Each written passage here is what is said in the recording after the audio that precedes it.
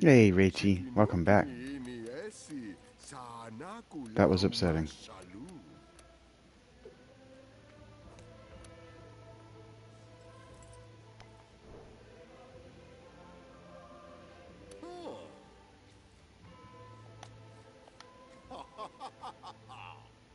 I love you more.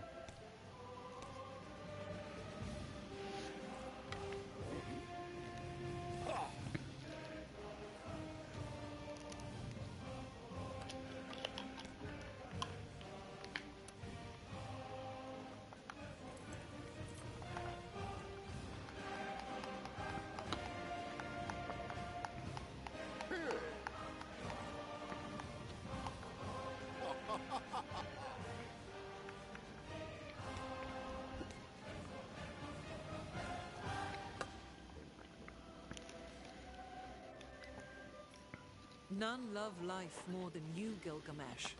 First of heroes and best of friends. The cedar groves shake with your laughter.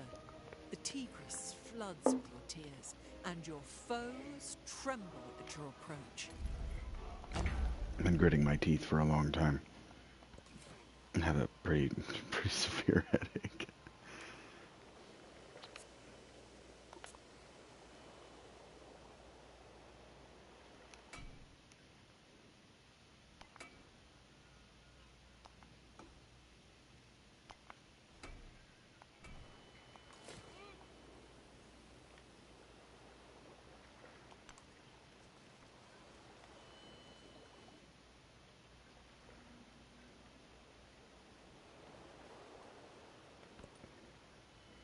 You also have a headache, Ginger? No, Richie, there's Advil right here beside me. I'm dehydrated and just haven't been sleeping well. It's all good.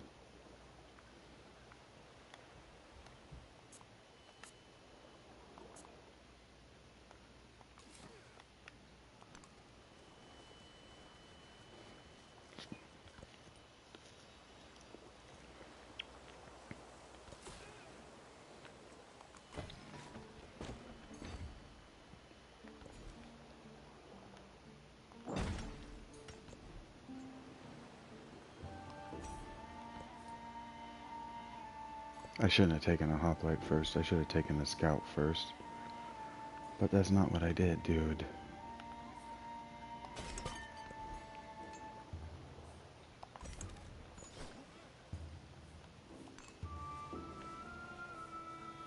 Who, me?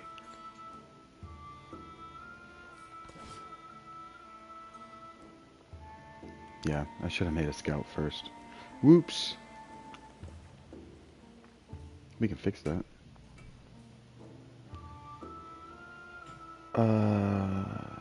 Ginger, give me just a second. I can't see everything that you wrote.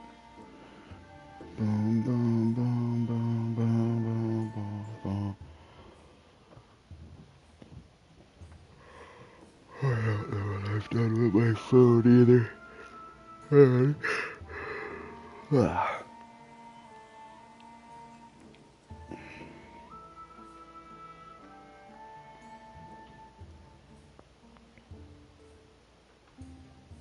Yeah, I have a tension headache from staring at this damn screen. Done it to myself. Well, what I was doing last time you saw me was driving to here, and why is my face not on the screen? Now, this is what I'm doing. Streaming.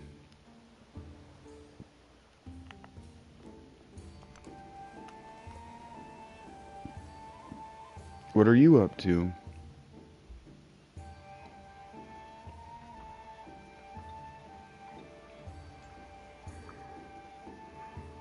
Agreed. Joyous.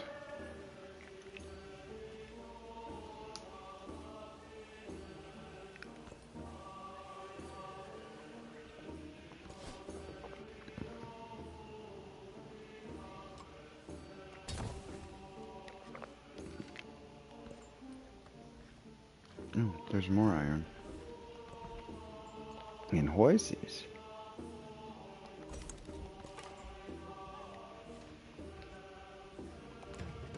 I want them horses.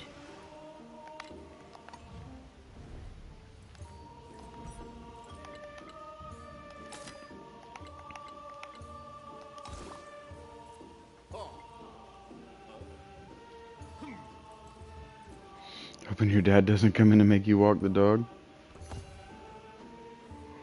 Well, what if you walked the dog first? What if you volunteered to walk the dog?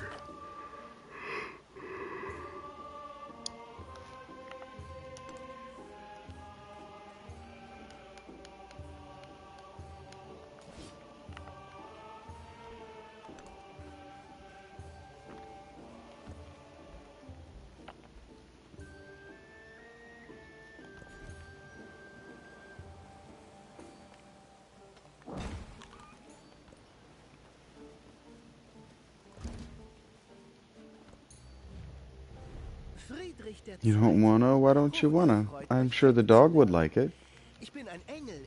You're always an asshole.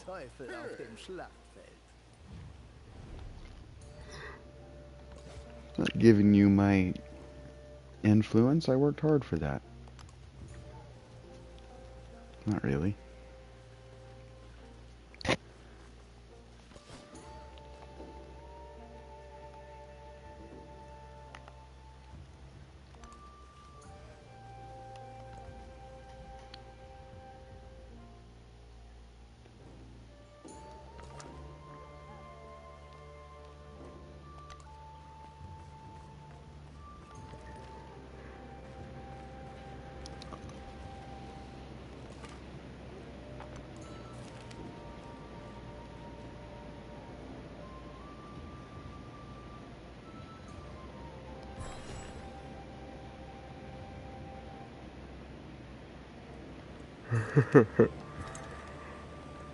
Maybe it doesn't sound great. What if you taught the dog not to pull? What if you communicated effectively with the dog in such a way that it didn't pull?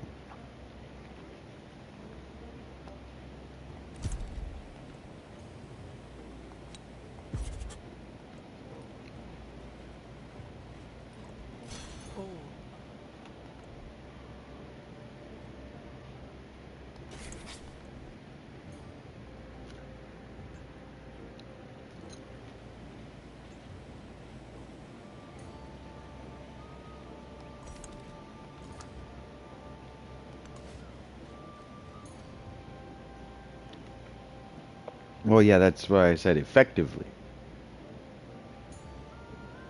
What if the dog doesn't know he's on a leash? And so he doesn't know that he's pulling.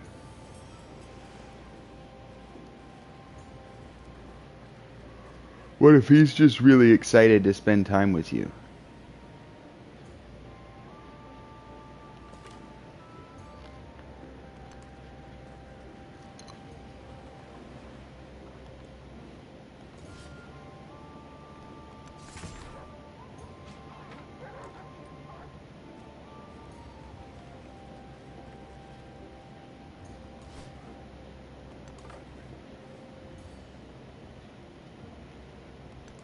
Maybe he does want to go down into the dirty creek water. What, are you bougie? You don't like dirty creek water? You think you're too good for dirty creek water? Is that what it is?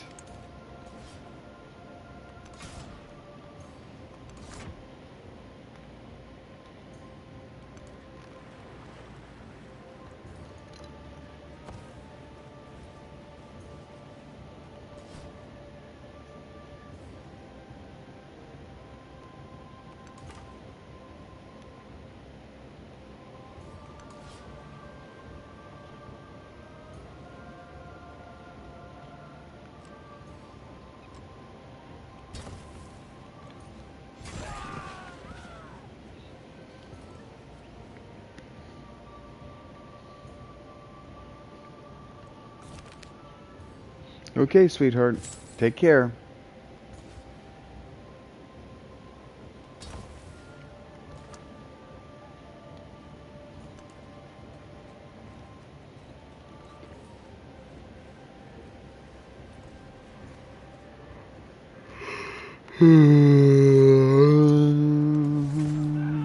What's your problem, bro?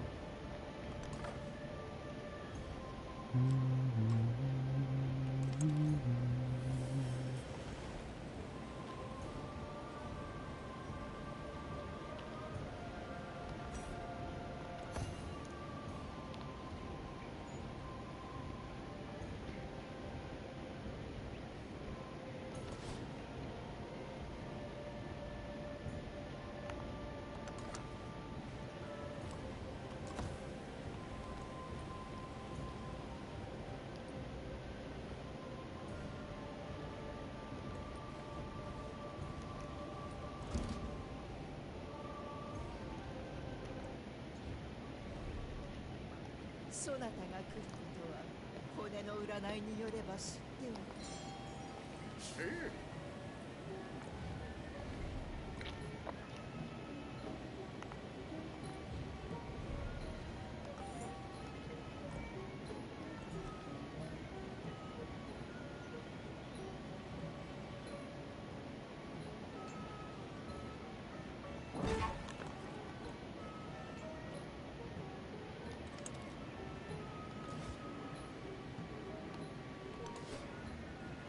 Seleucia.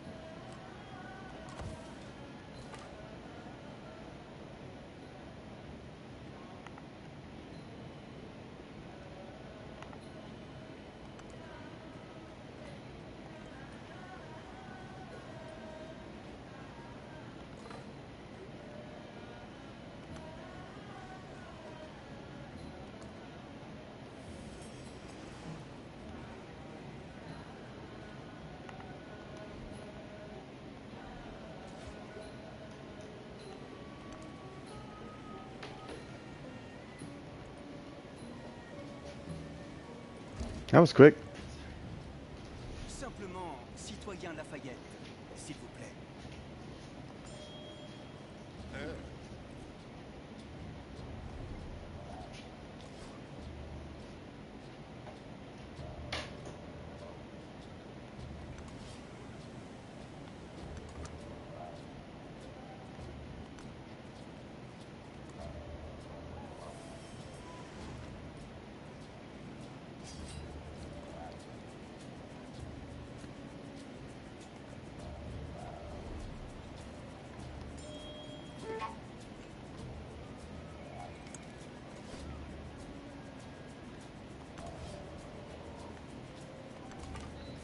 Settlement's not actually defenseless.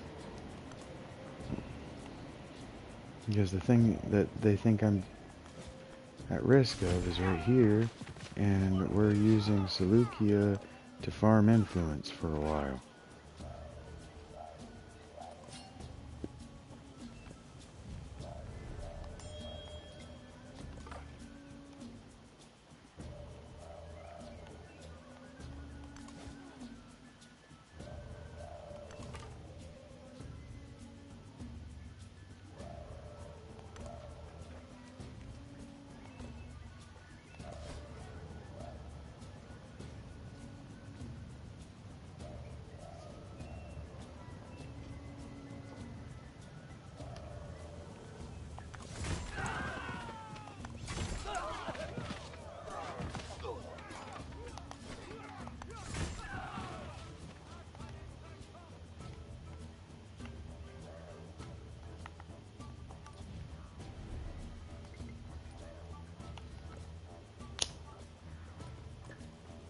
There is another world. The spoke.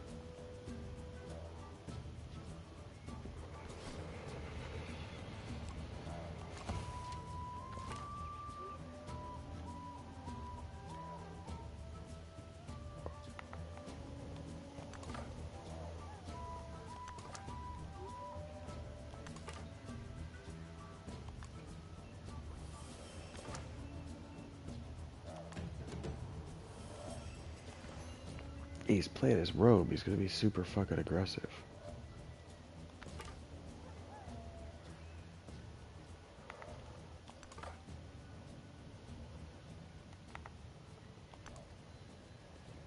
But he's not a good explorer of his own territory, so that's good.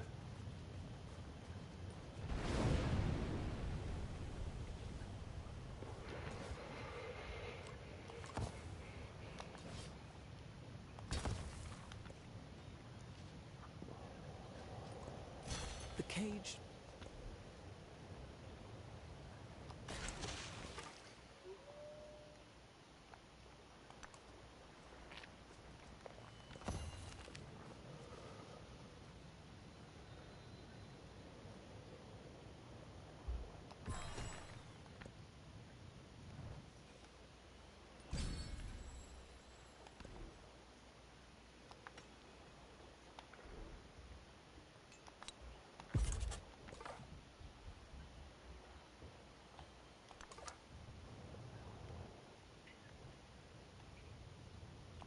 A vapor like an oven's fire.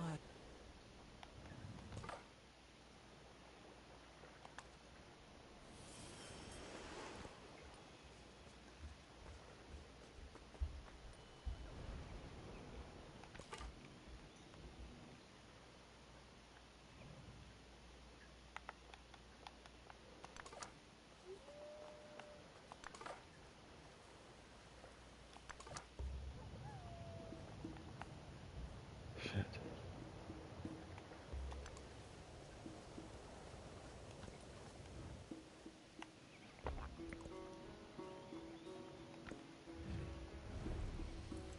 What's your fucking problem? I think he knows I'm saving up influence or something.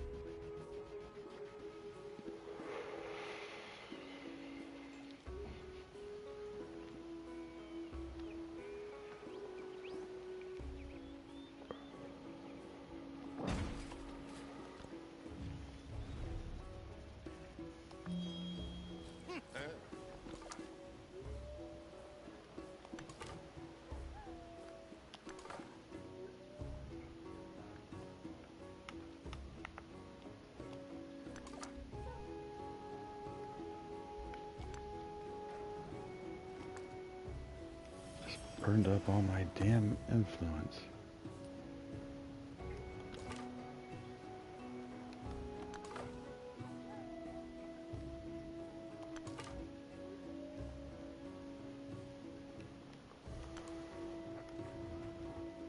Motherfucker. This is taking a long time.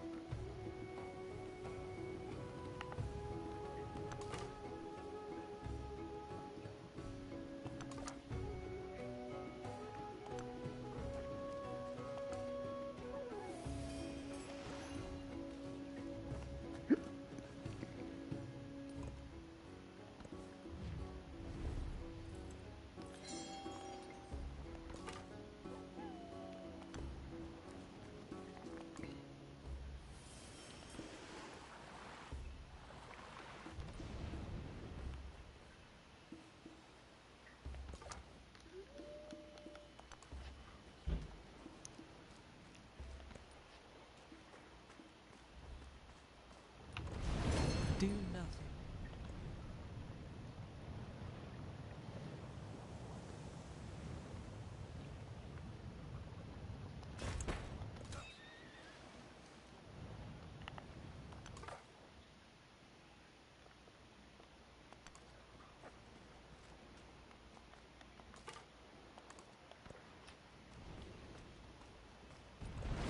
The essence.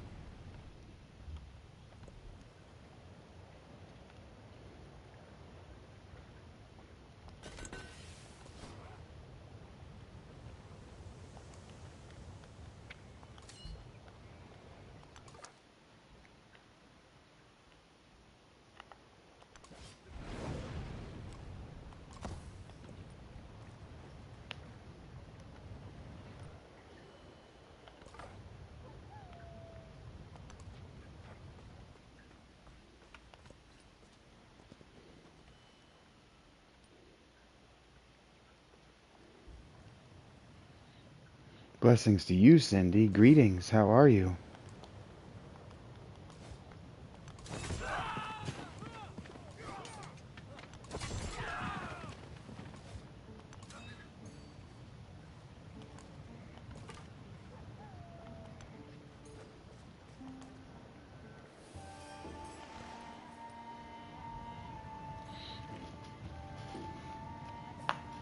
I've sunk.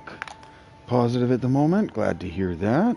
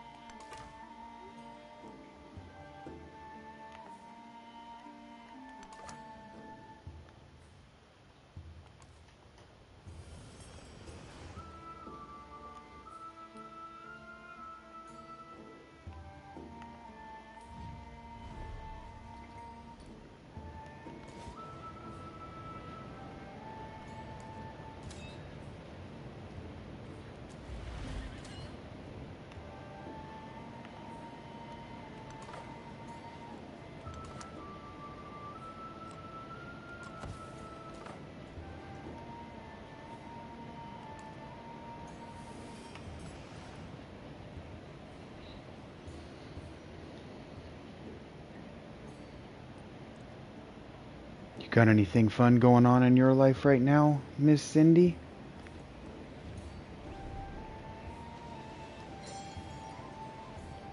I know you usually have a story about some friend who's done something really nice for you.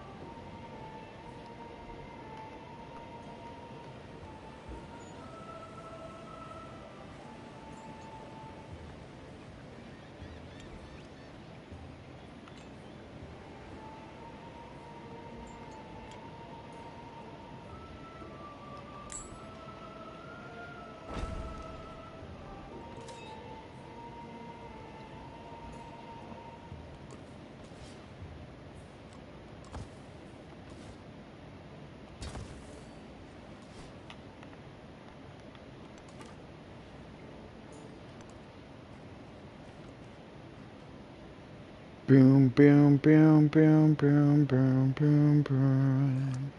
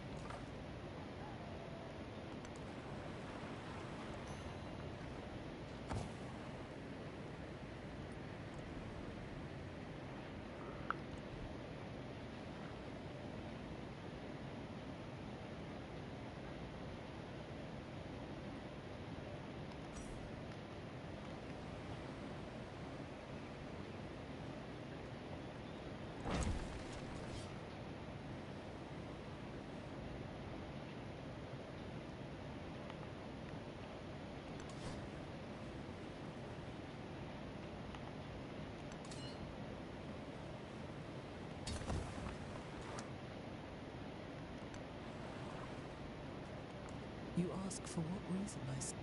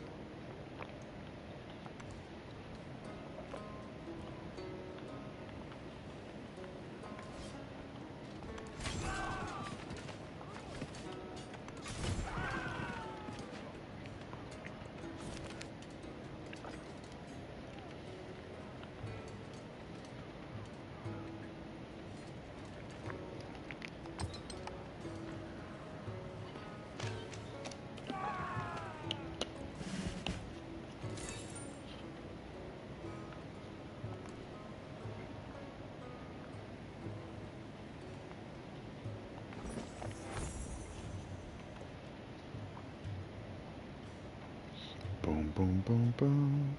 Boom, boom, boom, boom. Taking this.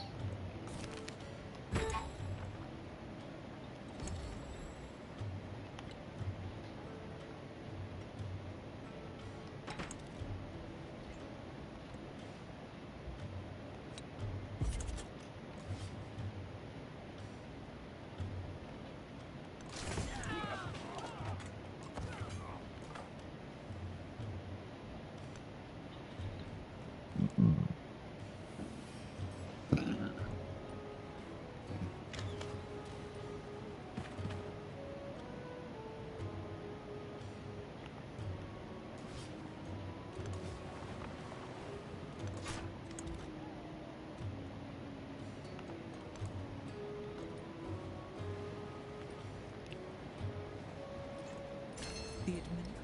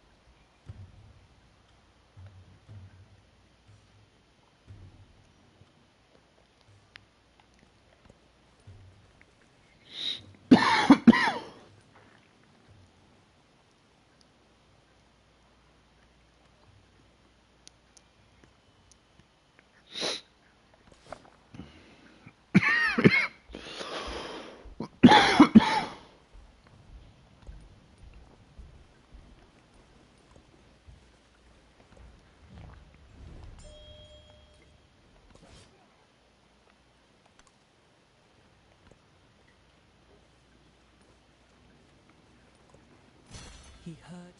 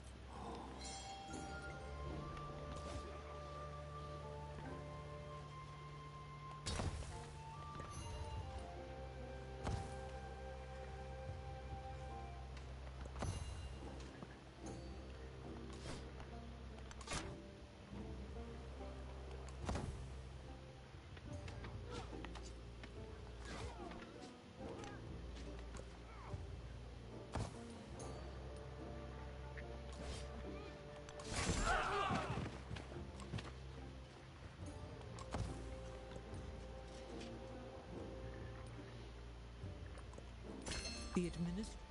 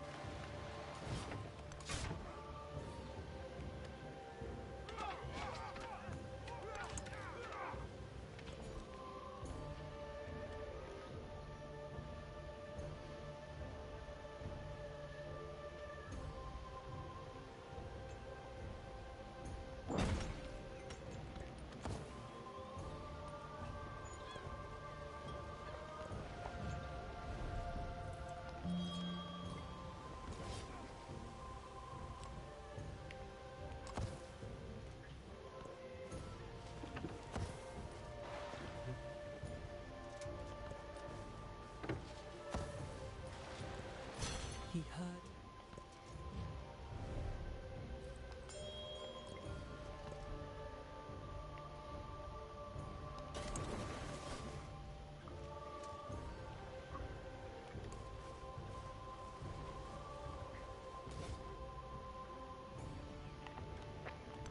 I did not attack the dum-dum in the goofy wig and hat, but he is being very aggressive, so there's a non-zero chance that he and I are going to fight soon.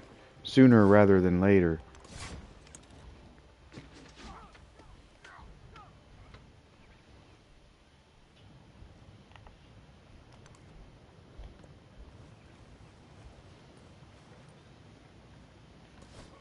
Agreed, very fun.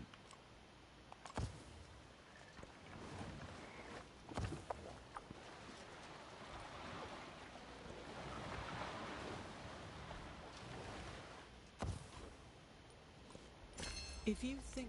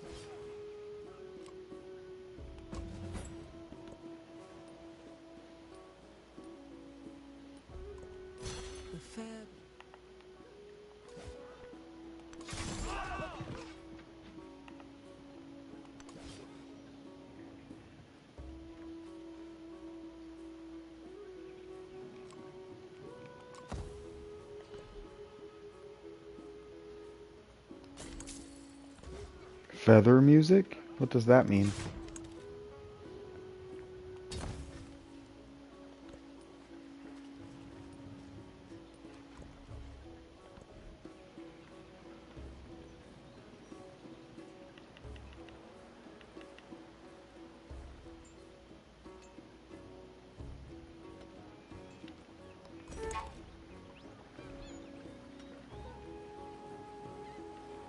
I see.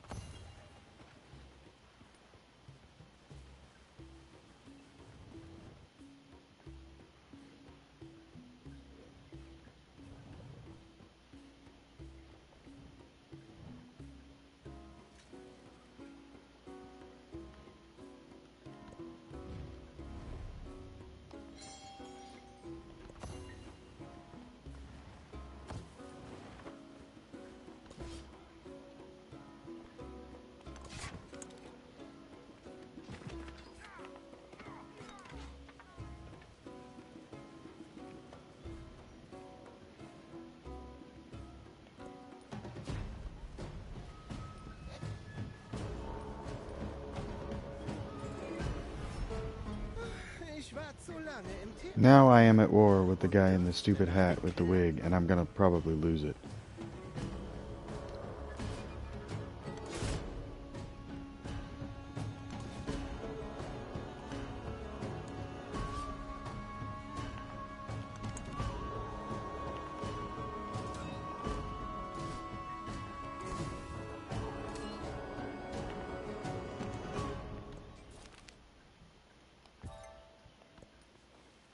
In this circumstance, we're defending, but yes, attack.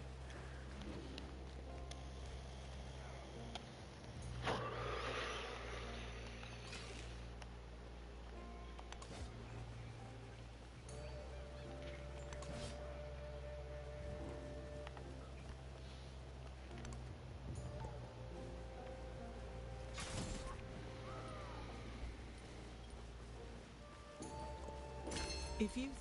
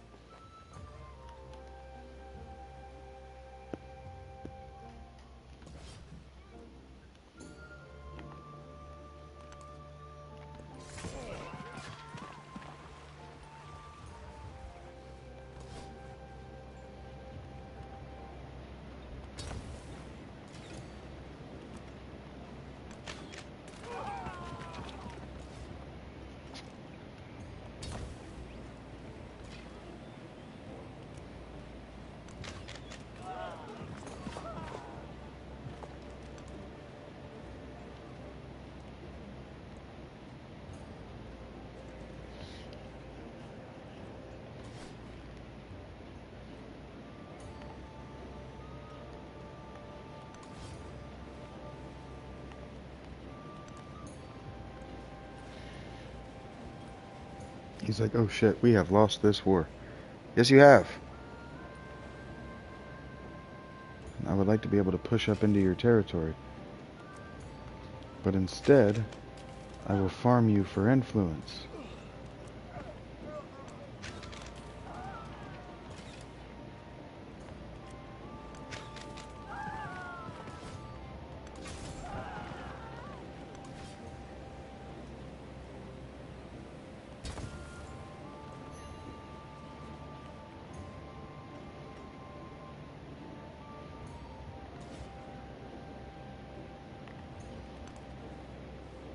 And I will use that influence right here in Shangle.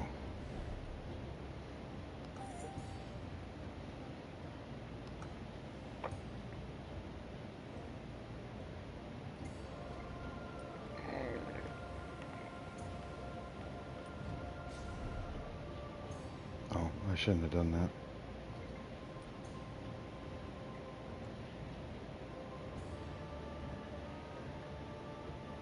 I messed up.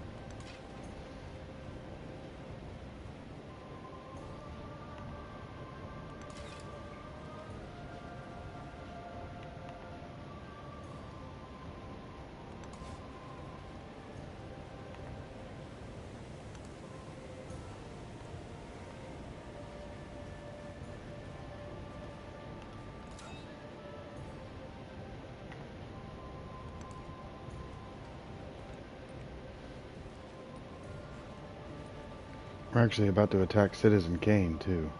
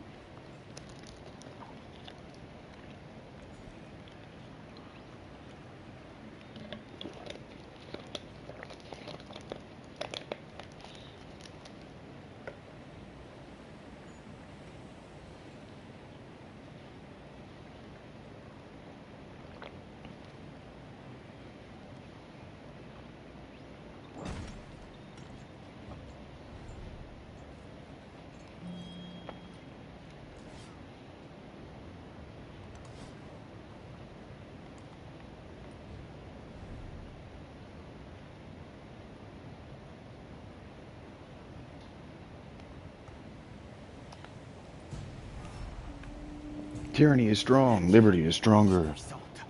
La liberté l'est encore plus.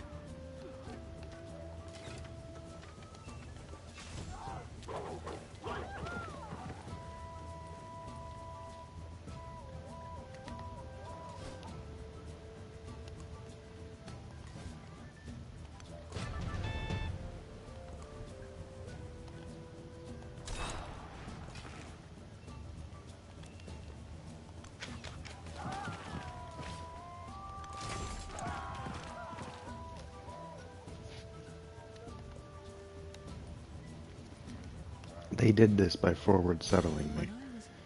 I was They hadn't forward settled me, I wouldn't have felt like they were forward settling me, and I wouldn't have felt the need to take it.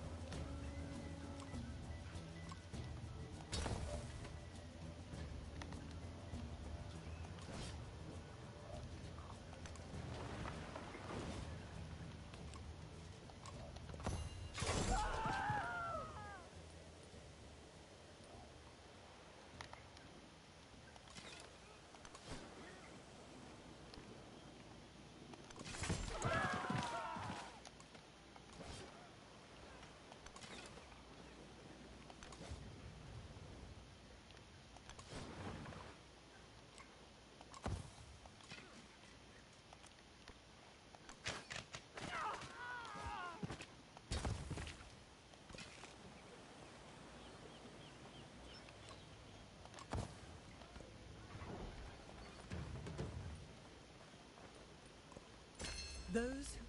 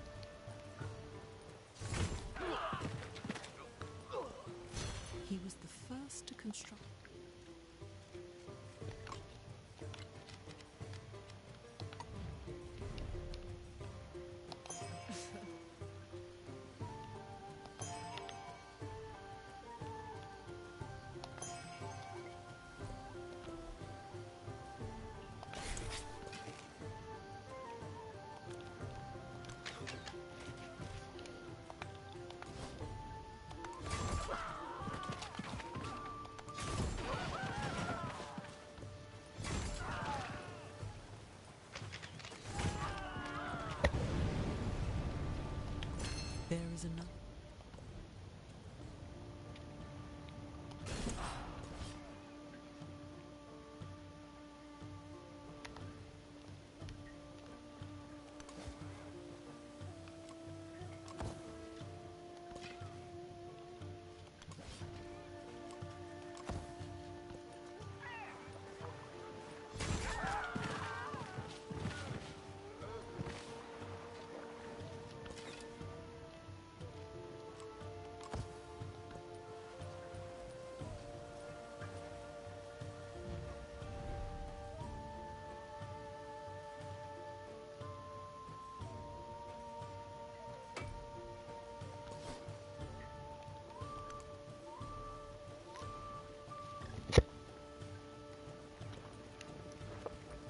He accepted his wrongdoing quickly.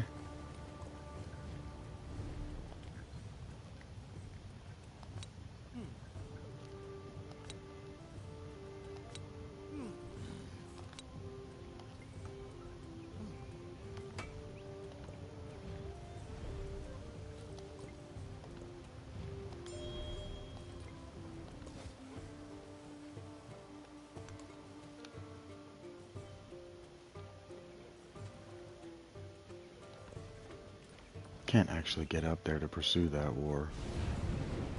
Do know.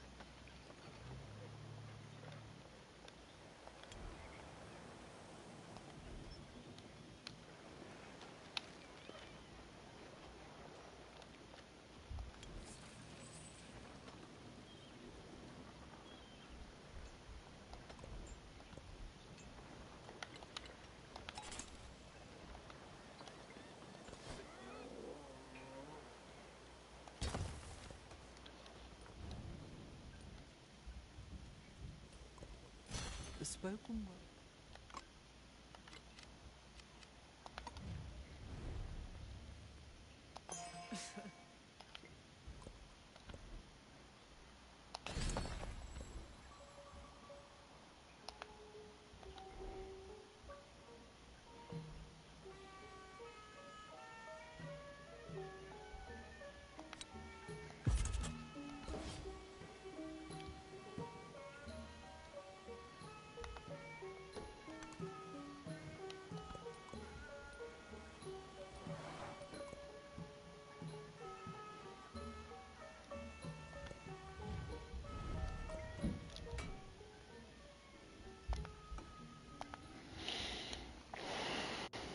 None love life more than you, Gilgamesh.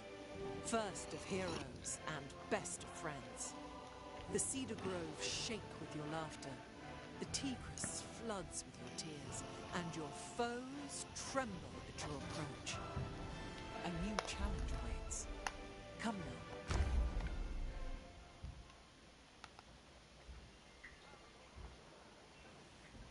now. Okay.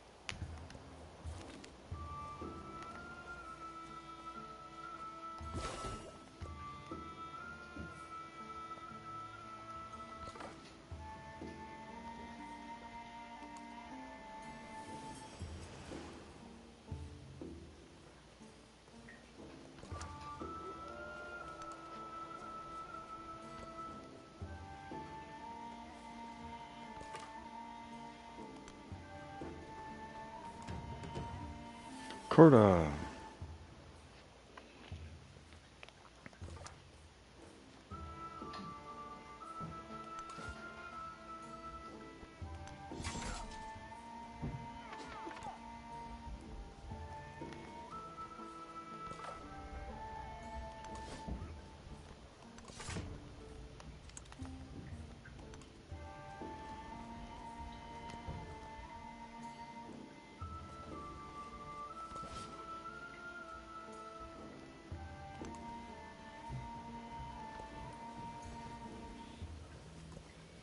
The fair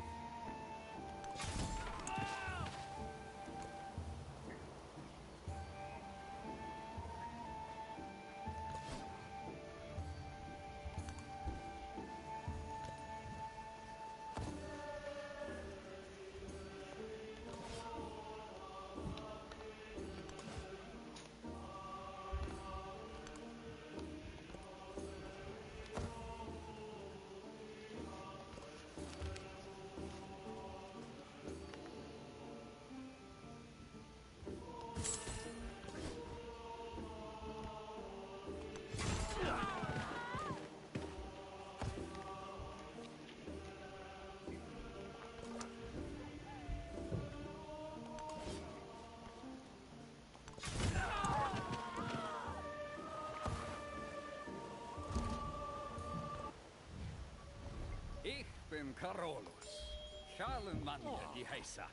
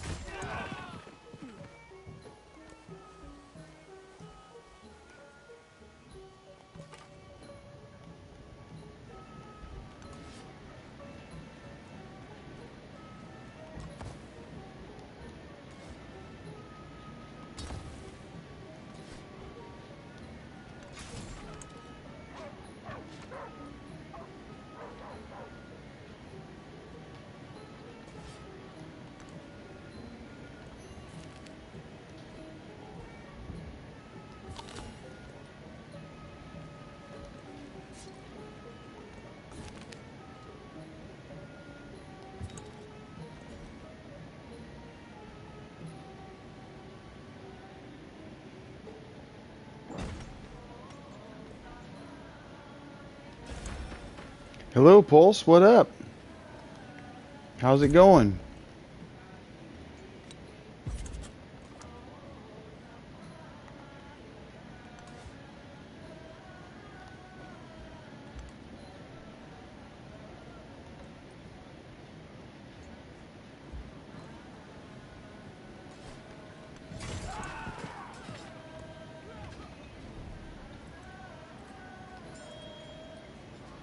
My day is good so far. I'm glad to hear that yours is.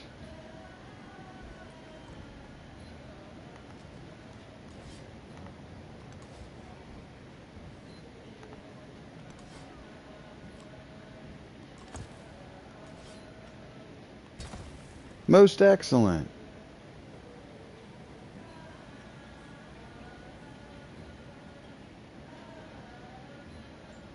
Hmm.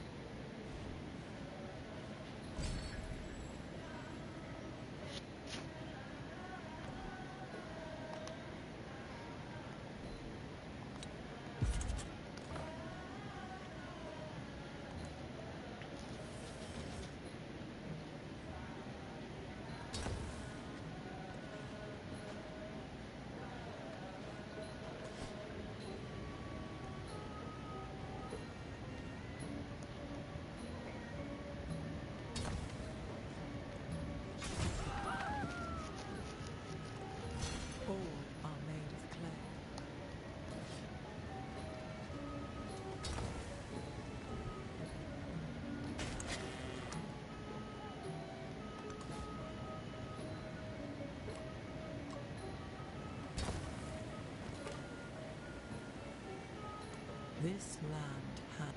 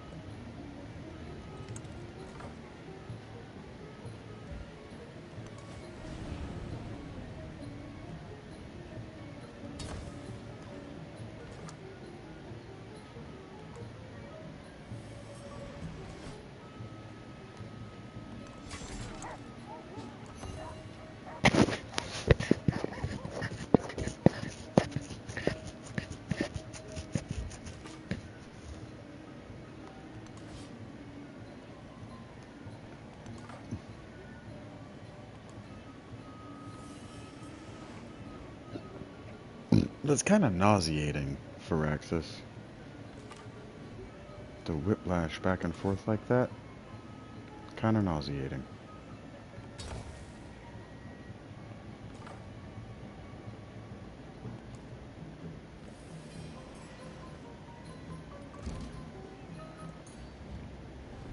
Friedrich II. Hocherfreut, euch kennenzulernen. You're always massively aggressive, but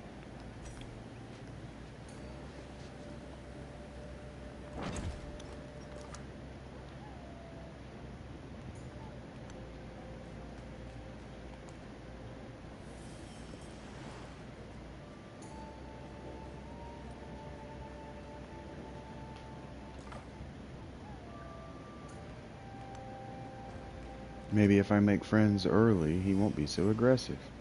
He'll help me be aggressive with Charlemagne.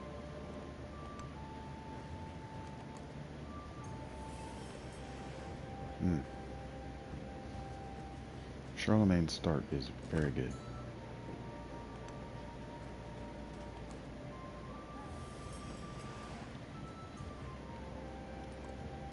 The cage...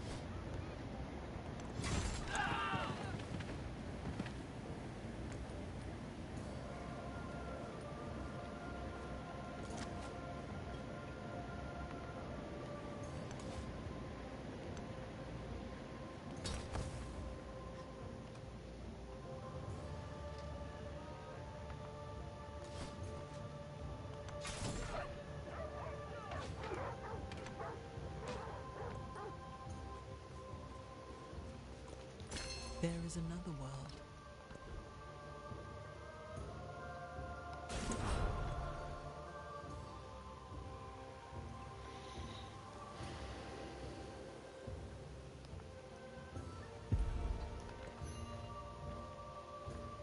I took +1 culture on settlements with an altar and quarters on settlements with an altar.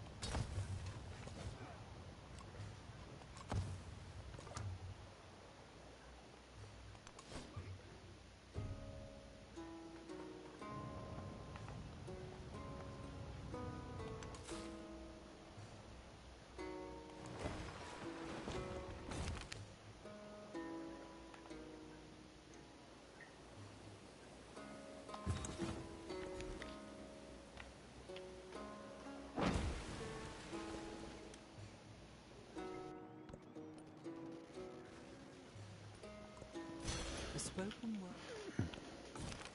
Doing much better this time.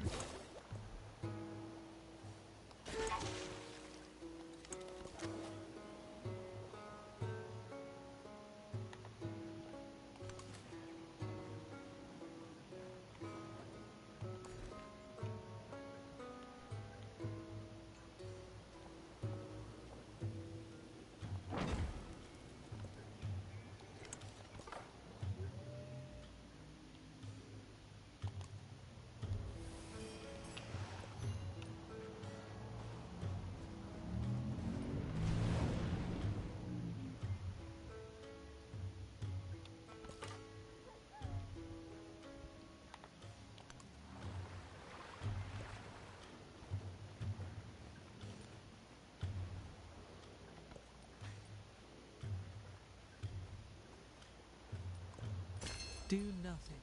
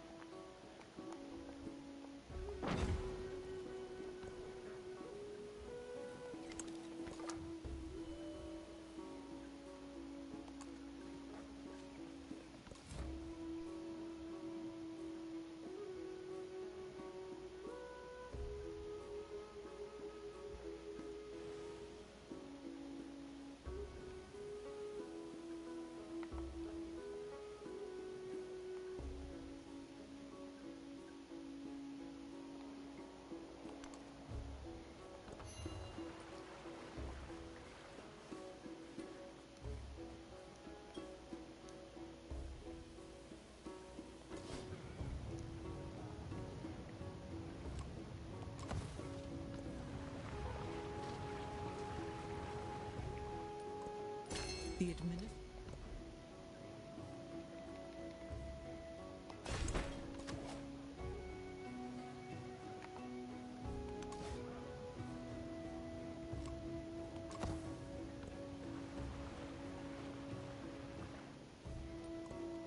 The essence.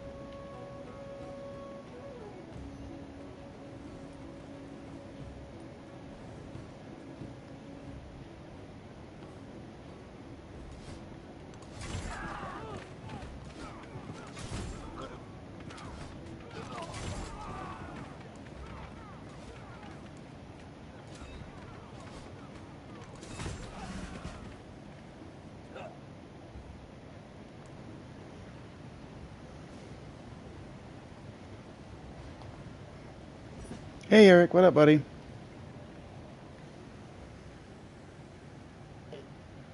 Oh, the draft is going to start in 10 minutes. That's exciting.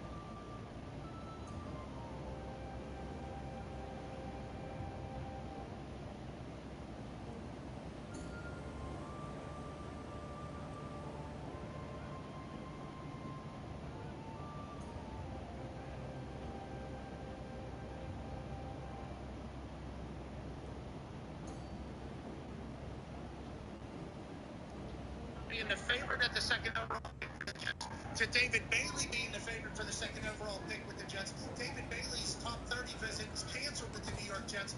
We have people saying stay strong on it, but right now, minus 250, I believe, minus 230. I apologize for Arvell Reese to go number 2 overall. He could be the first of many Buckeyes disappearing into the NFL out of Columbus, Ohio. A man joining us who looks incredible tonight, obviously dressed for the occasion. Former number 5 overall pick, Columbus Buckeye legend, AJ Hawk. AJ, good to see you.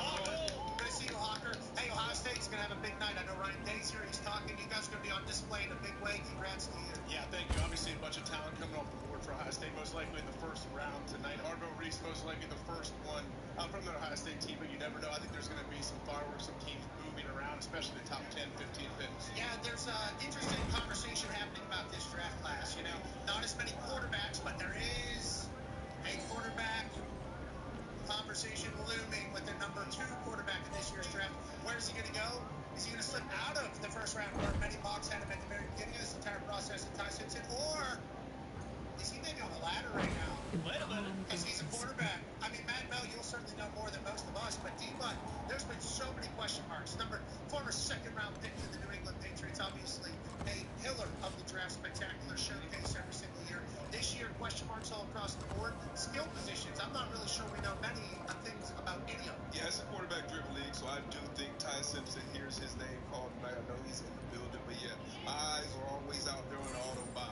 Those wide receivers and DBs, so I'm interested to see how many go tonight, which ones go, where do they go. Carnell Tate, Jordan Tyson, who comes off the board first. I know Tate's favorite.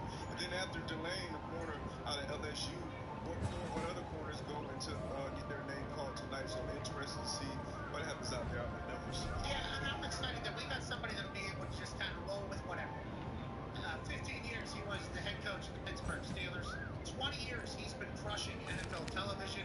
And at this moment, he is the coach of the entire city of Pittsburgh.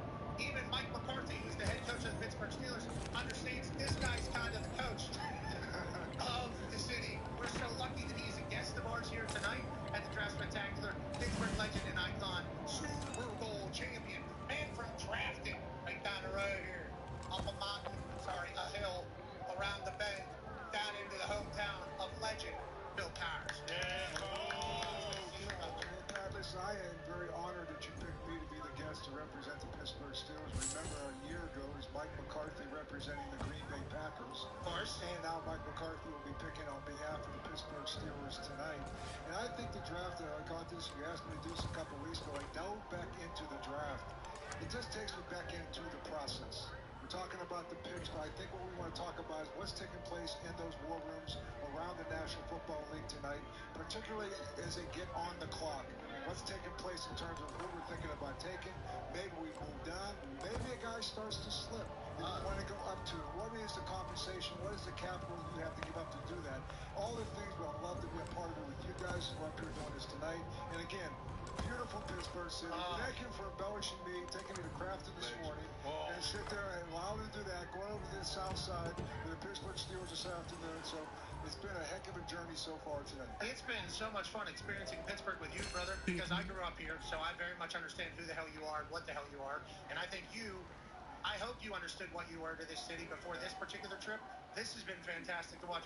Just know this guy's holding court in any room that he's in. Yep. Wherever it's at, everybody is following his lead in this city. That's Cower Way up there in Crafton. That's the alley right behind the house that he grew up in. That church right there on the corner, it's where his dad was. There's a lot of things that have been learned on that alley. Most of it grit and everything that Pittsburgh appreciates and Pittsburgh wants to be represented by. So we appreciate you doing this. When I was calling you, I was nervous. Yeah, no. Doesn't have an iPhone, obviously. It's Bill Cowher. Of course. Bill Cowher doesn't have an iPhone. Okay, so green text message. Who knows if that's delivered anywhere? Yeah. You know, that could have been sent out into the vast open space. The fact that you joined us and the fact that you answered, we're very appreciative of you being a guest here tonight. It's going to be a special night, be with you guys tonight. You know, I want to hear what Mel Kiper has to say down here to my right. It'll be interesting to see his assessment of the talent. I know you call yourself the best of all time, and we will see how you do tonight. Well, you know, I don't just call myself the best of all time. It's kind of just a given fact. Okay. I am the best of all time. Listen, Coach, we're not going to get into it right away, but I got a couple picks, you know, in your storied career that I hand up right away. Oh, so the good ones, right? Troy Polamalu, Ben Roethlisberger. Yeah, those are okay. I'm thinking more towards, 1999, when Javon Curse is on the board, Coach. I thought you're a defensive coach. I was saying it for weeks leading up. This guy doesn't do it. And then I'm talking about Troy? Yes, Edwards? I'm talking about Troy Edwards, okay? He had a pretty productive college career. Okay? Think about that, Matt Mel. Must be nice to have a microphone on a grandstand instead of being in the actual seat as the crowd here that he's filled in. Hundreds of thousands, I would say, packed into this parking lot. Pittsburgh wants to celebrate ball. Can't wait to hear. Yeah, Roger Goodell has made his way onto the stage. We should let him talk for sure before we go to the bunker, boys. Pittsburgh, here we are. There we are. Come on, you do better than that. Roger has a lot of history with Pittsburgh, actually. Went to school. We have over 300,000 people. Let's go. He's here. That's a lot. There you go. Welcome to the 2026 NFL Draft. We are proud to be here in a city built on grit, built on steel, and home of the one of most dominant franchises in history. Your six-time Super Bowl champion Pittsburgh Steelers.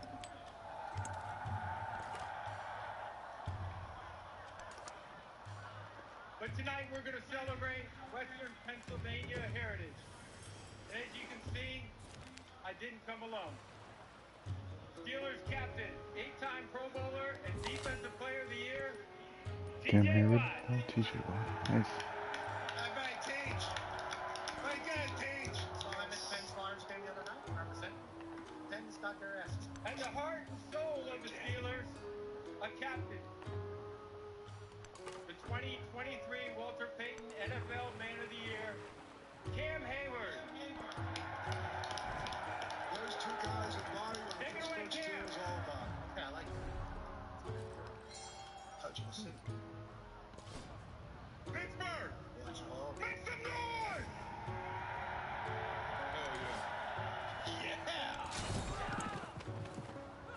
This is Steelers football. Tough, physical, built to last. But everything we do today is built on the standards set by the legends before us. Let's bring out the men who paved the way to greatness. A Hall of Famer, a true shutdown corner, a piece of the steel curtain. Mel Blunt! Hell yeah. Change the game. Far. Looks good, too. Always has a cowboy hat. If you think It's all we're here now. Let's talk some playmakers, Super Bowl MVPs, Lynn Swan and Hines Ward. Quarterback, Georgia. Turns into icon wide receiver for Pittsburgh Steelers. And then Lynn Swan, obviously, storied NFL films. And now, we got to talk quarterbacks. Two quarterbacks. Right. Two eras. Right. One standard. Super Bowl champions. And legends of the city. Ben Roethlisberger. Seven.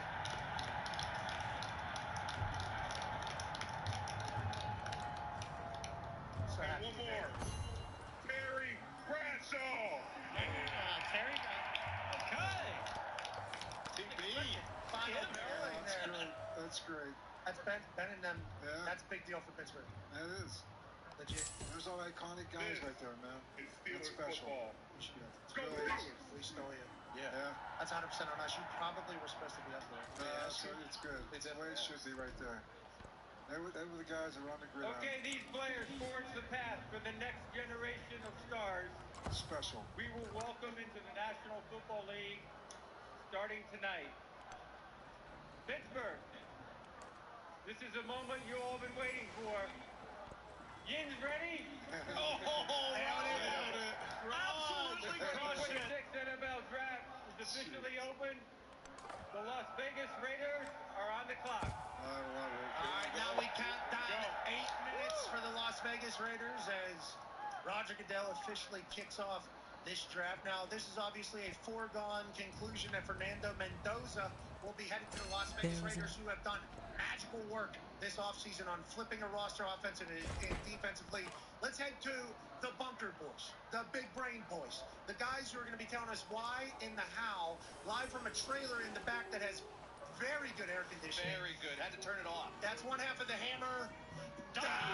Cowboys AP Tone and Emmy award-winning Peter Schrager. Tone, I'll start with you, buddy. A lot of question marks, and then Schrags, if you want to follow off the back of that, do we know anything as we're kind of closing in on the first official pick? Yeah, a lot of question marks. Starting at number 2, you displayed the odds earlier where Arvell Reese is now the favorite. That is flipped back and forth between David Bailey and Arvell Reese this entire time. And that's actually a good thing for the Jets. Maybe they're cleaning up all their leaks, so we don't know exactly what's going to happen. Obviously, they canceled the top 30 visit with David Bailey, which was the big news last week. So question marks there. There's question marks at 3. Are the Cardinals going to go out? Obviously, the Giants have 2 picks in the top 10. There are a ton of questions. There's going to be a run on tackles, which is going to kind of be the story of the draft. And with teams, can they move back because the tackles have not gone yet, or do they have to move up to get the tackle they wanted? That's got to be the story that I'm looking for tonight right now. AP Tone, I tell you, I am always honored, and I find this to be one of my greatest pleasures to be with this amazing draft spectacular. Pat, thank you. I love the NFL draft. It is my favorite day of the calendar year, and you will feel that energy throughout all 32 picks tonight. I also think there's some real suspense. I'm raw dogging this entire draft. I have talked about it. I am raw dogging the draft. No phone, no iPad, no nothing, no tablet, nothing. I will just be responding to what is being said on the podium because I know there are going to be surprises tonight. Now, one surprise, you mentioned Ty Simpson. I'm not breaking any news here. I have just been hearing from teams all during the day asking me where I thought Simpson would go. So much so, teams that I didn't expect were calling and saying, do you think Simpson will be at da-da-da? I think Ty Simpson, who looks lovely in that green room right now, will not be in the green room till the very end tonight. I believe Ty Simpson goes earlier than expected.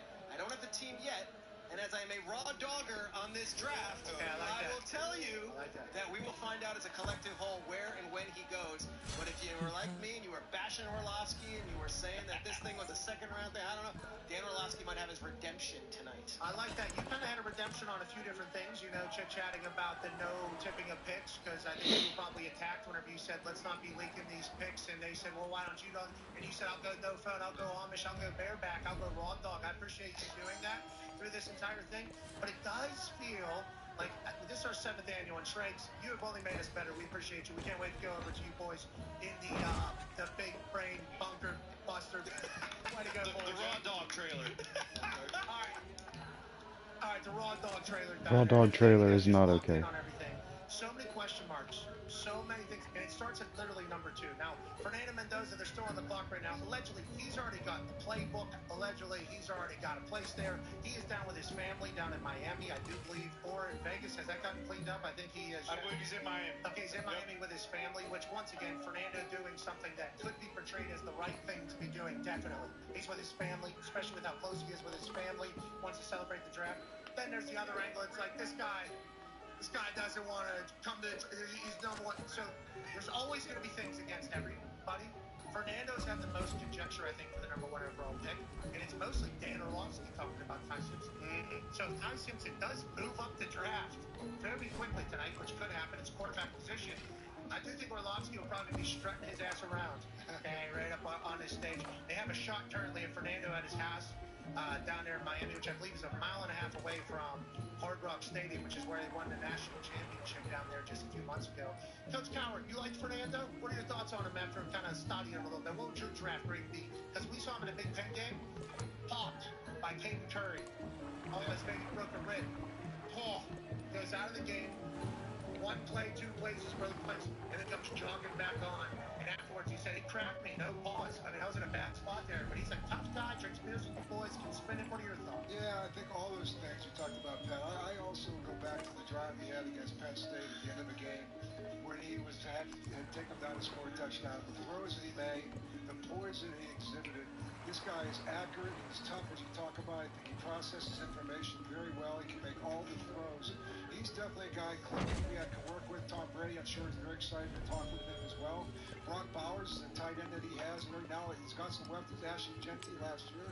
I think this is the team. We talked about Ashley Genty only averaging 3.6. They have a quarterback. Now they got a quarterback. Now they got some balance on that offensive side of the ball. Max Crosby comes back. The Vegas team could be a team that you better look out for in the AFC. Yeah, I think we really like the fact that the Raiders are going to be back, especially with like Vegas becoming a real football state. Yeah. That would be awesome. The Max Crosby thing, crazy. But the fact that Max Crosby now is potentially a part of the most talented Raiders team, where he was considered the pillar of the Raiders team for all that time. Interesting how the football gods work, and I do believe the pick is in for the Raiders. Go ahead. Real quick. Quay Walker and the Kobe Jean, two inside backers. If you go back to St. J, I love that acquisition in that season. Yeah, two very athletic dudes that can run around, obviously. How about 30 mil to the center? Yeah. Need that. Don't undervalue a center. I'm just telling you, man. That's right. Particularly the young quarterback. It's a big wide receiver out there. Ladies and gentlemen, Roger Goodell will be announcing the first overall pick here, as boos rain down on our commission. With the first pick in the 2026 NFL Draft, the Las Vegas Raiders select Fernando Mendoza. Wow! Quarterback, Indiana. Proud of them. Indiana Hoosiers have a number 1 overall pick. They have a Heisman winner. They have a national championship in football, and now they have a number 1 overall pick. Now, the Indiana football team does not know that this has happened officially because Kurt Cignetti, head coach of the Indiana football team, scheduled their spring game for tonight with no TVs on anywhere. No way. I love that. I do. He's Western Pennsylvania guy as well. So shout out to Cignetti. We met another Cignetti today in our journeys amongst a bunch of Italians. Mendoza, though, special season, Matt Bell, and what he did and where he did it matters. He put Indiana football literally on the map for the first time ever, Matt Bell. Yeah, without a doubt. I mean, you guys talked about it. I think the big trait of his, obviously, all of the intangibles were there. He can deliver the ball on time. He's accurate. We saw what he did throughout the playoff run. He is tougher than a $2 steak, coach. You know about this. He got smacked time and time again. I saw him get his goddamn teeth knocked out against Iowa. Like Jack Hughes? Pretty much. Very, very similar. Still delivered a touchdown, win that game late. I don't know, I don't know what the conjecture is. I think this is a slam dunk pick for the Raiders, especially considering that they signed Kirk Cousins this offseason. Okay, now it gets interesting, right? And Jeremy Fowler of ESPN just tweeted out, once the Raiders select, expect the Jets to hang on and clock a beat. Okay? See what calls potentially come in. New York has done a good job camouflaging their plans. Let's head to the bunker, boys. Peter Schrader, you've been a part of this number 2 overall pick odds swing a couple different times. Mock draft 1, David Bailey at 2. Mock draft 2, David Bailey at 2. You've considered that the number 2 pick this entire time. Today, Arvell Reese's odds skyrocketed to be the favorite for number 2 overall. Are they trading out of there? What do you think happens here, Shrey? There was such a swing today to go in Arvell Reese's favor, a swing that I've never seen before. I can only compare this to the Trey Lance Mac Jones year, when everyone going into draft day was all in on Mac Jones being the 49ers draft pick at 3rd overall, and then Trey Lance was the surprise pick to some. Others afterwards patted themselves on the back and said, oh, I knew. They didn't know. You would have said it if you knew. I was a Mac Jones guy. I was wrong on that one. I've been David Bailey all along. I'm not getting off David Bailey Island. And yet if it's Arvell Reese, I will tip my cap and say, well, I guess I did a poor job leading up to this draft. Listen, he was a skater boy. See you later, boys. Arvell Reese. Yeah. And It's complicated, Pat. It's very complicated. That's an apple. Why you gotta be so I understand. He is Canadian. He said he's gonna be excited. You going Raw Dog's crazy because you could potentially be getting information right now. I'm not checking anything. I'm raw dogging this thing, and I like it better that way. I'll tell you, my information's good. I don't need to be on the phone tonight during the draft. Jeremy Fowler, thank you for that very useful tweet right there. I don't know why we did. Look, of course they're taking calls. Put the phones away, Fowler. We love you. Your coworker, for Christ's sake. I love Fowler. Last year, number 2 overall pick gets traded gigantic. Now, we have since learned from sources that the Cleveland Browns were going to take Travis Hunter number 2 as well. So that was going to be their pick. Instead, Jacksonville Jaguars day up draft, make massive trade. They get up in there. I'm going to be honest. Jeremy Fowler's tweet informed me that people were thinking about trading number 2. I hadn't heard that at all this year. Have not. I heard there was going to be really not that much movement. But I like that we're getting a little bit of a shake, why we love this stuff.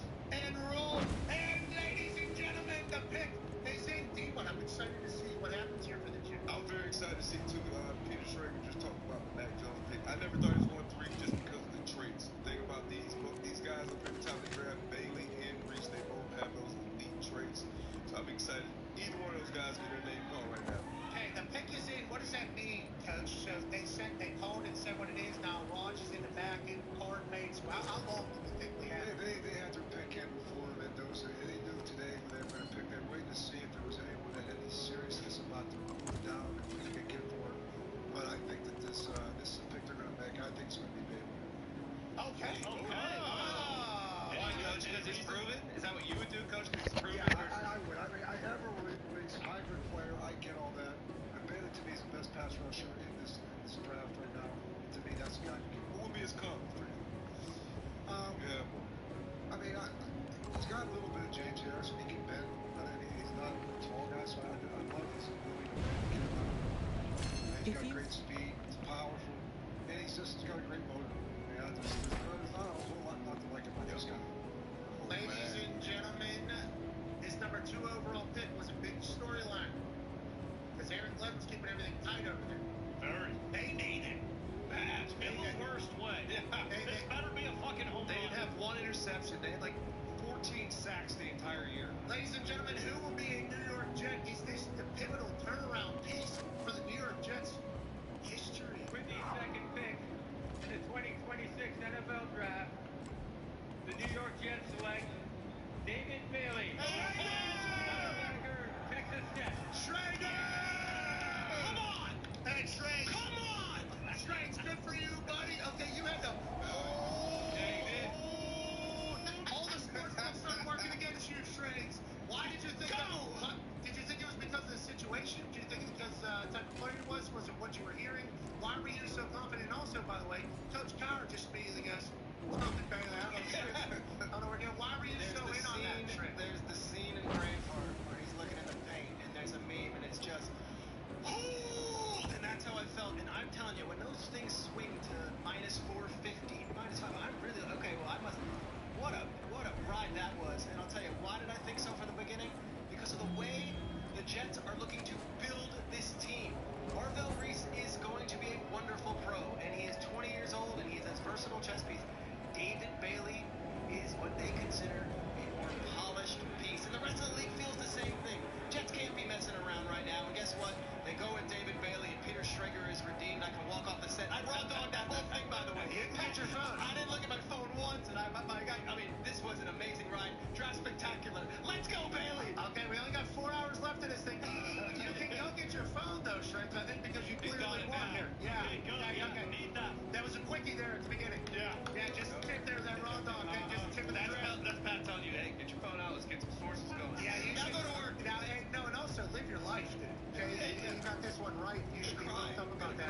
But those odds shifting were crazy. Now, he led the FBS in 2025 with 23 tackles for loss, 20.2 pressure percentage, 14.5 sacks in 2025. Most FBS and second most in Texas Tech history behind Brandon Sharp. And an edge pass rush score of 99.7. Bill Cowher. That's out of 100 per Teamworks data in 2025, which we all know what that is. Second best in FBS, trailing only Western Michigan. Okay, anyways, he's a lot of good stats here. David Bailey, though, he is a made man walking through the door. Is that what people are thinking? Yeah, you put it with Will McDonald, the number 1 pick from last year. So they got a couple years ago. So they got 2 good edge rushers. I think Aaron Glenn is going to get back into calling defenses and get more involved in that defense this year. So I think this is a great piece for him to work with. Again, 2 good edge rushers. Connor, Texas Tech has the number 2 overall pick. Pretty unbelievable. This feels like this is just the beginning for what the Red Raiders are cooking down there with Coach Campbell and the boys who, great shovelers. Oh, yeah. Every time they put a shovel in the dirt, millions of dollars comes out. Right. And it's all going to Texas Tech. This guy's been training and preparing like a pro for a long time, I think, down there at Texas Tech. This is just the first, I think, of many for them coming out. Loving Texas down there. Yeah, it's incredible. It's kind of the benefit of the NIL. You get to see different guys from different schools. We're going Indiana to Texas Tech 1, 2. I wonder if that's ever happened. Probably not. There also has to be a consideration with the Jets actually taking a guy that is productive and good. Like, we're talking about the Jets having a good future and all these picks. If the Jets take again, we don't know if these guys are going to be picking next year with the players when it comes to Aaron Glenn and Muji. But you also have to wonder, was Aaron Glenn awake during Arvell Reese running? We don't know. He was awake during Bailey. Bailey seemed to be the one that was like, hey, this isn't a project. This guy's going to go there. That was a quiet area. I agree. The combine had very still air Hey, it was a lot of boring atmosphere. Yeah, no music. Every once in a while, you're going to just doze off, especially whenever you're handling business late at night. They go with the more mature pass rusher, I guess, at this stage of ball. But 99.7 rating on a Teamworks data per rush. Super duper. You don't know what it means, but it's got to be good, right? 99.7. Strange was talking raw dog. You watch David Bailey. He's raw dogging out there. No wristbands, no gloves, no wrist tape. Like Carnell Lake, a great safety that you coached for a while. You could always spot those guys. I wonder if he's going to do this at the next level. Anytime you're playing with no gloves on, immense respect. Once you wear gloves and play football, it's tough to take those gloves off and feel as safe and as confident hitting people. This guy's a monster. I would assume he sprays his own water bottle. You got to be a dog to come up and do dress like that. Yeah, you know that. And those things, you have to. When he gets older, yeah, but I do like the crop toppy loose bottom. But the fingers by the end of this guy's career are going to be awesome. Oh, yeah. They're going to be awesome. We appreciate your service for football. Good luck as a New York Jet. Obviously, they need it over there. Okay, the Cardinals are now on the clock. Let's go to the bunker, boys. Hey, Tone, Cardinals have been linked to quarterback, but everybody says too early in 3 for a quarterback. Then there was conversation, DN could go, then DN again, and then we'll get a run of something else. What are we eyeing for the Cardinals here at number 3? So there has been a lot of talk about them potentially trying to move back because of you can't take Ty Simpson at 3. But why though? On that note, you're right. A lot of this draft, everyone's like, if you like your guy, Dano likes him. Take your guy. That's true. I wouldn't take anyone that Dan Orlovsky likes. That being said, the guy sitting next to you there, he was saying Dan Orlovsky might be reigning supreme by the end of this. He might, and we will see. But I still believe that Mendoza went ahead of Ty Simpson, so we'll see there. Okay, go ahead. But if it's a stick and pick, they think it might be Jeremiah Love, Marvell Reese. The Cardinals have had issues with tweeners before. They have a pass with that, so that's kind of a bad taste in their mouth. There's a lot of guys that, but Jeremiah Love is the favorite. Jeremiah Love, absolute difference maker. You know, the conversation was, he's a running back, positional value, and everybody just started saying he was a weapon man now. That's what everybody was talking about with Jeremiah Love. We seen him up close and personal explode through a line for 98 yards in the playoffs in about 4-degree weather. He's special on the football. Yeah, without a doubt, kind of a mixture of like a Tim Biakabatuka and maybe a Ron Dane if you rolled them into one. I know that's hard to imagine, Coach, but he is, I think, the most explosive, talented. Tim don't get me started. How much time we got? Don't get me started on Tim Biakabatuka, one of the best halfbacks I've ever analyzed and evaluated. But going back to Jeremiah Love, okay, unbelievable player, might be the best player in the draft. I think if the Cardinals win 3 games, we can just put Mike LaFleur in the Hall of Fame, so it doesn't matter anyway. Yeah, you're right. Not a great team, but maybe they'll find a new star. With the 3rd pick in the 2026 NFL Draft, the Arizona Cardinals select Jeremiah Love. Congrats, brother. Wow. Congrats, brother. Wow. 3rd. Holy shit.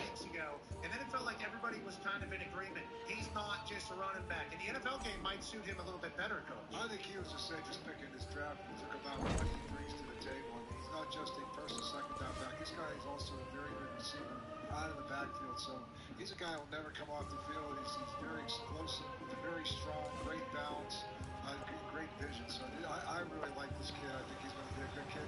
You know, the biggest thing you talk about last year, National Penty, no quarterback. You're going to be stacking the box against this football team, against the Cardinals. We'll see how he does against 8-man fronts, because that's what he's going to be facing now every week. Oh, yeah.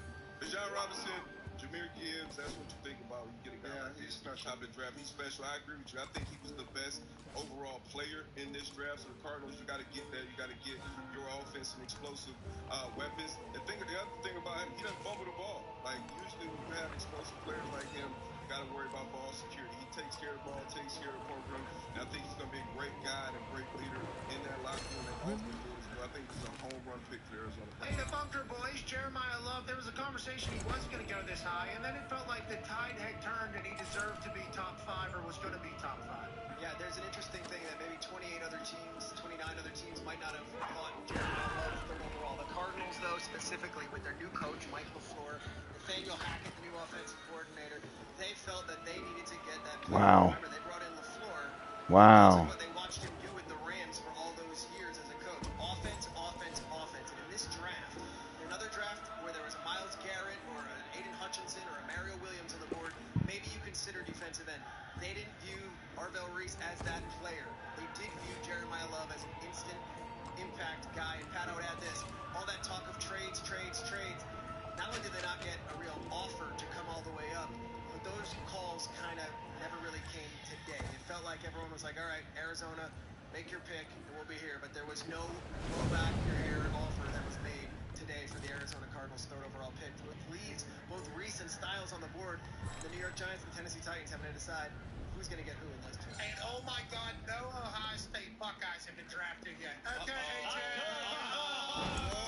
You guys stink. Time to panic, pal. You think we can see Arvell and Sonny go back-to-back here? We don't know the order. There was in everybody's mock, there felt like there was back-to-back. Yeah. Those two. Arvell. The Shrakes down, the Raw Dog Bunker Boys, are they down there? Is that what Shrakes believes will happen?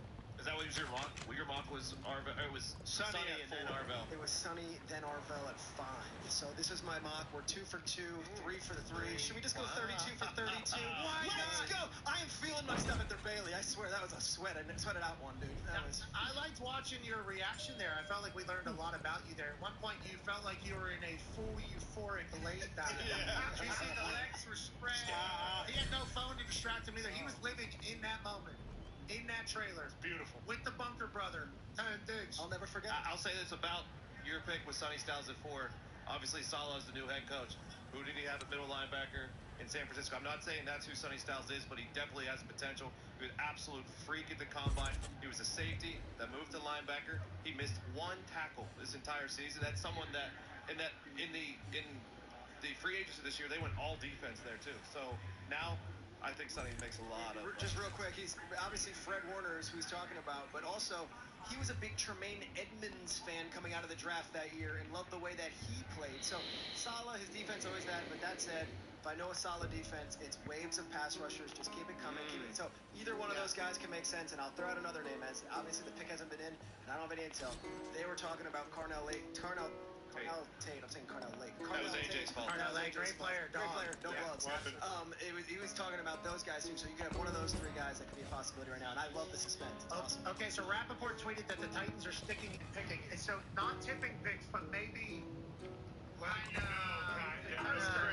As long as the pick hasn't been in yet, I love that. That's good reporting from Ian. Coach Kyle, okay, I like that you're becoming the authority on this. I do like that. I do like that that's happening. And also, it's a good thing. We got to experience all this together. Yep. I like that. I like that a lot. Now, Coach Coward, you're the Titans. You're Coach Saleh trying to turn around a program. Obviously, they've kind of had self-inflicted wounds along the way, but it does feel fresh. He's a defensive guy. Does that make you lean? He's obviously going to go defense here? Yeah, I think Arvell Reese is the guy because I think he also gives you pass rush, he gives you coverage, he gives you a guy who's kind of a hybrid player.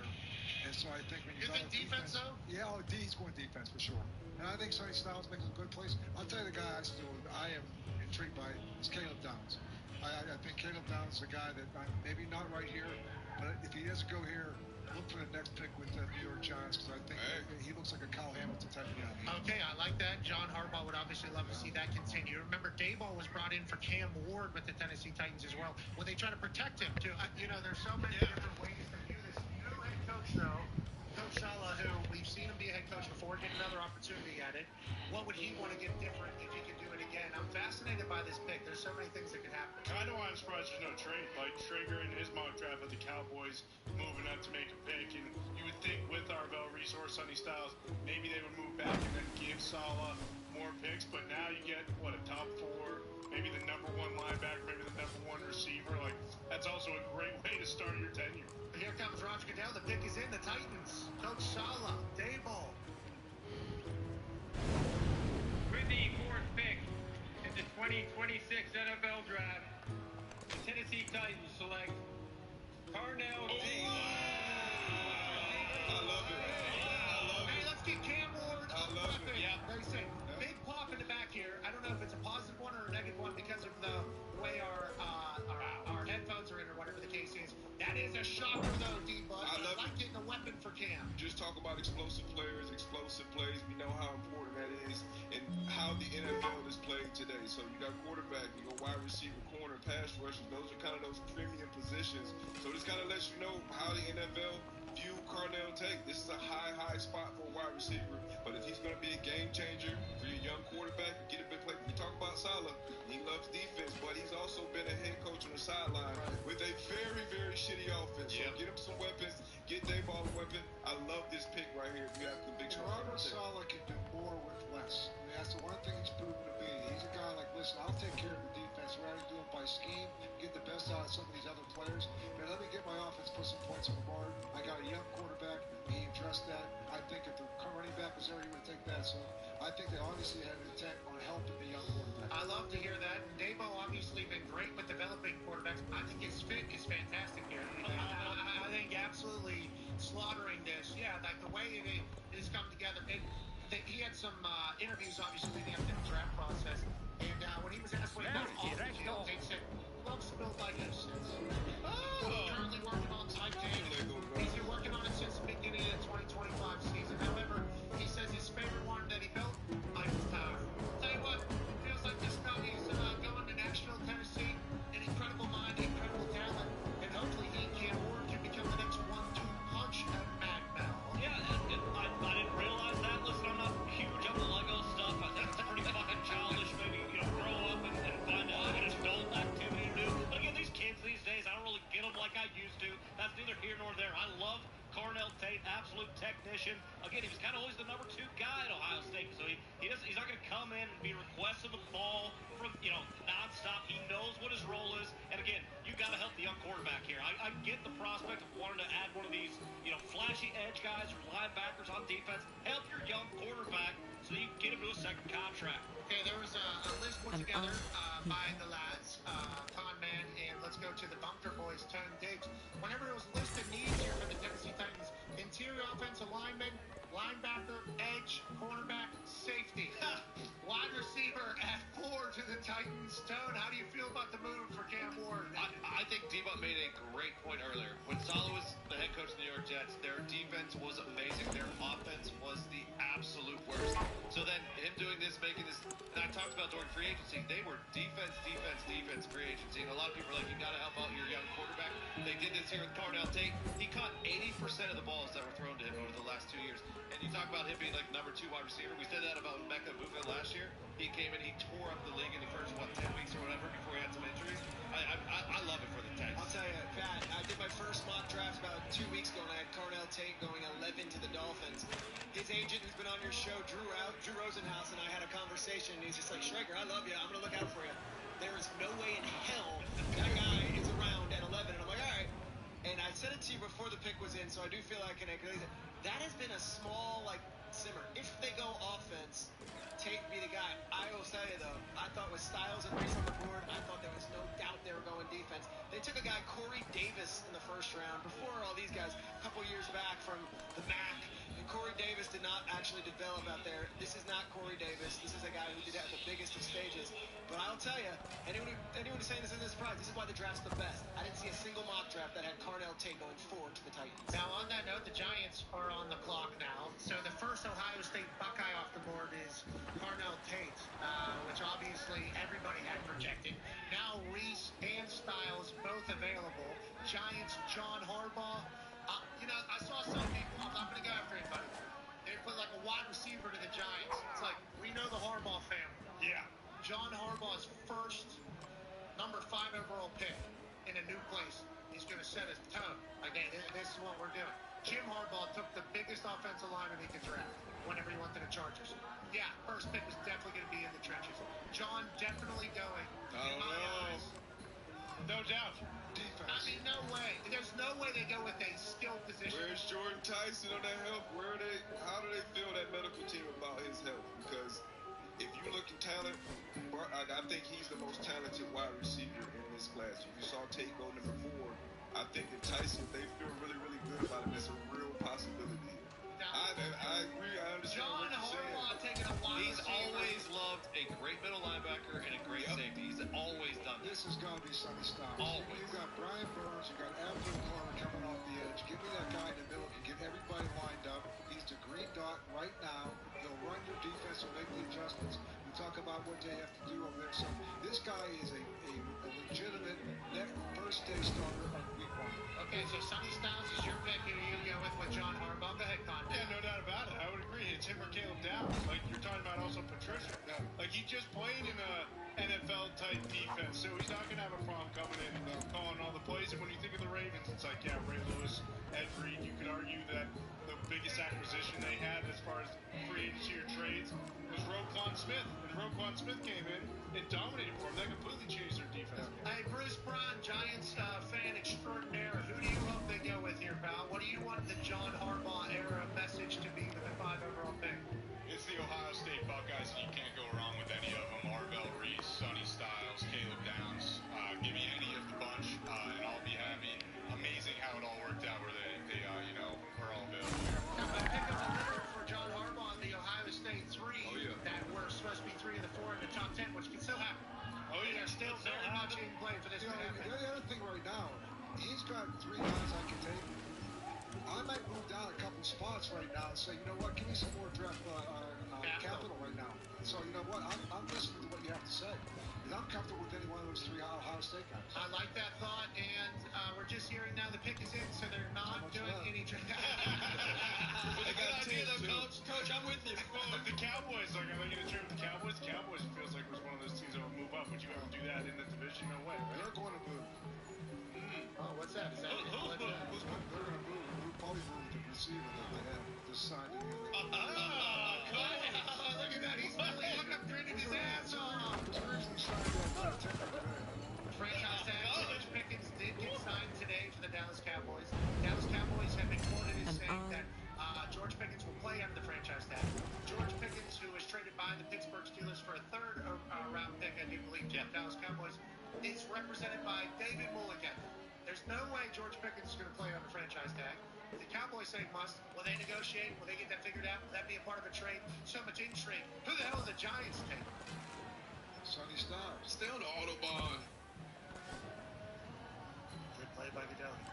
In partnership with the Tragedy Assistance Program for Survivors, TAPS, one of the NFL Salute to Service partners, we are honored to recognize the surviving family of United States Army Major Paul C. Volke.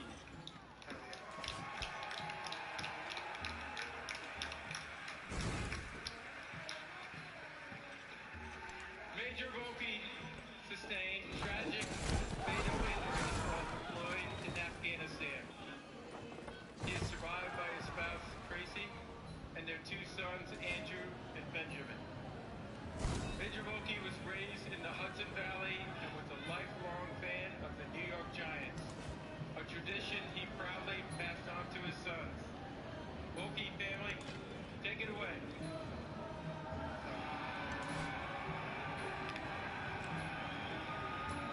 With the 5th overall pick of the 2026 NFL Draft, the New York Football Giants select Arvell Reese, linebacker from the Ohio State University. John Harbaugh goes with an Ohio State Buckeye. Arvell Reese, who everybody says has massive upside, just has the ability to keep getting better. Is that the story, Matt Mel, for the Giants with John Harbaugh? Development to something potentially great. Yeah, without a doubt, initially, think of a guy like, hey, this could be Micah Parsons in 3-4 years. You don't really know. Everyone kind of saw the elite bend off the edge at his pro day when he was going around the fags, obviously, which really blew a lot of teams away, myself included. I didn't know he had that type of physicality, kind of bendy nature to him. I absolutely love this pick. I think this is a great first pick for the, the John Harbaugh era. I love what the New York Giants did tonight. Coach Keller, you wanted Sonny Styles. You thought maybe he was this guy's the second on the board of many boards. So I think you start looking at a guy that starts to drop like that. I mean, the grade itself, the versatility that he gives you, the ability that you talked about, the rush, the coverage, and he's a young player that's going to get out of that better. So the upside is absolutely there with John Harbaugh. So John Harbaugh goes with defense, shreds as a non-biased, kind of biased Giants fan in the Bunker Boys bunker right now. How do you feel about Arvell Reese being the first selection for John Harbaugh? This is where I had to take him in my mock draft. And the reason was there was expectation that this guy would not fall as the New York Giants. That you can use him in so many ways. He could be off the ball for you. He's so young. He's 20 years old. There's so many different rooms for areas for growth that at 5th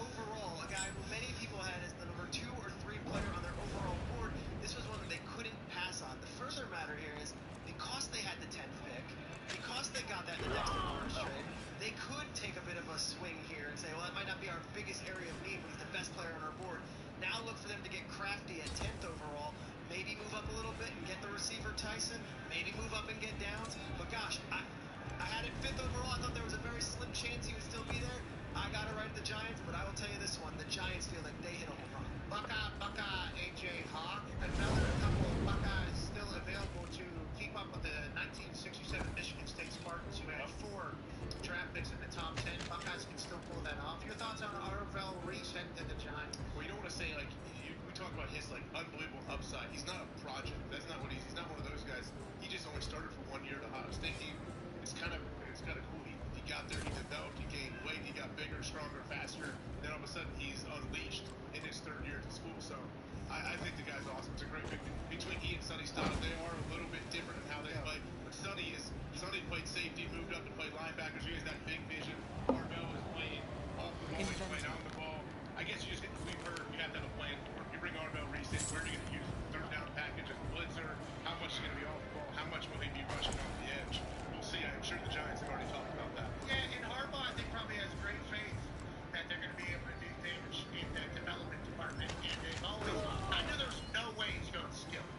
The Harbaugh fans, no chance. It's a TV show. Come on, spice it up. Harbaugh, this is a great pick. And like AJ said, no, he's not a project. But if I'm coaching him, if I wanted my building, I know he have to develop at this more than he would at the off-ball position. I want him at that edge. Just like we saw with Michael Parsons. Matt Mel mentioned it. I want him at the edge. That's where he can impact the game at a greater pace. And you already got Abdul Carter and Ryan Burns. Yeah. And Thibodeau.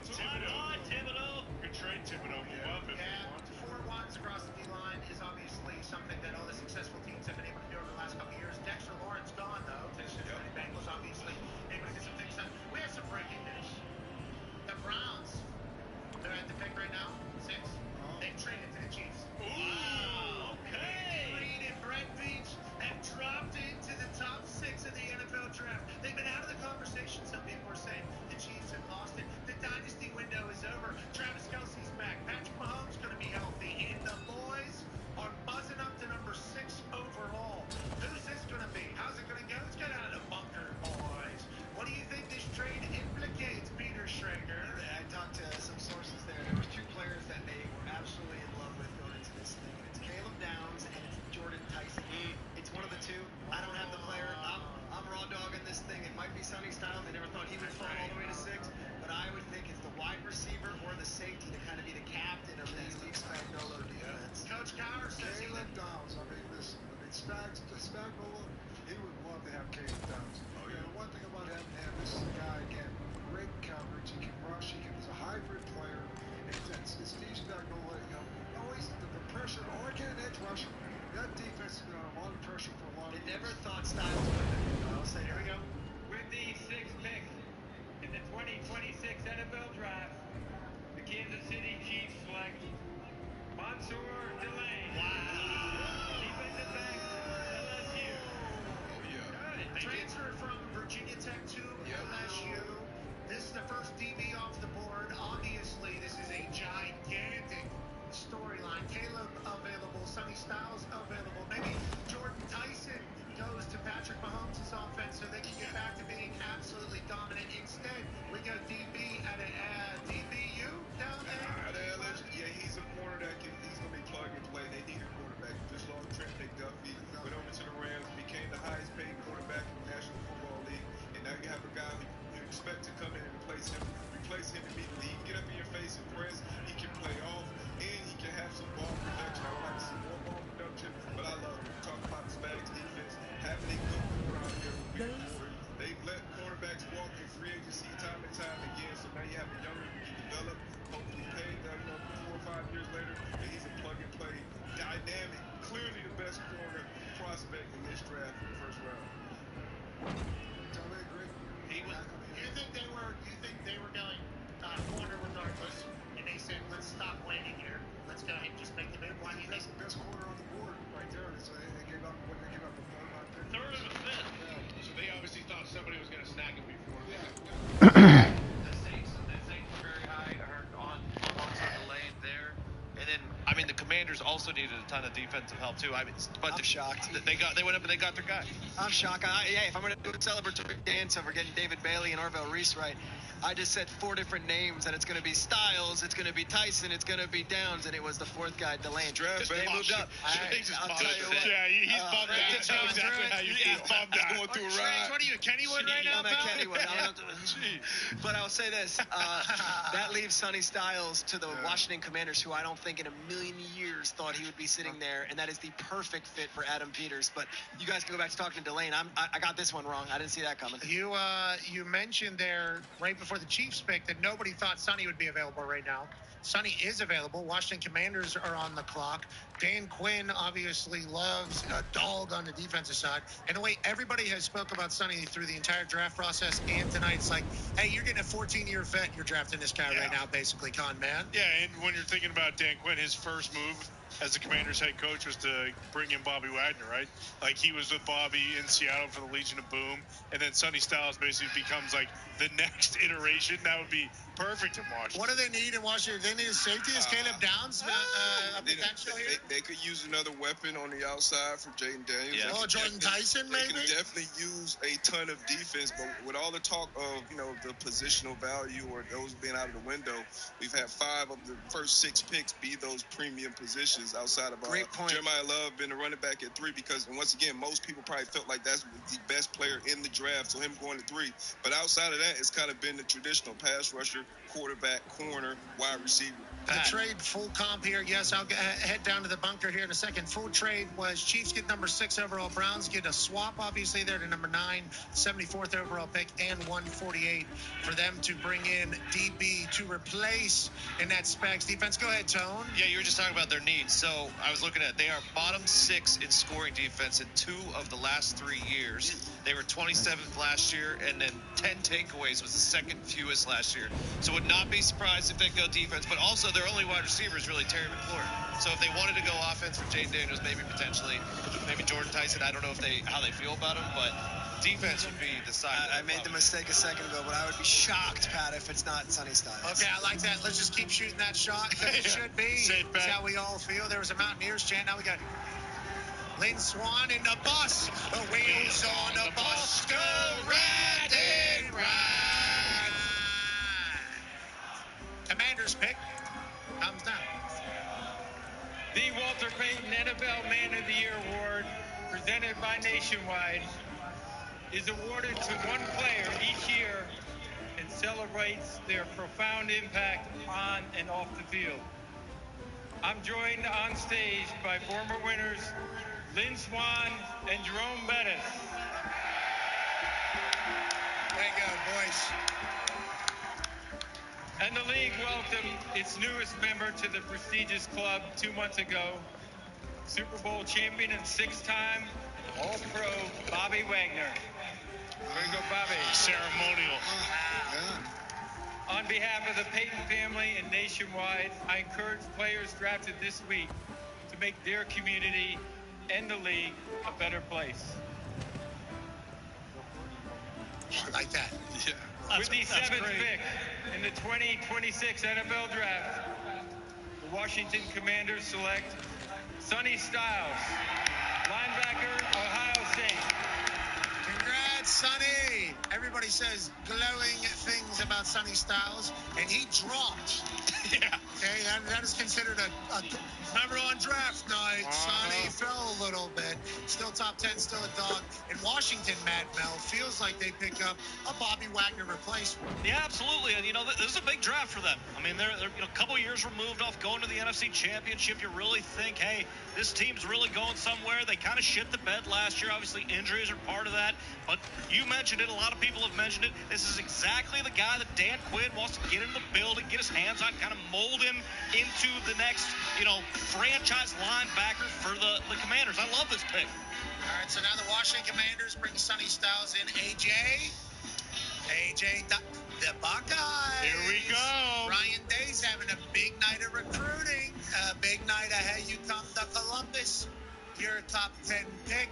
Good for you guys as it continues to cook. Sonny Styles, I know you're a big fan of his. I've been watching Sonny play since he was in high school. I watched him beat my high school, Centerville High School, in the state championships. And Sonny is an absolute freak. The Elks just couldn't keep up. The Elks were bopping wood, playing great defense, but a guy that's like 6'5", 240 dunking on you in high school, that's kind of tough. You know, I think he jumped over a few kids in that game. But watch him. If you watch all these clips of Sonny, obviously the physical tools are there. Not many people have the physical tools he has. But look at his eyes, his discipline, everything about him. Tony even said he only missed one tackle all year. So to get a sure tackler that's also freakishly athletic and so sudden and has a burst to him, I mean, it's no-brainer. That's another rare combination, too. Just kind of how that Jeremiah Love, when you talk about that speed, explosiveness, and being able to take care of the ball, you know, the fundamental stuff, having a combination with a linebacker like that who is going to be your most athletic player in the building, and then also being fundamentally sound. And he's mean as hell, remember? Yeah, we've talked about this, like he got a hair trigger, as they say at times, which is he's a great thumper. thing. Toes that line. Yes. Yeah, Coach Carr, you think he would have been a good Coach Carr guy? Sonny Styles? Yeah. Oh, 100%. I mean, this is the guy, getting a guy that can operate your defense and make the adjustments, which he did for Matt Patricia. I mean, he would actually just make adjustments on the field. I mean, in his own mind as he saw formation. So this guy is a general. He's a quarterback on the defensive side of the ball. He's a great pickup right for Dan. Saints are on the clock. Schraig's down there with the Bunker Boys. What do you think the Saints are looking for down there with Kelly Moe and the Shuck Monster might be the guy down in New Orleans I'll tell in the you next what, 10 years. This is a really good spot for them because the two names I heard tied beforehand were Caleb Downs and Jordan Tyson, and they're both on the board. So to me, you have both of these guys for the Saints. One is a wide receiver, and one is obviously a safety. Brendan Staley had Derwin James in Los Angeles. Yeah. And that was his thing, and he loved it. I don't know if Brandon Staley, the defensive coordinator, has the voice in the room to say, that's my guy. They might just want to get Tyler Shuck a good deep threat, and that would be What was that, Connor? You don't think Brandon Staley's calling shots in New Orleans? No, I don't. I think Tyler Shuck and Mickey Loomis is probably chewing his gum thinking, what can we do to make Shuck the next kind of guy in New Orleans going forward? But I'm still waiting for a trade. All right, we've been talking for weeks about someone trading out. Kansas City. I get the Kansas City for Mansour Delane. I don't care. Okay, can we get one for Caleb Downs? Can we get some? Just a little bit of explosivity, please. Just a little bit. Okay. I love it, and it's great, and it's so fun to celebrate the Chiefs doing cool stuff. It's not. Let's get some. Can we get Jerry Jones? You know, on a phone, please. Can we get something like that? And again, Mansour Delane, great moment, coolest moment of this guy's life. I'm juiced for that guy. I think he's gonna be a hell of a pro. Yeah. But I mean, can we get something, man? I don't know. Maybe just a little more sauce. Had one. And again, it was great. We didn't expect that one. This guy's an ingrate, Coach. No, it's good. He's got a good point. I mean, they're probably Thank you, Coach. They're listening to the offers right now because they need some people. The only other name I would throw out there, I know one's still talked about, Kenyon Sadiq, the tight end from Oregon. You talk about a young quarterback. One of the best things you can do for a young quarterback is get him a safety net tight end. I know we got Ben. The next year, the very first pick I took was Heath Miller. So I'm just saying the tight end right here is not a bad choice. Nick is in for the Saints. There's no trade. Go ahead, Tom. Tight end is not a bad choice. One thing to look at, I don't know if they're going to do it. The offensive line was 29th in the NFL in pass block win rate last season. Shuck was sacked 31 times in 10 games. Would they go Maui Noah? Would they go? They've taken line the last 2 years. That's the only thing I would say. And Ruben Bain also still out. Oh, I forgot Ruben Bain. That's a good one. They've taken line the last 2 years. They have. Shuck is still getting slaughtered. Let's go every way here. All right. Maybe look away from the big guy next year. Well, I was going to say, when in doubt, you find the biggest, fattest oos on the offensive line that you can get, you bring him in. Especially when you got a guy like Shuck, okay? Listen, they made a huge mistake last year, not drafting Shedeur Sanders, not going to get back into that, obviously. It worked out with Shuck. Oh, and by the way, Shedeur was a Pro Bowl, so it looks like, Matt Bell knew what the fuck he was talking about. Once again. But yeah, go offense here. Shuck's a guy. Let's make sure he is the guy. Touching me. Touching you. Everybody say it. Sweet Caroline. Da-ba-ba. Never seemed so good. So good. So good. So good. This ain't eat shit there. Yeah, they sang it a little different out here. Yeah. It's not how I learned it. Oh, yeah, I heard that one. Now, that's a good one.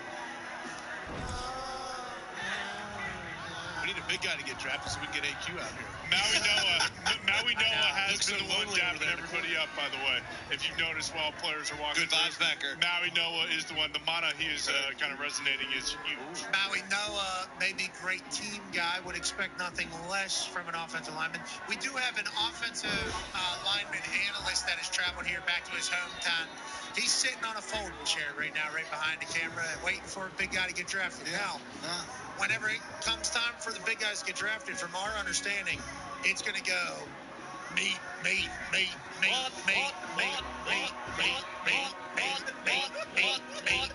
That's what they're saying. Jeez. Once one massive man made from massive amounts of meat.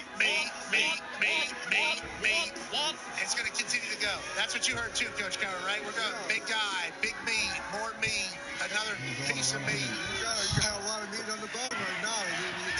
Nothing's been cut off yet. That's right. The best tackle out there.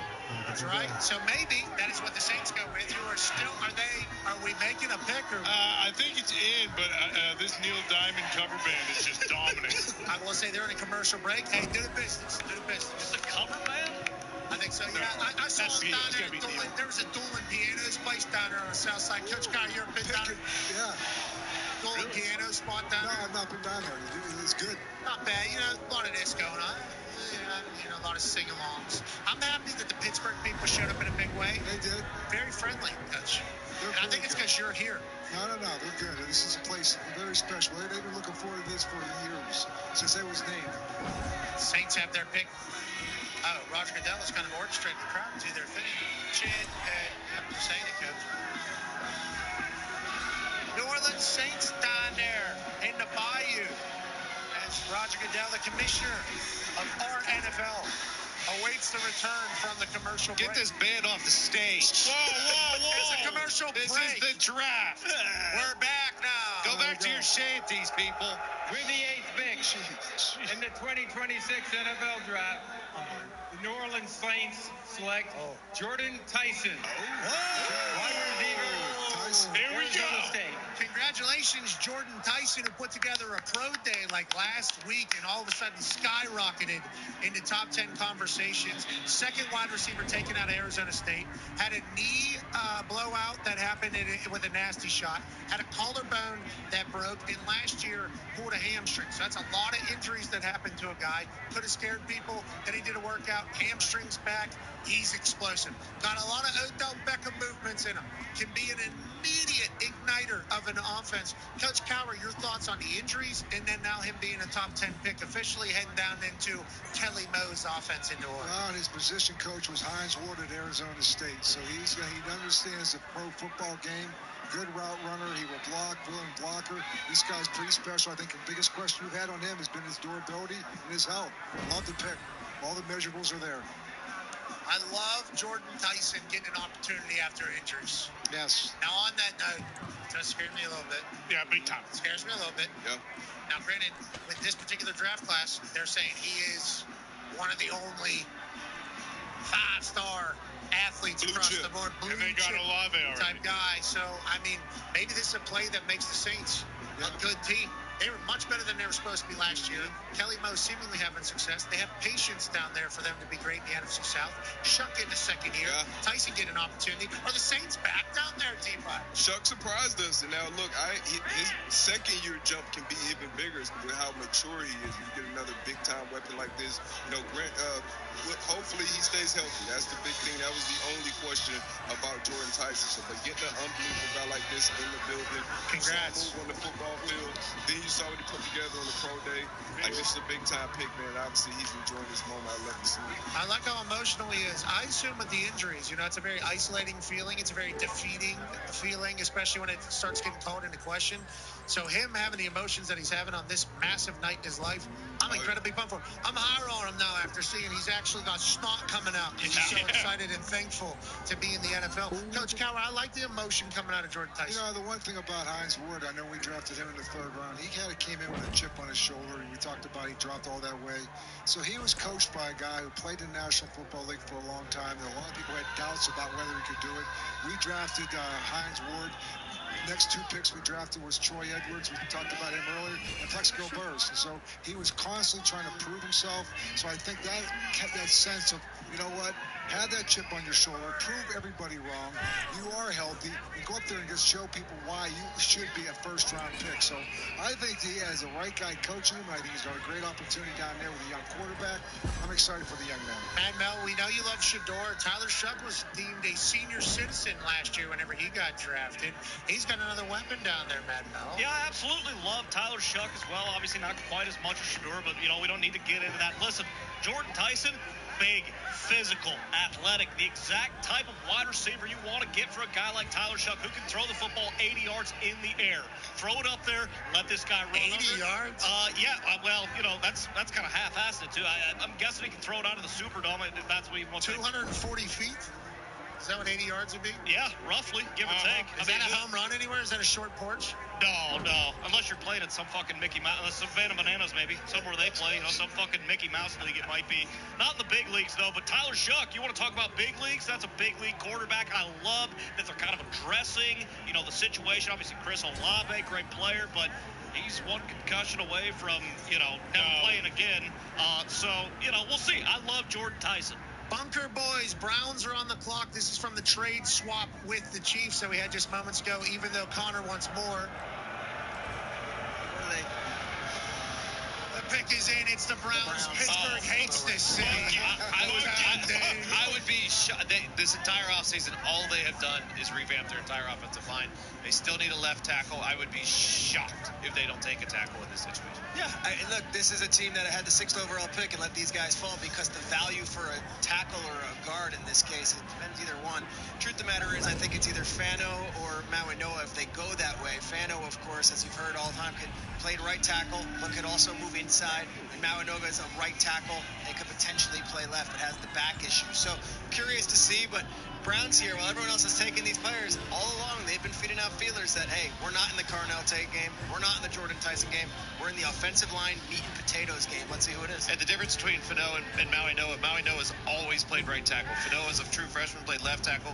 His last 2 years he did play right, but he can play wherever he needs to. He has said that I will play wherever he needs to. He has the shortest arms of all the tackles that were in this draft that went to the combine, which, you know, is fine. It worked out well last year, so we'll just Here's see. Raj for Cleveland. With the 9th pick in the 2026 NFL Draft, the Cleveland Browns select Spencer Fano, tackle, Utah. 2025 unanimous All-American, 5th Utah player all-time to earn a distinction, and first player in Utah history to win Outland Trophy. Joining us now, ladies and gentlemen, is our offensive line specialist. Man is a Super Bowl champion coach, owner of the Shipyard, getting pancaked by the boys to make them better. Ladies and gentlemen, A.Q. Shipley's here. Hey, what's up, boys? Why was he the first offensive lineman off the board? Why do you think the Browns did this? Yeah, we finally got one offensive lineman off the board. Now the big meat domino is about to take effect. Okay. Spencer Fano, as Diggs mentioned, played a little bit of left tackle. He will probably move into left tackle. He's a very good football player. He's got elite feet. He plays a little bit high in the run game, but very good hands, very good at recovering. But what I like is this Cleveland Browns team, they have revamped their offensive line. They lost Batonio, Wyatt Teller, Ethan Pochich. They've replaced them with almost an entire new offensive line, and now they add that 5th piece in Spencer Fano, who's going to be an absolute monster. Not my favorite offensive lineman in this draft, but he was my second favorite.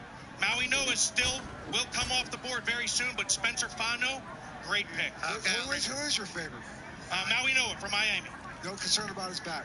No concern. I think you go get the best, technically sound, most physical, best technique in the draft with the best awareness in the draft. You get the best lineman, and I think it's Maui Noa, but they got Fano. Very good player. Here's Roger Goodell. Maybe there's a more meat package coming through. Atta baby AQ. Thank you for the meat breakdown. With the 10th pick in the 2026 NFL Draft, the New York Giants select Francis Maui Noa.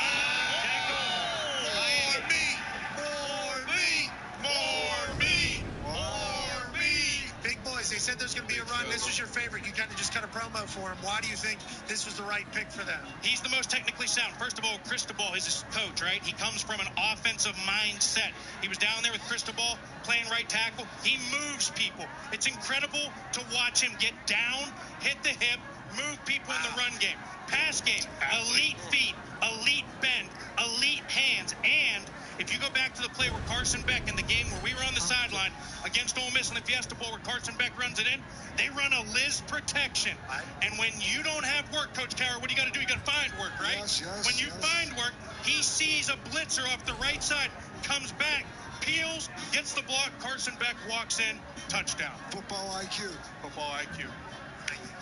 And look at that outfit. Yeah. Let's go. The guy. Okay, so New York Giants go defense, offensive line, and John Harbaugh's first draft. Kind of the most expected thing, but also from what you heard from AQ, do you love the pick, Coach Cowher? I do. I mean, I think, listen, still think Caleb Downs right now is a guy that someone's going to start coming up to get. I think he's sliding. I'm not sure exactly why, but I think this is the best tackle that was on the board. So, I mean, listen, as we talked about before, I know Fano went first, but, I think these two tackles, it's a run right now, and listen, they got a good left tackle. Now they got a right tackle. And they got a young quarterback to protect them. And I get back to running the football with John Harbaugh. I like him. Ladies and gentlemen, an A.J. Hawk chant has begun here in Pittsburgh. And a trade. Whoa! No! The Cowboys have traded Caleb with Downs. the Dolphins Caleb Downs. up One to spot. number 11. Peter Schrager, Coach Cowher, A.J. Hawk. Everybody up here has immediately said, that's Caleb Downs right there about to get drafted. Schrags, is that all inevitable here? No, look, it could be Ruben Bain also. I just know this. They wanted one of those two guys if Delane was off the board and Styles are his guys. But for the Cowboys, this is like manna from heaven, that they didn't have to trade up and mortgage their entire future. They didn't have to give up the 20th pick. They're sitting there, and both Bain and Downs are there. I will note this. Christian Parker is the new defensive coordinator. He was the old DB's coach from the Eagles. Let's just say he's got a large voice, and who this pick was going to be, I would think it's Caleb Downs over Ruben Bain. But gosh, if you're a Cowboys fan, you're doing flips right now. There was a chance neither of these guys was going to be on the board. But the Cowboys have needed defense for years. Absolutely. For years they needed defense. So how many places did the Cowboys move? Just One spot. 12 to 11. They were worried the Dolphins were going to take their guy. One of these guys, yeah. Yeah, so Jerry said, we'll keep it interesting. Heard Connor said he's a little bit bored. And what'd he do? I'll do everything I can. I'll move from one spot. What am I going to go with? But I like if they get the defense kind of sealed up. They bring in Quinnen right in the middle of the season from the Jets in a trade. Obviously, the Micah Parsons thing goes down before last year. And Jerry goes, they got Micah. We didn't. We've had. I'd rather have 10 players than one player. This is all his reactions. Shoddy understands, I think, what they need. What are your thoughts on Dallas making a play here? I love both of the guys Schrags mentioned. I love Ruben Bain. He was, I know the measurables with Bailey and everything that Reese does physically, but I love Ruben Bain. He was my favorite edge coming into this draft because of what he does in the pass game and in the run game. His power, how he uses his hands, how he uses leverage, how he gets around the edge. Relentless effort, too. Relentless Sorry to cut you off. That guy plays hard all day. He's the monster. He's the guy you want leading the ship on one side of the ball. And the same thing with Caleb Downs. He's going to make everyone around him better. He's a great communicator pre-snap, great to run game, can blitz, can cover, can do everything. So I think either one of these guys will be a home run. The pick is in for the Dallas Cowboys. Coach Cowher, you like that they did this to ensure that they get their guy? They've waited long enough is what they're saying? 100%. This is defensive player, and I think it's going to be Caleb Downs. Okay, Caleb Downs, if it was, he has not allowed a touchdown as a primary defender in 2 seasons at Ohio State.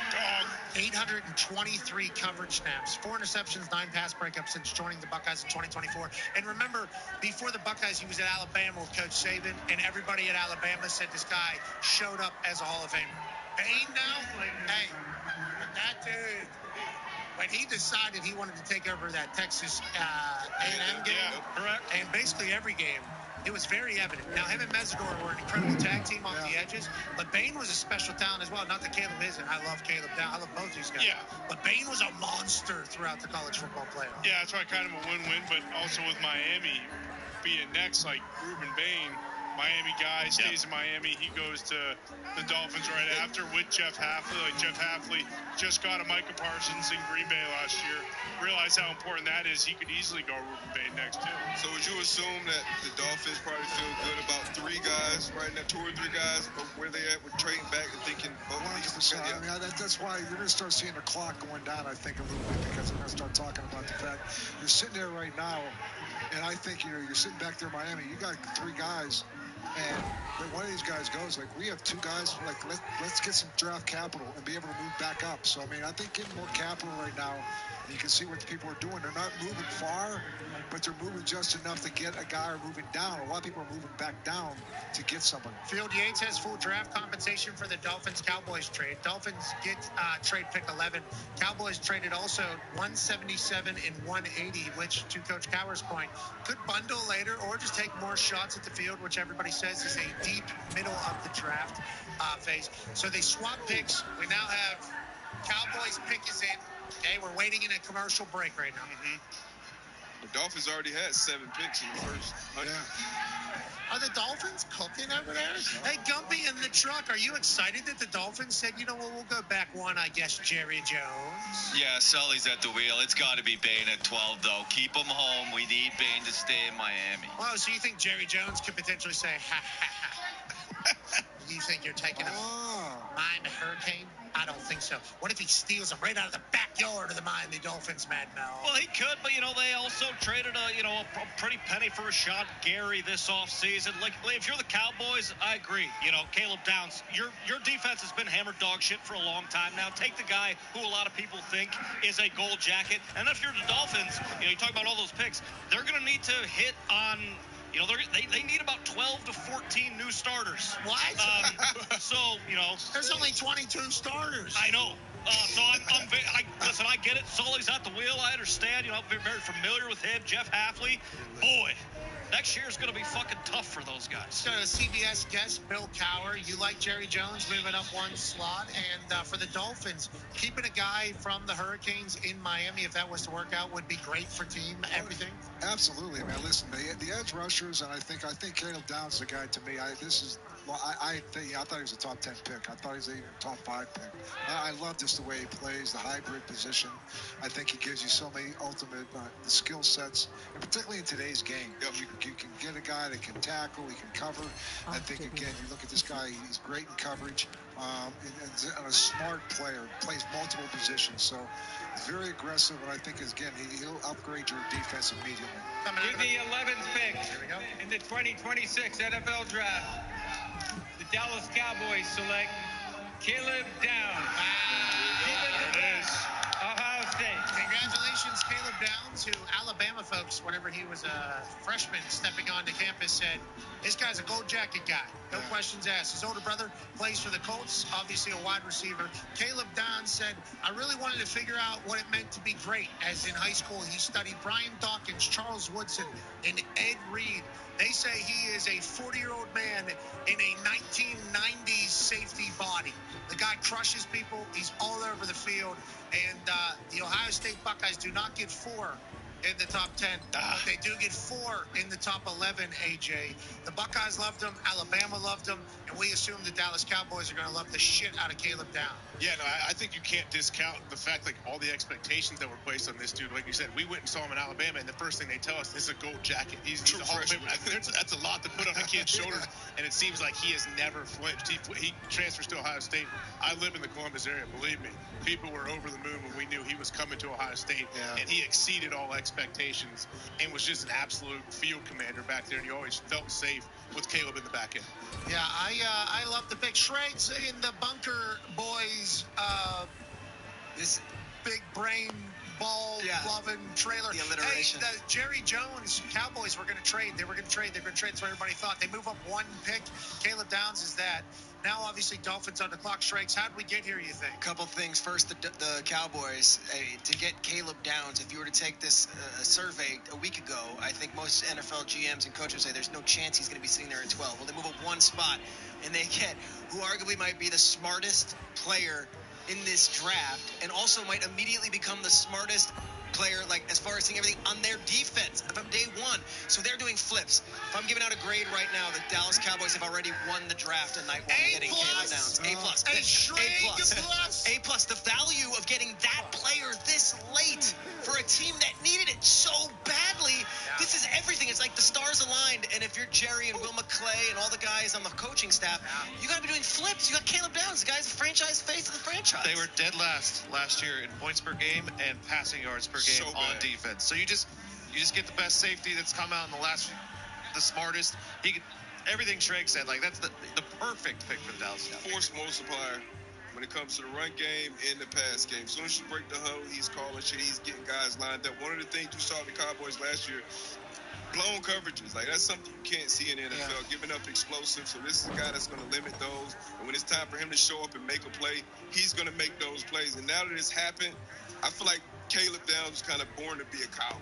Him with that star on his helmet, being a great defensive player. Hopefully he lives up to the expectations. Robert Downs, Caleb Downs. Yeah, and he's a second generation NFL guy as well, so you're not going to worry about him off the field. Kind of reminds me of like when Pat Surtain came out as a prospect. Like, I felt the same way about him in corner from day one as I feel about Caleb Downs being kind of that hybrid star safety type player. Yeah, also probably the best three-piece suit I've seen at a draft in, 5 years. I'm not sure if we can pull up what Matt Patricia was wearing in the background with those guys, but too. Yeah, he also looked the Kangol hat on Patricia. It feels like he's found his look.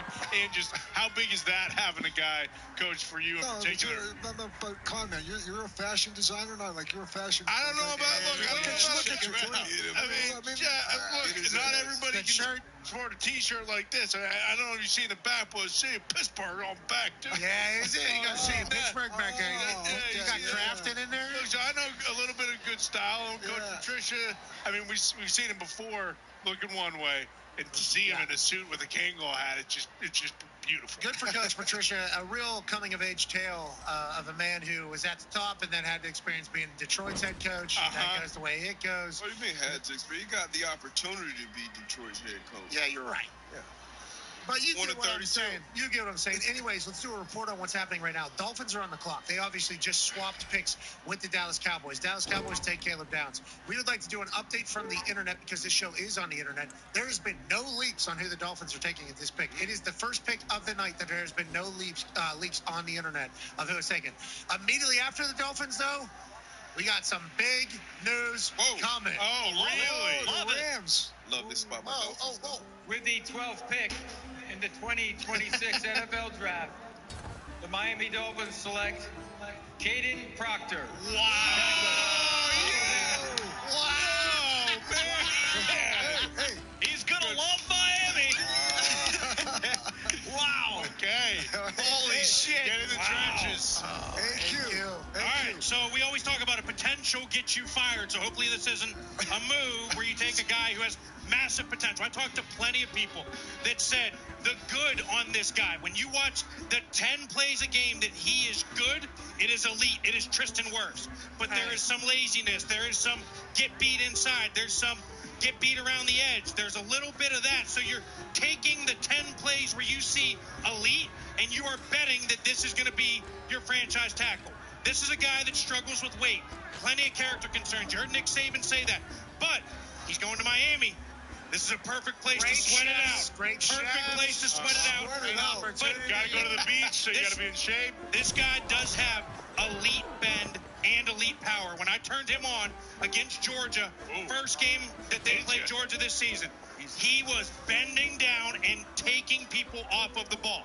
Now, again, that's one of the 10 plays where he's elite, but you got to take those 10 plays and hope that this coach and this team can make him do that for 60 plays. Way to go, AQ. Way to go, AQ. Coach Cowher, the coaches believe that whenever he's in the building with them, he's going to be a stud. Right. He also had completions this year. He's obviously incredibly athletic. He's powerful. He's got it all. Will he be the guy for the Miami Dolphins as they try to, rebuild and reestablish a culture? Well, if there's anything you can do is you can stay right within the same territory so he doesn't get too far away from your facility. But I think, like you said, I think it's a guy with a lot of upside.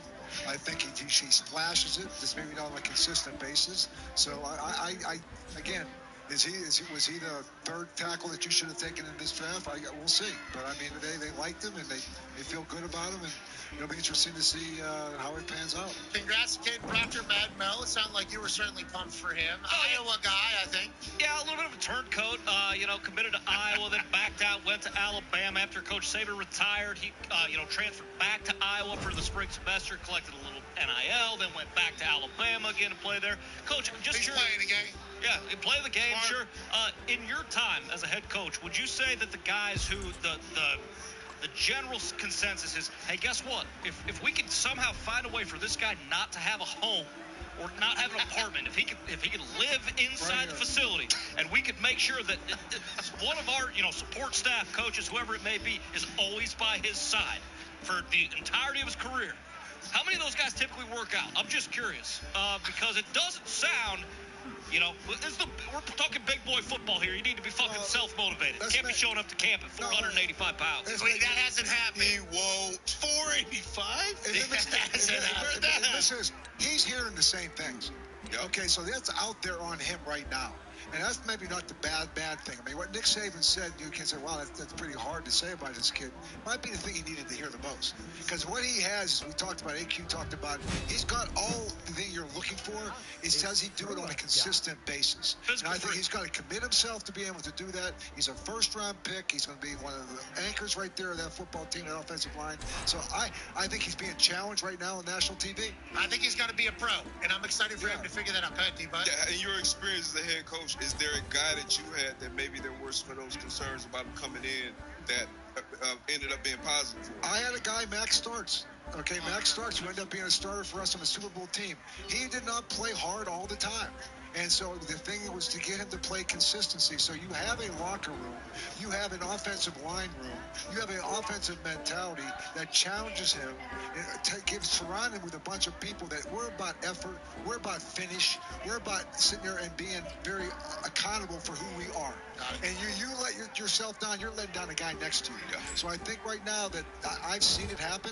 I think if you have the right locker room, guys like that, you can take them to the next level. I love to see it. I hope that is the story. Maybe even a Hall of Fame. Good luck to Caden Proctor and the new Miami Dolphins. Now, the Los Angeles Rams are on the clock. Joining us, ladies and gentlemen, he's a man who is on your television all the time talking about ball.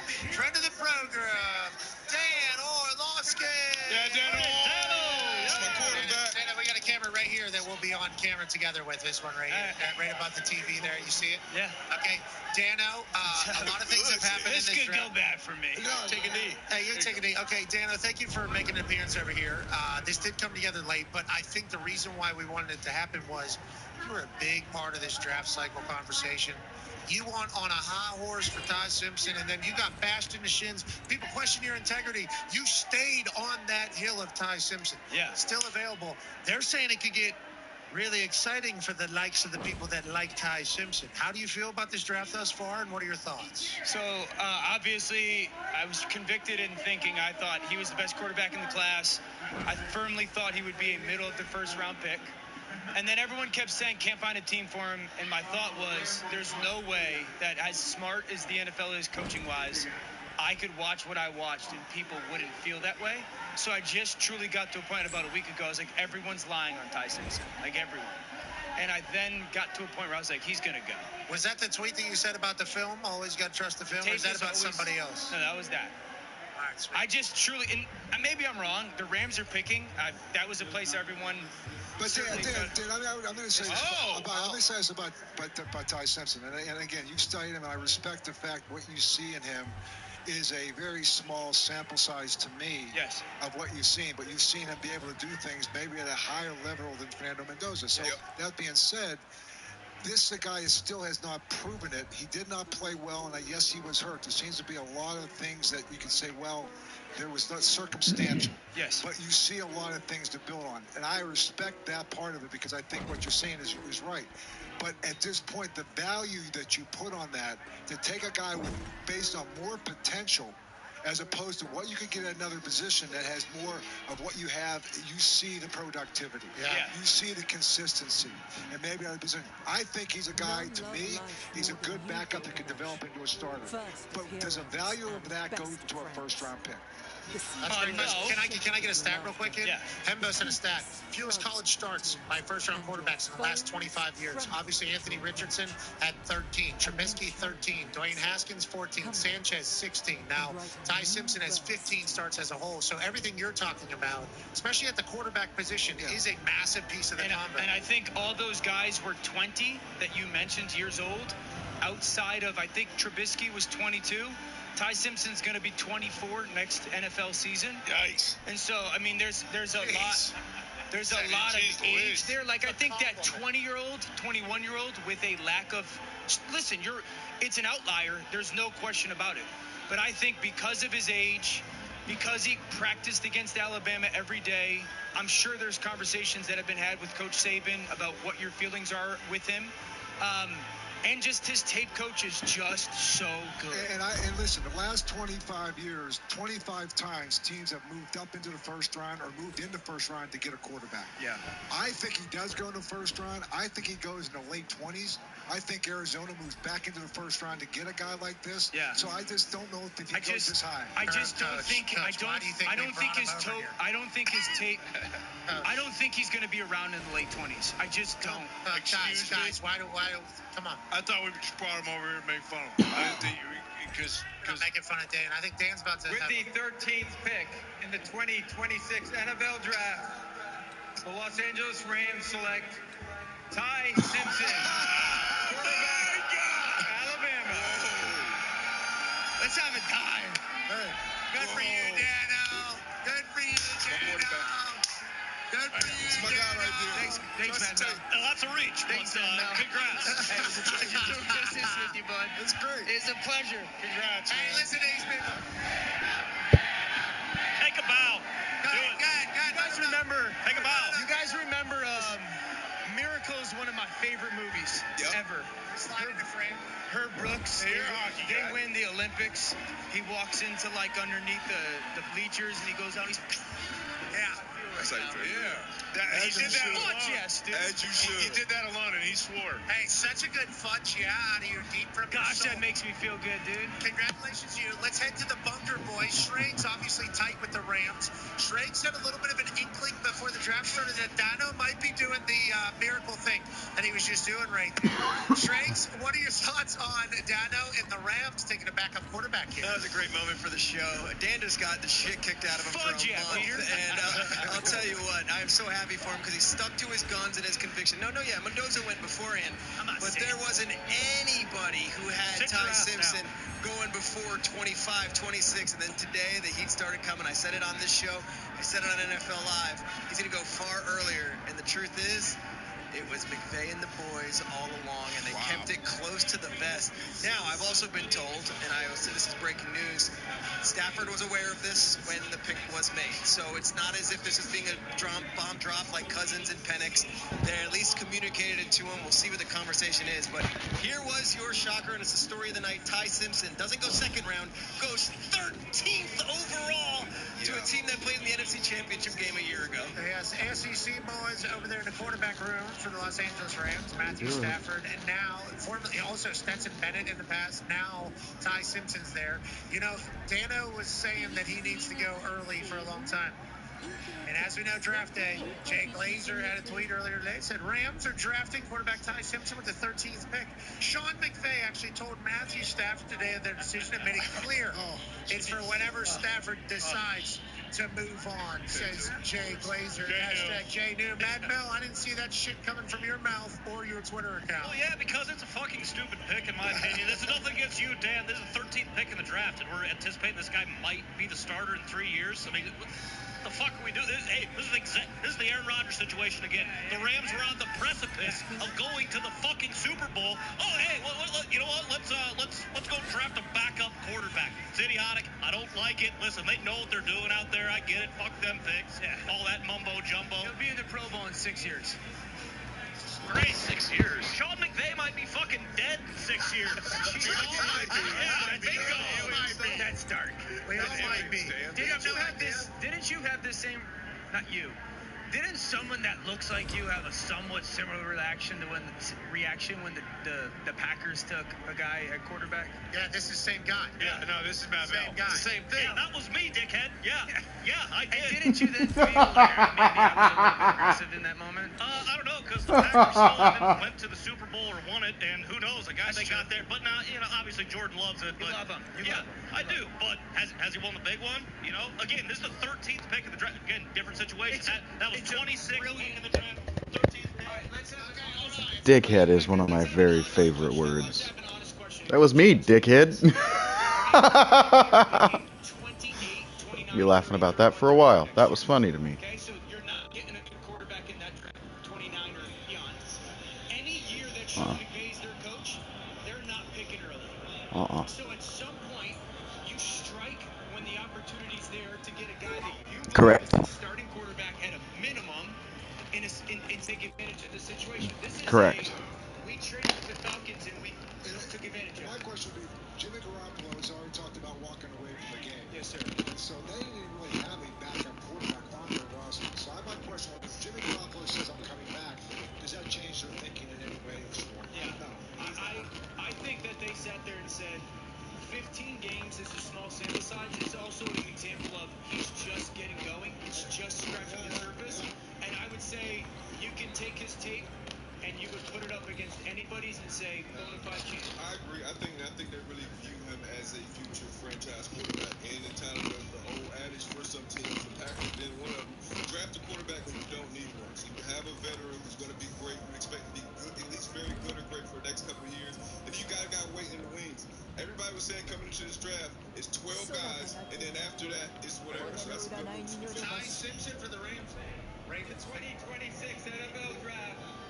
The Baltimore Ravens select Olai Mavenga, Yowane, guard, Penn State. Ty Simpson into guard out of Penn State. NQ, I know this is a huge move for you as your microphone is straight up and down. Yep. Okay. I'm fired up. I've watched more film on this guy than anybody else in the draft. He's from my alma mater. We are big-time pick. This is a Baltimore Ravens pick if you could spell it out. I mean, they are so good at drafting linemen. This is the safest pick in this draft. In my opinion, this is a multi-year Pro Bowler. He will play for over a decade. He is so powerful. Look at him go in motion here and absolutely deplete the defensive end and then finish. He's a prick. He's nasty. He gets 2 feet in the ground. He's got great technique, great hands, great feet. Baltimore Ravens, awesome pick. I know one thing, the Pittsburgh Steelers loved this kid. Not thrilled that he went to Baltimore. No. Yeah, stays in the AFC North. Obviously, AQ is going to love him because he's from Penn State, so he has to put him over. Dan Orlovsky's still glowing. And he's from Ty Simpson. I honestly don't know what's better. I'm being honest. I'm on a desk with Coach Cowher. This is great. I love Dan, honestly. You have convictions about things, and you see certain things. And that, to me, we had people that way would go back and forth, but you were very convicted. And I love that. I may not agree with you, but I know being around you, you will bring out the very best in him because you're making him feel better about himself. Thank you. That to me, that's what coaching's all about. I met Coach last night. The chance to meet Coach Cowher, me, 8-year-old me, has no business doing that. And now I'm sitting here talking about the draft. And you're taking a victory lap, too. Dude, it's a good moment for you. Hey, Pat, can I hear in the bunker, can Schrager get a damn victory lap here for tipping everyone off? I mean, I know we're going to do the Glazer tweet, but Orlovsky, what did I tell you today at 3 o'clock on NFL Live? It's going to be your night, baby. Let's go. Peter sent me a tweet. Peter sent me the eye emoji tweet. I said, we were talking about the Jets, and Laura goes, should the Jets take Ty Simpson at 16? And I looked at her like this. And then Peter sent me eye emojis. He's like, what do you know? I was like, I don't know anything. And he was like, I think you're going to be vindicated. Wow. Tell you what, close because they wanted him at 13, but they were scared of Arizona doing a little funny business and moving back. So I could not say a word. Glazer could not say a word. It was one of those where you spoil. Yes, you can report that they're interested, which we did. But I don't think anyone thought with the 13th pick. I think everyone thought they would trade back. Had they not drafted Jeremiah Love and Arizona traded back, that would be where it got a little hairy for the Rams, and it might have been even higher for where Ty Simpson went. That was everyone's fear, that Arizona actually had something up their sleeve. They didn't. This is the mechanics of the draft and why it's so good. I said it earlier to start the show. I didn't have Ty Simpson first round in my first mock.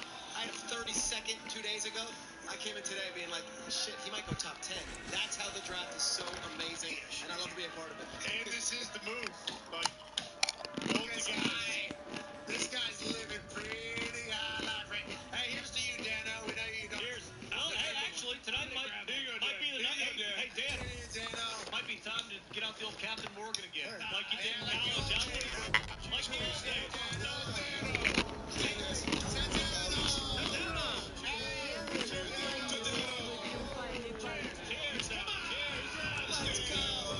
Cheers, boys. Drink the whole thing in one sip, Dan.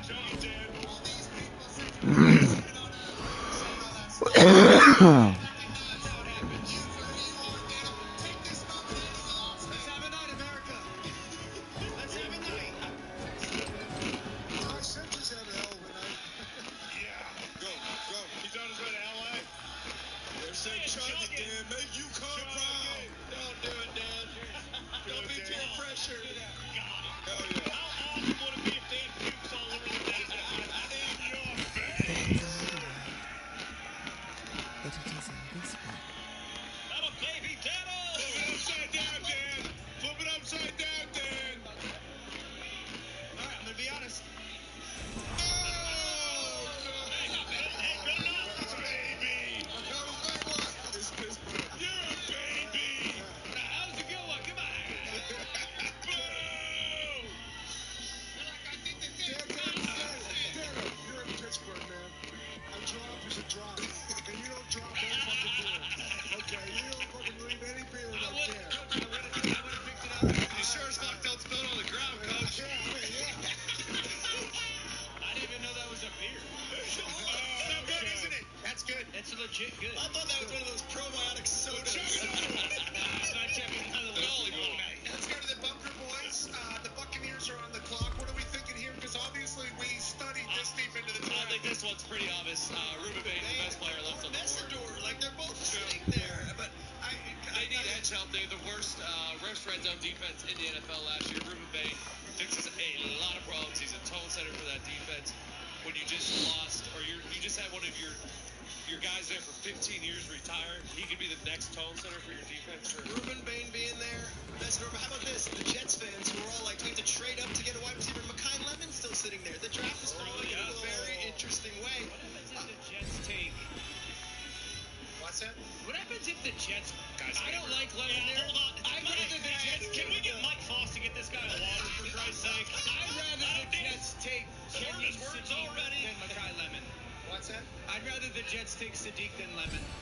Who are the Bucs taking? They should take Ruben Bain, yes. Okay. All right. We're all on the same page. This is straight out of Miami. Mario Cristobal, celebrated legend. We think. Here comes Roger Goodell. He's doing a great job here. Good suit. With the 15th pick in the 2026 NFL Draft, the Tampa Bay Buccaneers select Ruben Bain Jr. linebacker, Miami. We love the way Ruben Bain played football. We love the way that Miami team operates. I think he also carried like shoulder pads onto a pool deck whenever there was a bunch of recruits there this spring, like letting them know, like, hey, we hit people around here. He has set a culture for Cristobal down there, Coach Cowher. I love this man. Great motor. This guy's he's relentless. Gets after the quarterback. I mean, he's like you said. I think you said it there, D-Bot. I mean, his form is unbelievable. Oh yeah. His finish, his burst, his ability to read plays and get them finished before they even get started. You talked about a tone setter. Long time pillar there in that organization. Levante David retired. Miami high school legend. Another Miami high school legend who hope comes in that building and be a pillar for that defense. Tone mentioned as well. They were terrible in the red area. They were terrible creating pressure as far as getting after the passer. So it's a knockout pick. And he's coming in with a huge chip on his shoulder. He's heard all the talk about the arms. Now he kind of slides, in my opinion, in the draft. But I think he ends up in a good spot playing for Todd Bowles. Yeah, absolutely. You know, as a scout, all that kind of stuff, you are going to worry about the T-Rex arms just a little bit. Hey, but listen, if if it wasn't for, Fernando Mendoza and that Indiana team, he was the story of the college football playoff. Every game we went to, that guy took over the game. He was unblockable. He was unbelievable. I mean, Dano, as a guy playing quarterback, this guy's lined up on the other side of you. What do you think? I mean, the last thing you want is this guy blindsiding you and putting the weight of his body. Hey, you're hoping he ends 11, 12 yards, aren't you? He got you pretty good. It didn't take long. I looked at Coach to see if he was laughing. He's laughing. I'm just joking, Dan. That's a great night for you. It's a great night for you. Great night for me, brother. I would say strictly football. I would hate playing as a quarterback. Hated playing against relentless, like never-ending, never-stop rushing defensive ends. Jets are on the clock. They are brutal. Yeah, Ruben May took over there. Him and Metzger on the opposite team. The Jets should take. The Jets should take this Sadiq kid. I wouldn't take Lemon here. Okay, so Sadiq is the best on your board right now. But I just think Garrett Wilson for me is a work the middle of the field. I want to move on the slot type of receiver. So is Makai Lemon. I would rather have like a difference maker, athletic tight end. And you know what they say, Sadiq's the freak. AJ was the one. Let's go to the bunker boys, shall we? Shrakes, what do you expect from the Jets here? We'll obviously have a very tight-lipped operation over there. Yeah, we learned that. I think what's interesting is that they thought they might have to either trade up to get one of the top 3 guys or to just trade back and do it. I'm still curious. Obviously, they're not talking. The pick is not in. Sadiq and Lemon would make a lot of sense. I've heard they're not in on Omar Cooper from Indiana, and I don't think they're in on Concepcion. So it really limits it if you're going to go pass-catching option there. But Tom Diggs, you've done the work on the guys. What are they getting? Is Lemon too much like Garrett Wilson? Yeah, the thing is, like Dan was talking about, I agree with him a ton, but like Garrett Wilson led the team last year in receiving yards with 395, and he was out for the majority of the year.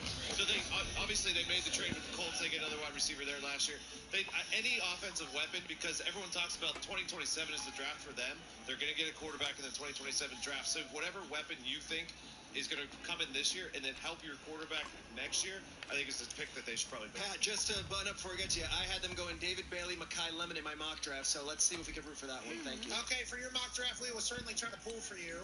For the good of the draft show, I hope the Jets just do something terrible. Yeah, don't worry, they will. I don't know. They will. It's because it's the Jets, you know. I think they won't, but I do hope that they potentially do. They did also take Mason Taylor last year. I know he's Kenyon Sadiq is not the same. I know what you're going to say, Dan. The only thing I would say is my brain goes Frank Reich, who's their play caller, and Zach Ertz. That was from the Bunker Boys. That was not me. But that was not the stage. We like Frank. Frank is my quarterback coach. Zach Ertz, man. He's just... We like Frank. I mean, look, I didn't do the yuck, but I like Frank. I mean, we're talking about the Jets. I wouldn't be surprised if they say, you know what? Carson back. There's a chance. There's a chance. And here's Roger Goodell with the announcement for the Jets. With the 16th pick in the 2026 NFL Draft, the New York Jets select Kenyon Sadiq, Frank, tight end, Oregon. Okay, we're getting a little power football back, but obviously the tight end position over the last 10 to 15 years has had a full resurgence. We even have tight end university. I don't want to go through the whole thing about how important tight ends are. This guy's a special talent, Coach Cowher. Yeah, he is. He was the best on the board. He's a big guy. He's a matchup nightmare at times. He's okay in the running game, but this is a guy you talk about going out there and you talk about getting hybrid kind of players. He's that kind of guy. He's a receiver, tight end type of guy. Can go down the seam, great hands, big frame. Clearly was the best tight end on the board. Well, I'll tell you, Kenyon Sadiq rated 4.3940 at the NFL Combine. That's the fastest recorded by a tight end on record since 2003.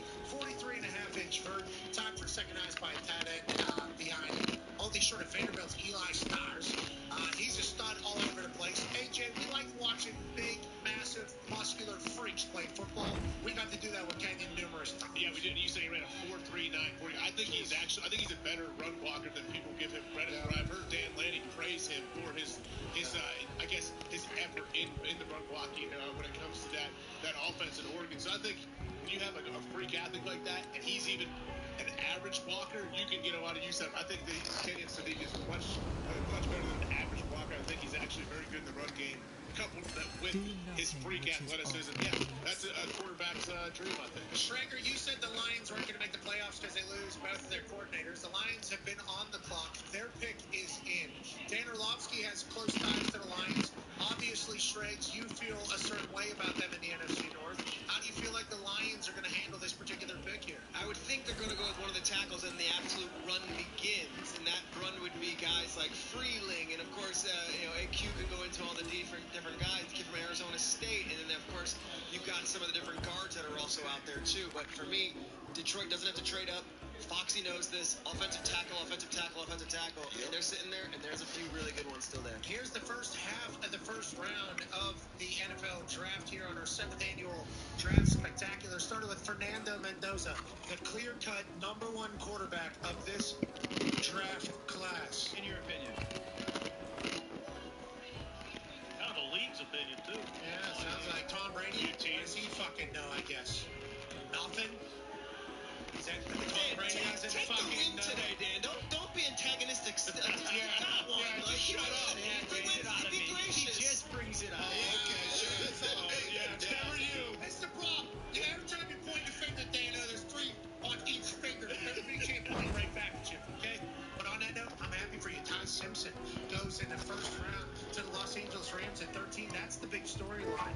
Caden Proctor, number 12, to the Miami Dolphins. That's a huge storyline. Sadiq to the Jets. The Jets go with David Bailey, accomplished football player. Kenyon City, accomplished football player. Want some vets in the building. Let's go ahead and start playing some better football for the Jets. Sonny Styles lasts all the way to number 7 overall. Bain is off the board, and now we have 16 more picks as the 17th pick is currently in, but we shall wait for the commercial break. Which, good time to remind everybody, Icy Light has Icy Light Mango.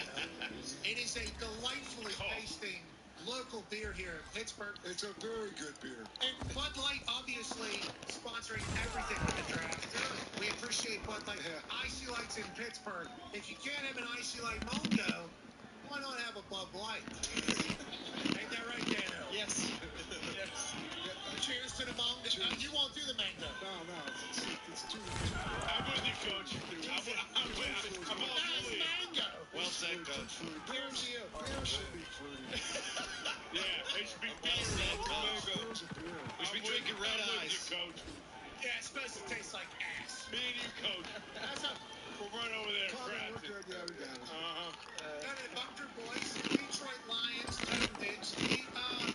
Obviously, the first half here has flown by. Yeah. The 8-minute thing, Huge. This has flown by, Tom Diggs. Yeah, it has. It's been really quick. It doesn't feel like it hasn't affected the draft at all as far as that, but it has been better for us.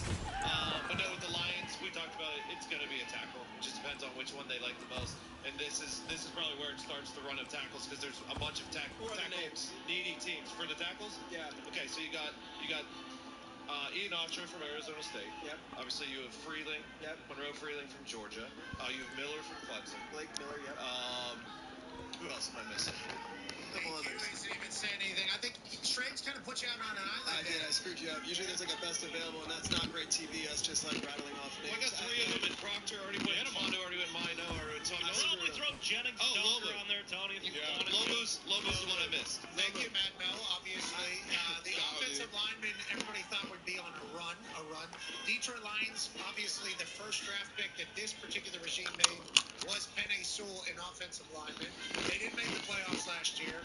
Everybody else in the division is seemingly getting better. Lions need a big one here, Conman. Yeah, and Penei Sewell being that first pick, probably going to the left now. And AQ has been raving about the Clemson right tackle, Blake Miller, that he played kind of exclusively right tackle. And 54 starts at right tackle. Yeah, 54 starts. So like, that would make sense if they're moving. You know, if you're going to do Penei to left, you might get right tackle. He's used to the right side set. I don't know if you know. Left leg forward? Yeah, left leg forward, right? Right leg kick? It's more complicated than That right side set is that's suspect. That left side is way. Let me see your left side set. I'm a left. Yeah, you want to get paid. You're playing left. Yeah, you see, that was a better kick. Yeah. You always do a right side kick. So The NFL is proud to be part of the global community of wish makers, taking action to support Make-A-Wish during World Wish Month. Tonight, you all have the opportunity to help grant an unforgettable wish. I'm joined here by Easton, a 14-year-old Lions fan whose wish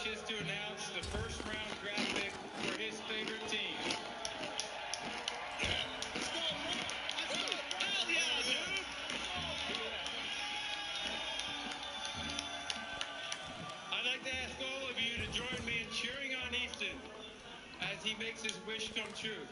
Take it away, Easton. Hell yeah! Hell yeah.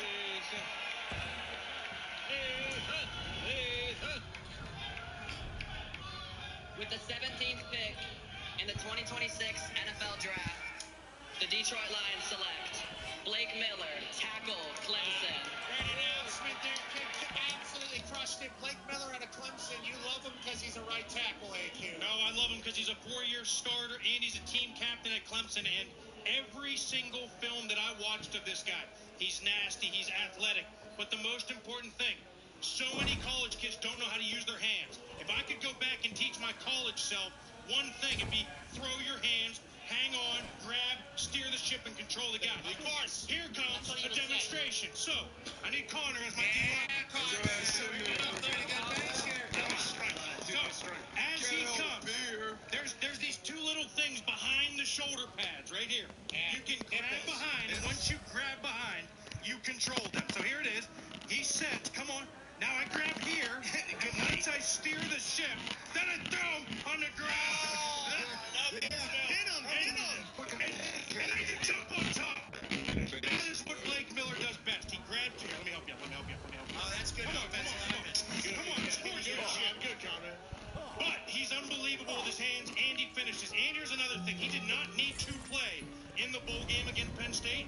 He played in the game, and he dominated. He buried people the whole game. We like his mindset. I do. Penny's hole goes to the left side. It seems that way. If you're going to take a right tackle there, you're either moving him or you're moving Blake Miller to the other side. I would rather move Penny Sewell. Yeah. All right, we appreciate that. Blake Miller, congratulations. Go to the Detroit Lions. They love big bodies. How do you feel about Motor City Dan Campbell, MCDC, obviously head coach of the Lions? He's got a lot of carrot. He's got a lot of built carrot. And those comparisons are obviously made publicly. Your thoughts on the Lions? There's competitive. I love Dan Campbell. I think this team's a reflection of him. It's tough. It's hard. It knows on. With the 18th pick in the 2026 NFL Draft, the Minnesota Vikings select Caleb Banks, defensive end, Florida. What? Congrats to the Minnesota Vikings. That was quick. That was quick. Hey, we're not dancing around here. We're going. That's a shocking one. Caleb Banks is down in our house and with everybody he's ever met.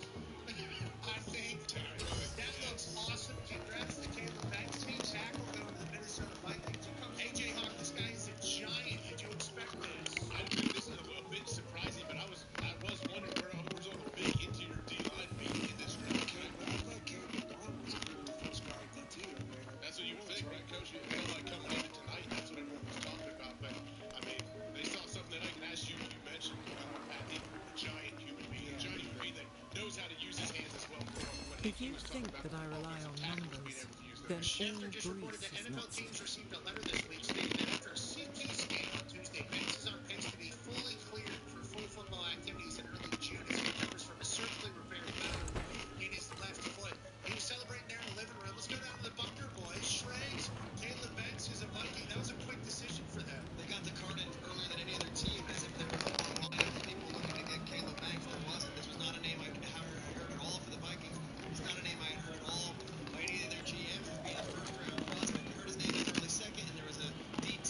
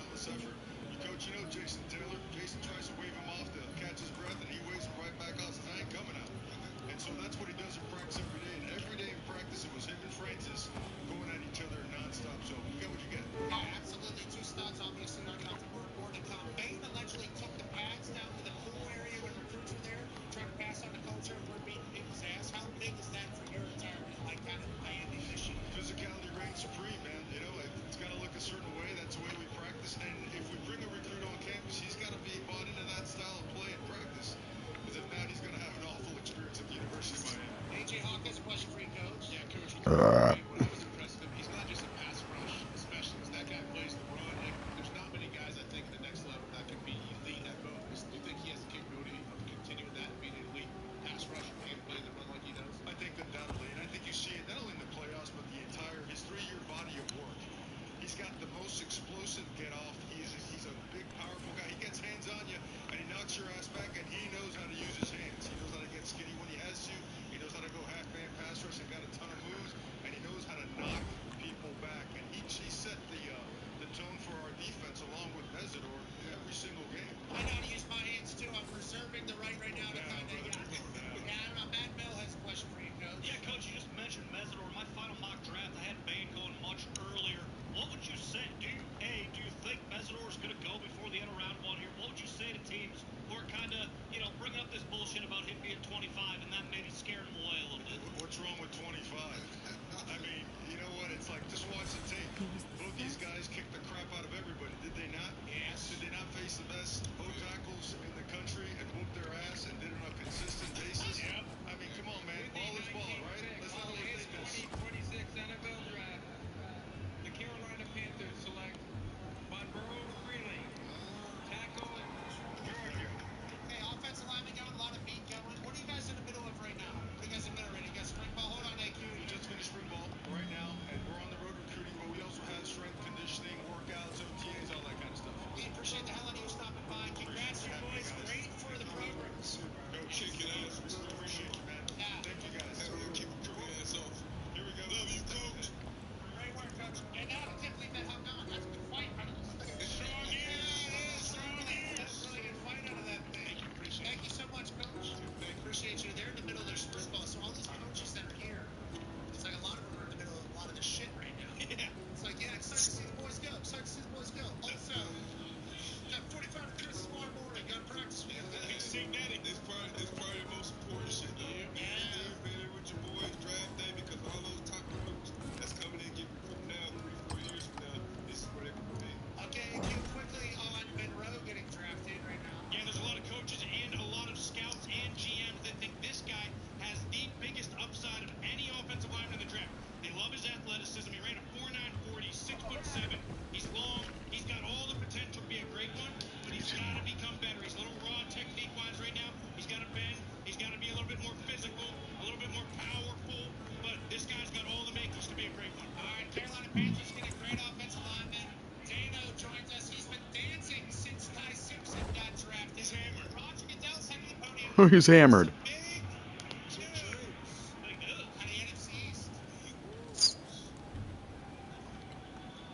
With the 20th pick in the 2026 NFL Draft, the Philadelphia Eagles select Makai Lemon, wide receiver, USC. The Eagles traded with the Cowboys to make this particular pick. Huge move in the NFC East. Dano, you love the pick for Killer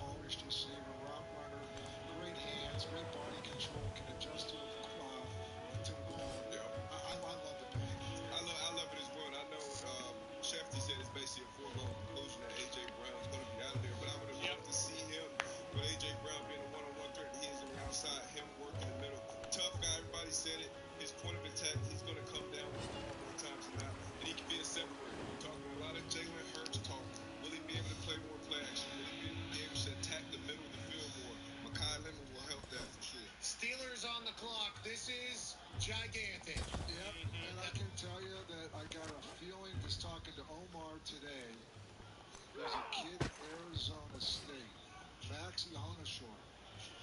He's very raw. He's not played a lot of football, but he's big, he's tough, and they need to address this offensive line. So I think this could be the pick that's coming in right now. Is this a little forecasting here by CBS legend Bill Cowher on what the Pittsburgh Steelers?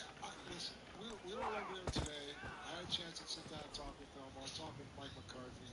They know what they have. They know what they want to do. They all know it starts with that front. And I'm telling you right now, you got to build the offensive line. Not sure about Robert Jones coming back. They lost the left guard. This is a kid that can come in if that knee bothers you. The right tackle to the left tackle, they can do that. So they love this kid. He's raw, has not a lot of speed. They will talk about him. But I think this is going to be the pick you're going to get. Okay, so the Pittsburgh Steelers during the Pittsburgh draft are about to make a pick.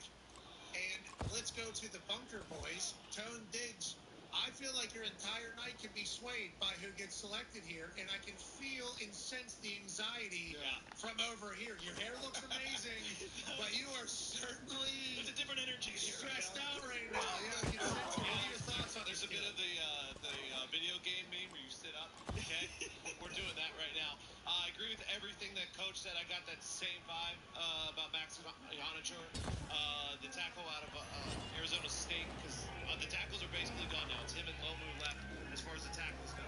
They go wide receiver, which is also a possibility. They brought Omar Cooper Jr. in for a top 30 visit. I expect one of those two. The outlier, the surprise for me, would be Dylan Dieneman from the safety from Oregon. But I don't know if that's.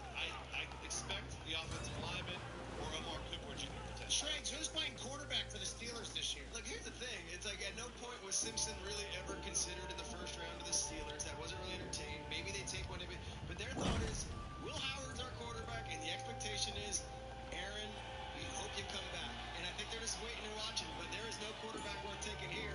And if they do take the Arizona State tackle, which Coach just mentioned, this is a guy who did not play. Hold on, Shregs, please. Byron Coach speaking. Sorry.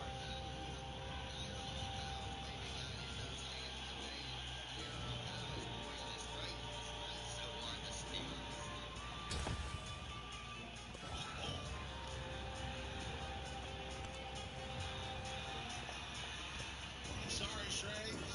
No, are you kidding? James Farrier's on. I'm watching.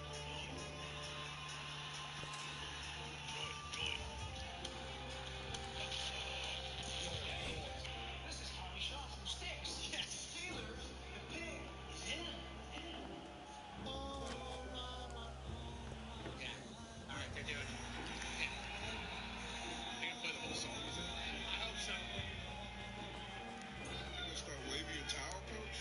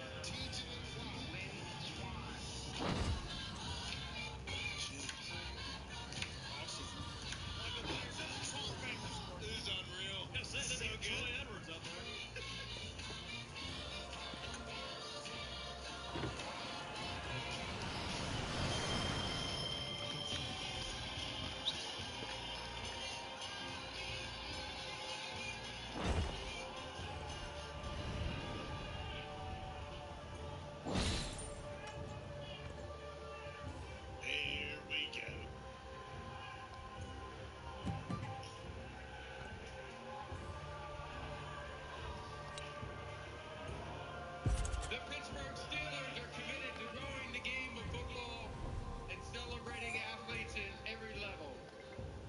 Joining me on stage are 6 Jerome Bettis Leadership Award recipients.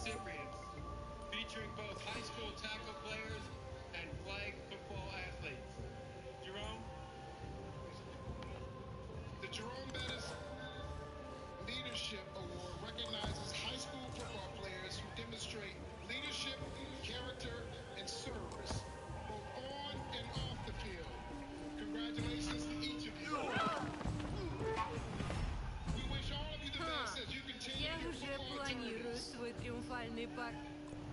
The last time I introduced the Steelers' first-round pick, I was fortunate to introduce T.J. Watt.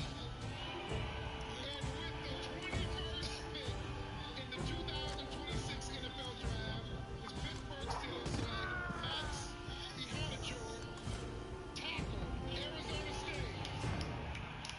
Yeah, they bring in an offensive lineman to hopefully protect whoever is their quarterback. Obviously, they need it up front. A.Q. Shipley from Moon Township here in Pittsburgh. Obviously, it was electrifying as the pick was about to take place. And Jerome Bettis says they get offensive line help. Why is that, A.Q.? Yeah, that was awesome to watch, first of all, with Renegade playing, terrible towels waving. Jerome Bettis makes the pick, but they get Big Max. Big Max didn't even play football in high school. What? He was a soccer player. He was a basketball player. This guy's massive. He goes to JUCO. He goes to Arizona State. He is long as hell. Super long arms. They're going to put him in plug-and-play right tackle. They got Fatano going to move over to the left side. Diggs, I know you're happy because Pittsburgh has been looking for a left tackle for years now. You move Fatano over, you get Big Max, and all of a sudden, you got your bookend tackles for the next 10 years. Do you like this pick out of this guy? He's got massive potential. This is another guy that, hey, we're betting on the potential. But yeah, he's only played in one season of legit college football. He's the Ty Simpson online. But he's an athlete. He's massive. He throws people. He's long. He's got all the intangibles. My comp on him was Jordan Mailata. If he turned into Jordan Mailata, then you hit a home run. Hell yeah, Coach Cowher, your thoughts on that? I love the guy. I can just see the look in Romo's eyes and Mike's eyes. Give this guy. You're right. He's raw. He hasn't played a lot of football, but he's got all the measurables. You're talking about his athleticism, his long arms, and I think he does go to right tackle. Troy over to left tackle. I think that, like you said, he got bookends. Still got to address the left guard situation, but again, I think this is a great pick. Now the crowd is Why are they so much more powerful than I am? Pittsburgh Steelers made a pick. We got an offensive lineman to help out the boys. Let's get the fuck home. There's only 2 lanes out of this city. Yeah, I was going to say, I can't say I blame him. You know, we got Rivers None right love over here. We life got more Bears than to drink. you, We got fights to get Gilgamesh. into. I mean, First of heroes and best of friends. The Cedar Grove shake with your laughter. The Teeth floods with tears. And your foes tremble at your approach. A new challenge awaits. I think so too. I don't think they're done. Let's go to the Bunker Boys. Tone, Diggs, Schrates. How do you feel about the pick? I love it. We talked to Omar today, and he spoke glowingly of him.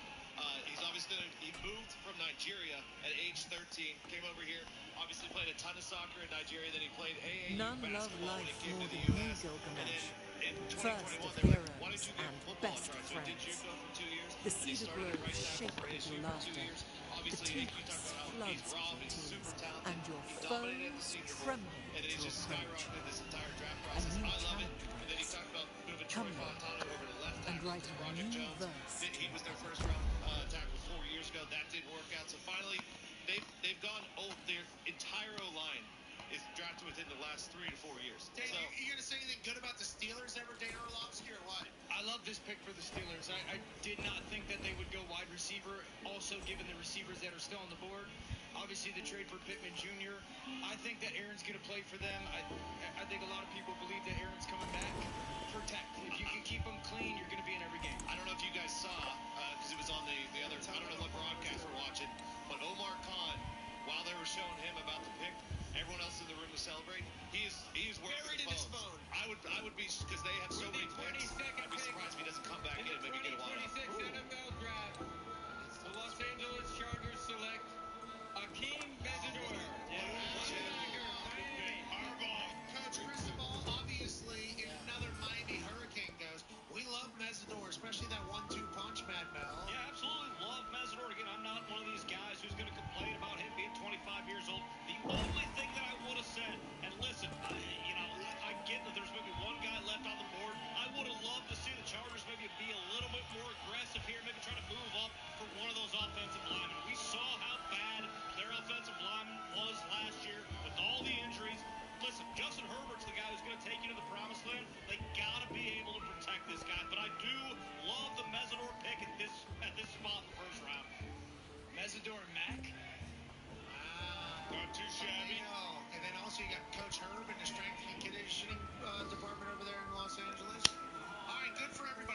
pick 23 right now. Is that where we're at?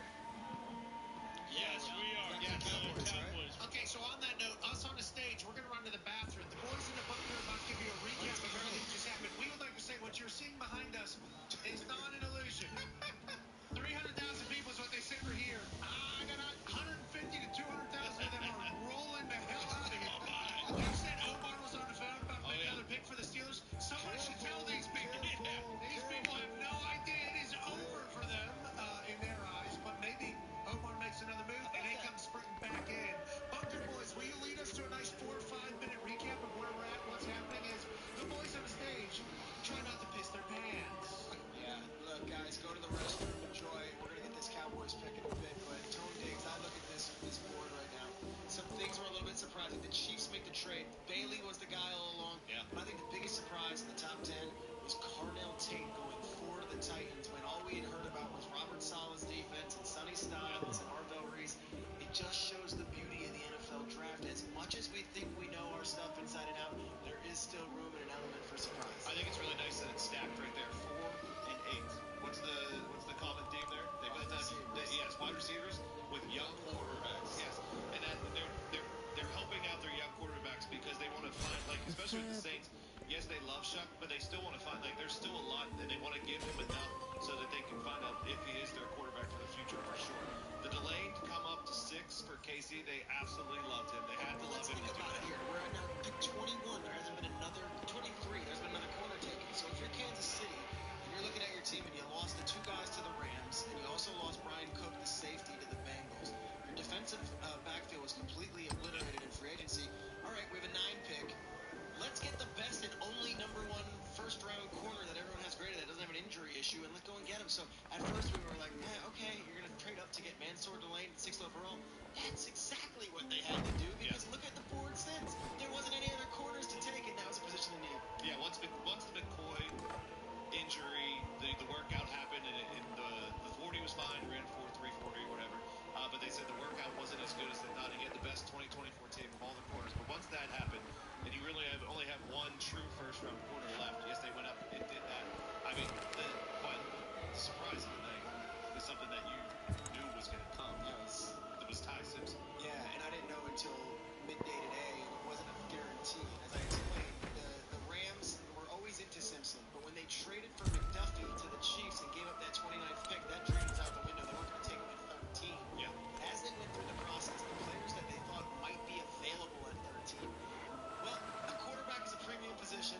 We don't know Stafford's history, and we love the kid. They absolutely loved him. So they could get cute and trade back and maybe get him at 17 or trade back and maybe get him at 19. But the fact that he just went 13th overall, and they just stood pat and said, let's trust our quarterback, let's trust our coach, let's trust our gumption, and tell the critics and the haters, F off, we're going to make our pick. It's a quarterback, and we love this guy. To your point, they don't expect to be a top 10 team next year. Sure. They don't expect to be a top 20 team next year. So if Ty Simpson is a quarterback they like, take him this year, don't get cute, and then next year, when everyone else is talking about the quarterback draft of the century, they weren't going to be players in it anyway. Yeah, that makes sense. A couple other ones that they just feel right. Caleb Downs to Dallas, obviously. What a gem for them. Vega Ioane to the Ravens. That's just a no-brainer. The most Ravens pick ever, and I had it in my mock draft. If he was sitting there, that was going to be the guy. We didn't do enough analysis on it. I had many coaches tell me he was the best lineman in this draft. Yeah, when AQ said it, like, and he watched a ton of film. He is. I hear a lot of terms for scouts or whatever. Like, if it's a home run, maybe not. But he is a double all day long. On the fairway, they say. Yes, he's on the fairway, and like that's the most Ravens. He was sitting there at 14, and Bain was sitting there at 14. I knew one of those guys was going to the Ravens. And Sadiq was there, and that was a possibility too for the Ravens. So it was like, do you go offense and get Lamar? And they did. They protected Lamar. When you lose Linderbaum, you lose a real big piece of the interior offensive line. Look at that block. Are you serious? The poor UCLA kid. Is he getting it? This is a great pick for the Ravens. Yeah, and then one of the one surprising one, super surprising one of guys like that you did not expect to go. 18. Yeah, Caleb Banks, 18 of the Vikings. I talked about it earlier. He's an absolute freak as far as the D tackle, 6'6", 330, has really, really good tape, but not a guy that was supposed to go in the first half of the. No, and let's get to Roger because there's another Cowboys pick. With the 23rd pick in the 2026 NFL Draft, the Dallas Cowboys select Malachi Lawrence, defensive end, University of Central Florida. Roger Goodell with the pick for the Dallas Cowboys. Congratulations to him. Let's go back to the Bunker Boys. We have Permanis getting delivered as we speak up here, boys. We apologize for the chaos. Jeez. We apologize for We the do chaos. too. The Bunker Boys. Is that a buffalo wing in front? Yeah, there's a lot of magic happening here. Yeah, absolutely is. How do you feel about the pick, Bunker Boys? Yeah, I had Malachi Lawrence going to the Cowboys in my mock draft. I knew they really liked him. I love this fit for him. He is tall, rangy. He can also play inside if you have to. And what did we say about the Cowboys? At 12 and 20, if they can get two defensive starters, that's a home run. If one of them can be a defensive back and if one of them be a pass rusher, great. At 12 and 24, and they pick up some picks, they get their guys. Caleb Downs and Malachi Lawrence. Tonight was the Dallas Cowboys draft. I love what they got, and I love this young player. Yeah, this was a guy who was skyrocketed since the combine. He came out of the combine. He jumped off. This whole process, everyone talks about how he just is. His pass rush moves, his pass rush artillery is one of the best in the drafts. He can do it all. They say he does need to improve a little bit in the run. It's not an effort thing or anything like that. It's just kind of a leverage technique thing, but his effort is always there. One of the best pass rushers in the draft. I love watching the emotions, dreams coming true. Mad Mel, Jerry Jones, kind of in his bag here tonight. Yeah, absolutely. And again, like we said, it's all going to come down. And we know the Cowboys can score points. We'll see what happens with George Pickens. He'd probably get traded. That would be my early indication. I don't know. But again, their defense was so goddamn bad that last year. Just terrible. The year before as well. The year before that. Hey, if you like this guy, if you think this could be one of those guys who kind of takes your pass rush to the next level after losing Micah Parsons. Listen, Jerry's in his bag, bruh. Okay, it's about as simple as that. I like what the Cowboys have done tonight. Cleveland Browns, who's their quarterback? Sean? Yeah. Anybody really but Dylan Gabriel? Which is crazy. I've not heard his name. Not once. What do you think of the Cleveland Browns? Just as a whole. I gotta go receiver, Pat. Gotta. Omar Cooper, right? Omar Cooper or Concepcion from Texas A&M. I like Concepcion and Boston. Okay, so Omar Cooper is incredibly smooth.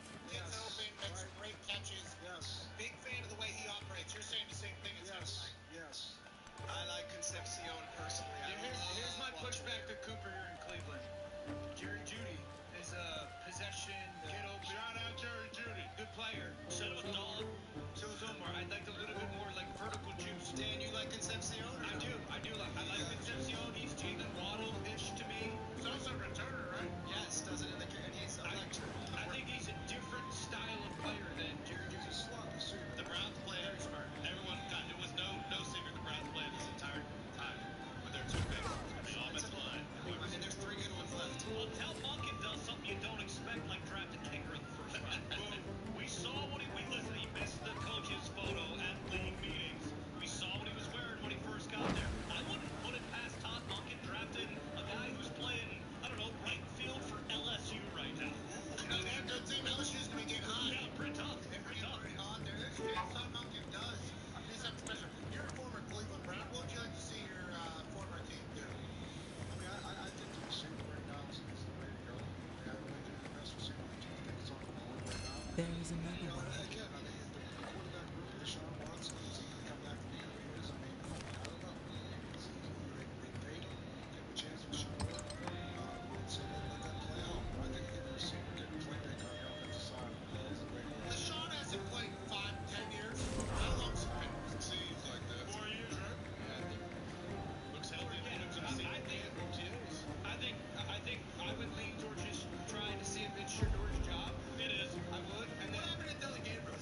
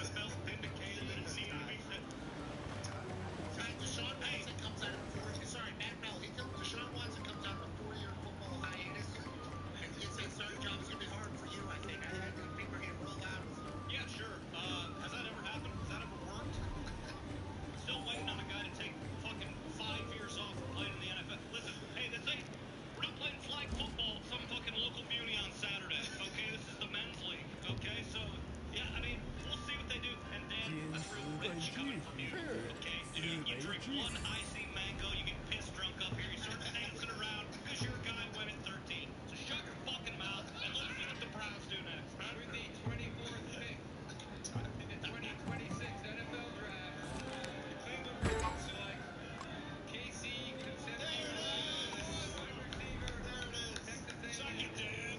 Dan Orlovsky has your MFA return. I literally said Concepcion. I said I don't like it. I love it. You didn't like it, Let's go to the Bunker Boys. Omar Cooper Jr., potentially Vince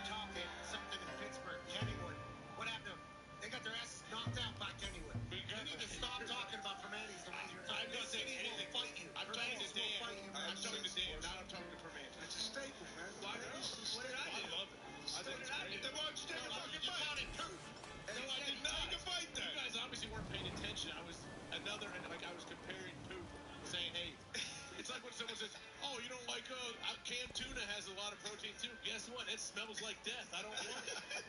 So, like, there's a lot of things that are good for you and have protein in them that are garbage and taste terrible. I don't think anybody's saying tomato. But this tastes good. Yeah. Oh, yes, I know. Shut up, pal. Definitely not Beggars now, but can't I be will. choosers.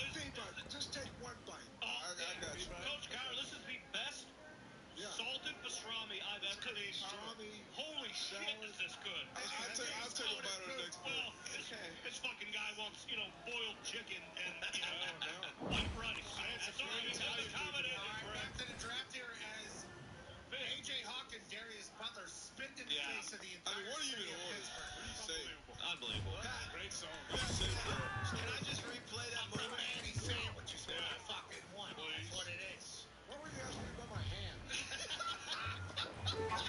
Can you catch? You can't catch. We're talking about whether or not it's athletic or not. Can you catch? You can't catch. He can't. Crafton, maybe. You come out to the East Coast. Pat, Yeah, buddy. when we're doing this, and I'm sitting here with Tone Target. Let's interlock.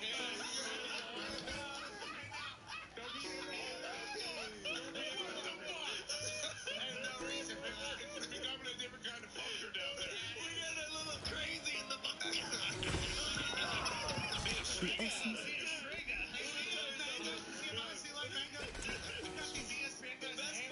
The best part about it was Orlovsky stopped the record and said, yo, D-Butt.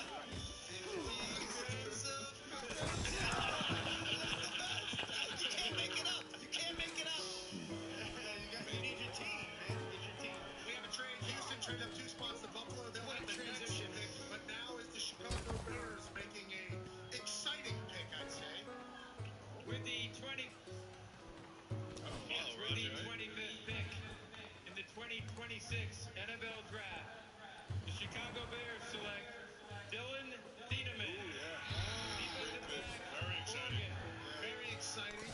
Obviously, we hope to see him on the All-American team in future years. Tucker Regine was able to crack the code over the last couple of years. Will Dylan do the same? But what do you see from this incredibly fast quiet from Oregon? I'm honestly surprised he stayed on the board this long. You had Caleb Downs there, but almost everything that you can say about Caleb Downs as a football player, you can say about Dylan Thieneman. He's unbelievably explosive. He's a smart player. He's like another coach on the field. He's a lunch pail type of guy. But I'll tell you what, when he went to the combine and ran that 40, I know that surprised me, and it definitely solidified his position in the first round. But he's an unbelievable football player. Now putting him on this Bears secondary, who lost a lot of talent at the safety position. Brisker actually came here to Pittsburgh with some other talented defenders as well. Getting this young piece in there in that backfield is a great pick by the Chicago Bears. Looking sweet, too. Yeah, fantastic swagger. Yeah. Coach Cowher, how do you feel about the safety position? Obviously, Troy Polamalu is a safety you're going to be synonymous with, especially here in Pittsburgh. Feels like it's a four-down, got to be able to tackle and cover the entire field position yet again. Yeah, I mean, hybrid type of players. This guy can play in space, he can play in the box. I think that's people talked about it. This is very, I mean, his speed is unique. He's a hitter, too. He's a big-time thumper, too. This guy's going to knock you down and come after you. He's a very good tackler, very good in space, and he can cover. He's got great speed, great range. I love his pick. How do you feel about Chicago as a whole? Caleb obviously came on better towards the end. Ben Johnson, offensive coordinator and head coach, said that Caleb's nowhere near being the quarterback we need him to be. So you assume they're only going to get better offensively. Defensively, going to do the same thing, it feels like. They have to get better defensively. They're one of the worst run defensive teams. And I thought a defensive tackle, run by Kate McDonald, might not be a bad pick here as well. Because their defensive front is not very strong right now. They can run on. Yeah, they stunk on defense. Their saving grace last year was turnovers. They're up at the top of the league, wire to wire with turnovers. We know how that goes. That kind of comes and goes. So it's not a year-to-year thing you can depend on. But I think McDonald was a great pick for them. But obviously, I love the secondary guys. So I love this pick. Dylan Thieneman says his favorite movie is Gladiator, which obviously won the Best Picture at the 73rd Academy Awards in 2001. He watches it at least a few times a year. He's an old school guy. Good sign. That's a good sign. Mad Mel, how do you feel about the White Lightning taking his way to Chicago? Absolutely love that he is a Maximus Decimus Meridius disciple, as am I. I'm also trying to watch it about twice a year. Excuse the pastrami here, I just can't get enough. My general rule of thumb with if you find a white guy who's this fucking athletic, just draft him. Listen, guess what? these guys aren't growing on trees, okay? A lot of white guys looking like me, fat, sloppy, can't move very well. You find a white guy who can move like this and play like this, you get him, no questions asked, and you thank me in about 7 to 10 years. And the Chicago Bears are maybe starting to become the smartest team in the NFC North. The Kings. The Kings of the NFC North. I wouldn't go that far, but, you know, they are lucky. They do get to play the Packers, you know, twice a year, sometimes in the playoffs. You know, they'll be losing like 21-0 going into the fourth quarter, and then their head coach just flexes his nuts on the Packers head coach, and that's kind of all she wrote. They usually poop the bed thereafter. But we'll see. Yeah, that's what we're saying. The Kings. Yeah, the Kings of the NFC Well, North. yeah, but, you know, hey, listen, the sun shines on the dog's ass every once in a while. I'm going to guess that's what last year was. You got to prove it. Year after year, after year, after year, after year, after year, and on, and on, and on, and on, and on, and on, and on, and on, and on, and on, and on, and on, which is what the Packers have done for the last several decades. So we'll see. Hey, listen, they may have, you know, awakened the Bears in the NFC North, but don't rattle the bear, brother. They may have came out of hibernation because they were dog shit for a long time. So all is right, I suppose. Coach Coward, tell me about Ben Johnson and the Chicago Bears and what this move says to you. Well, I mean, I think it's addressing the defensive side of the ball, which obviously they think offensively and Caleb, I think they're very good. Great run game, great 1-2 punch, and their offensive line has been very good. So I think, like I said before, I think they still have to address the up front, the defensive front. Houston. All right, sounds good with the Bears. Congrats to them. Houston traded up 2 spots with Buffalo being making moves. Okay, getting back out of there.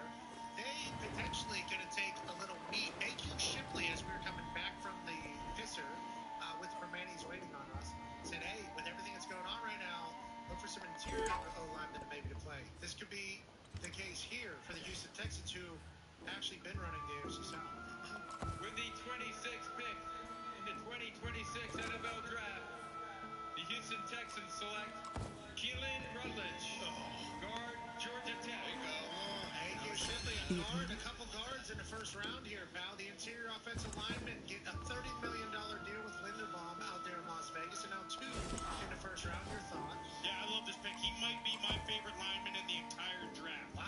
I knew he was going to go a little bit later. People said, okay, we should put perception on him. We're going to put him in the second round. This guy's Ryan Jensen. You guys remember Ryan Jensen? Yeah, he is nasty. He's a prick. He also has red hair. But this guy is an absolute dog. They went and got Wyatt Teller from the Browns, one of my favorite linemen in the league. Again, nasty, prick, dog. You got 2 badass guards taking over in Houston. This is going to be a good offensive line now. I don't love that for the Texans. They seemingly make all the right decisions. Thank you, AQ, for the breakdown on the big guy. Talking about big guys, a big one was sent to Carolina. Joining us now, the general manager of the Carolina Panthers, Dan Moore. What's up, fellas? Hey, Dan, congratulations on another first round of the draft, another happy draft season to you. You go with a big guy. You said it's not illegal for me to take another wide receiver. You go offensive line. Why is that, and how did tonight go for you? Yeah, it went good. We felt really, we thought very highly of Monroe. Just how big, long, and athletic he is. He's still so young, and he has a super high ceiling. So he's a guy that we're unbelievably excited about. We think he's going to be a good one, and can't wait to get him in here and see him compete.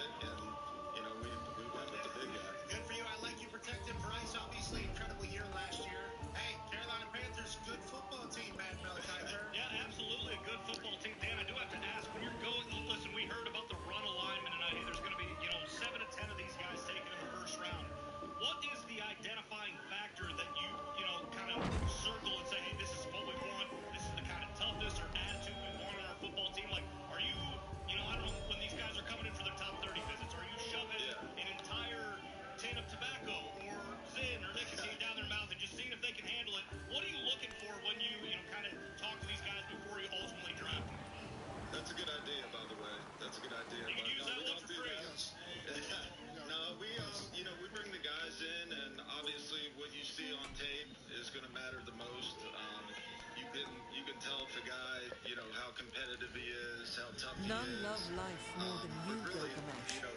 First of heroes and best of friends. The cedar groves shake with your laughter. The Tigris floods with your tears, and your foes tremble at your approach. A new challenge waits. Come then. He's passionate about his craft and a guy that he wants to be great. And we fell in love with him. I don't think you're ever going to go wrong taking a big guy, especially if it ends up working out whenever you're on the rebuild. Coach Cower has the last question for you here, Dan. Hey, Dan. Dick Cower. Hey, good What's to up, see you, Coach? man. Good to see you, brother. Hey, listen, How let you me ask you. doing? Good, I'm doing great. Listen, Bryce Young took a big step last week.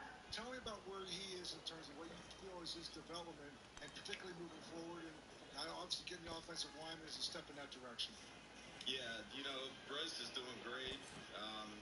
Really just stepping up, his leadership, the way that he works on a day-to-day basis, being the quarterback, being the face of the franchise, if you want to say.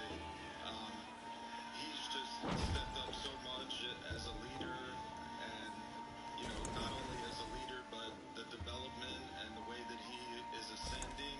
We're really excited about him and his future and the team's future. They said you're taking 3 milligrams over here. That's what the boys are saying. I didn't say that. AJ Hawk said that, Dan. No, they said you got that Russian stuff. It was 20 milligrams. That's what I assumed. Swedish. That's a lot. It's not Russian. Hey, enjoy yourself. Enjoy the draft. Thank you so much for the time, and congrats on the Carolina Panthers being as good football team. You're the man, Dan. Thank you, buddy. Appreciate you guys. Cheers. Oh, yeah, Dan. That's GM. Yeah, Dan. Here's Dan Morgan. You see how we didn't let you ask a question, Dan Orlovsky, because we were worried you're going to do the whole Ty Simpson thing. We can't even trust you with a microphone right now. Why would I ask Dan Morgan about Ty Because you're kind of doing that the whole Because night. you're a dickhead. Yeah, you kind of do. You remember? I don't even. You can't. I'm not. You like it. You're just trying right now. You can't get to me right What now. are you going to do about it, dickhead? Washington Dell said The 27th pick in the 2026 NFL Draft. The Miami Dolphins select Chris Johnson, defensive back, San Diego State. Okay, Coach Cower, big sign of yes, I like it immediately upon the announcement. What do you like about Chris Johnson? Đêm nay một số mắt trên đỉnh festival và dòng chảy êm đềm tĩnh lặng. I thought he was a good pick. I think the other kid, McCoy, I think he's going to have to get another surgery. So I think it raised Chris Johnson up the board. McCoy's recovery from his injury was certainly a massive question mark for the last few days on the projection for where he was going to go out of Tennessee. Now San Diego State's on to Miami. Eva, Dolphins fan, you like it? I love the pick, and that was a question on who was going to be cornerback 2 after Delane. We knew Delane was going to be the first one off the board. Coach just mentioned McCoy. He ran his 40. His field work wasn't great. Potentially have another procedure. I don't know, the ins and outs of that. But his tape a couple years ago, 24, was the best tape in the last couple years, what everyone says. Hood could have snuck up there. But I love Chris Johnson at this pick. Solidifying the secondary. We talked about the Dolphins having 7 picks of the top 100 coming in. This is a good use of one of them. Patriots have traded with Buffalo. The tourists should get another lens. They will be making a selection. Let's head down to the bunker, boys. Tone and Shregs, what do we expect from the Patriots here? I don't know. This is very captivating. They usually would trade back, but Elliott Wolf, maybe a pass rusher, and he's a guy that obviously all the Packers fans know. His dad is Ron Wolf. He's now the general manager. We expect that Elliott's going to have to really carry the load over the next couple of days with what's going on up there. So let's see what they do. This is a pick that I would have been hearing would be an edge guy, but if you're trading up for it, I'm wondering who the player might be. What you're talking about there, Shregs, is that day 3 of the draft, Saturday, head coach Mike Vrabel will not be present. He'll be out of state with his family. There was a report afterwards that said he will be in touch with the people in New England, so he'll still obviously be hands-on. A lot of 8 picks on Saturday, or 7 picks on Sunday. Yeah, I think that might take away 1 or 2 of them, but yeah, they have a ton of picks. A lot of picks to bundle. They make a trade up here, a couple spots. What do you expect from the Patriots here, Dan Orlovsky? Yeah, I mean, hearing Sugar go edge, is it going to be Keldrick Falk out of Auburn? Yeah, I was thinking, he big body. Jennings is no longer there. Did they lose Anthony Jennings? They lost him. They lost Chase on. Similar body type to Jennings. How about Cassius The fair We find out right now. Says Roger Goodell for the Super Bowl appearing New England Patriots. With the 28th pick in the 2026 NFL Draft, the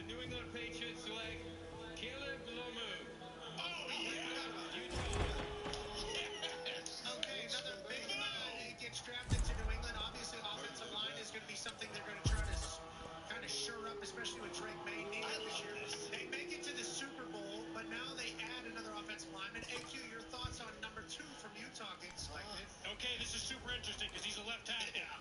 Who struggled in the Super Bowl last year? Will Campbell.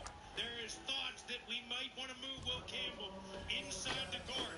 Super interesting pick. I actually like Hey, baby, am I being loud? almost as good as Benos. He's a very good football player. Everybody said he was going to be a first-round pick. He does. He sneaks into the Hi, end of the baby. first round. This is a very interesting pick. You have a headache. Where everything goes for Aww. OTAs in the offseason. Have you had any water?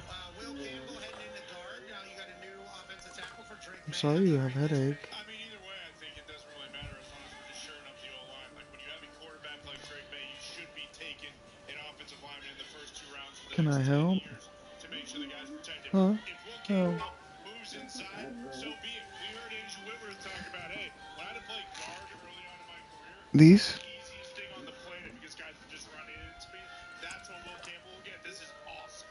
Dan, I think you said Drake May needed to sit for 3-4 years before playing. Now he's in the Super Bowl. What do you think is going to come for them next year? I said I thought he should be a little bit on the Jordan Love. So 3 or 4 years is light or heavy. We'll see. This guy's heavy. I want to see how they handle a little bit more of a challenging schedule next year. Oh, it's the NFL. Here we go. I just want to see how they'll handle more of a challenging schedule. They're going to have a number one. Ty Simpson was going to get drafted in the first round. That's fine. It's not to be a different schedule, that's all. They're obviously a very good football team. I love the additions. We'll see if the A.J. Brown trade actually happens. That's dumb. I would imagine so, but the only thing I would say is the Pickens news today throws a little bit of a wrench into that. Like, if I were the Los Angeles Rams and I just took Ty Simpson, I would want to have a conversation with A.J. Brown and George Pickens or their teams. Can I trade for that guy? Can I take a first-round pick for next year or a second-round pick for next year and trade for one of those 2 guys? A.J. Brown was going to the Patriots. Yeah, that's what I'm saying. And he's already paid.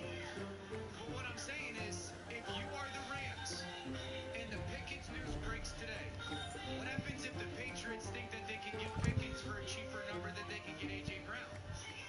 What happens if the Rams then think they can get Pickens or A.J. Brown? Those are worthy thoughts. Okay, sounds good. Let's go back to the Patriots picking offensive lineman. I would like to see if the Rams, and once again, maybe he was being told by the Rams a long time, Simpson. So we don't know what Orlovsky is. That's true.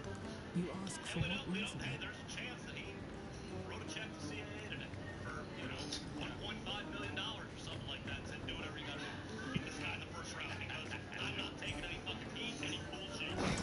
Dan did that? Yeah, there's a chance. So Dan's actually not getting paid. No. Correct. I don't even know what he like that one. The agency drafted him to the Rams. You kind of staked your reputation on this. I can see you, hey, listen, I'm kind of in a pickle. Hey, what's it going to take? What do I got to give you? So he's paying for his take to pay off. Correct. Absolutely. I didn't know you did that. That's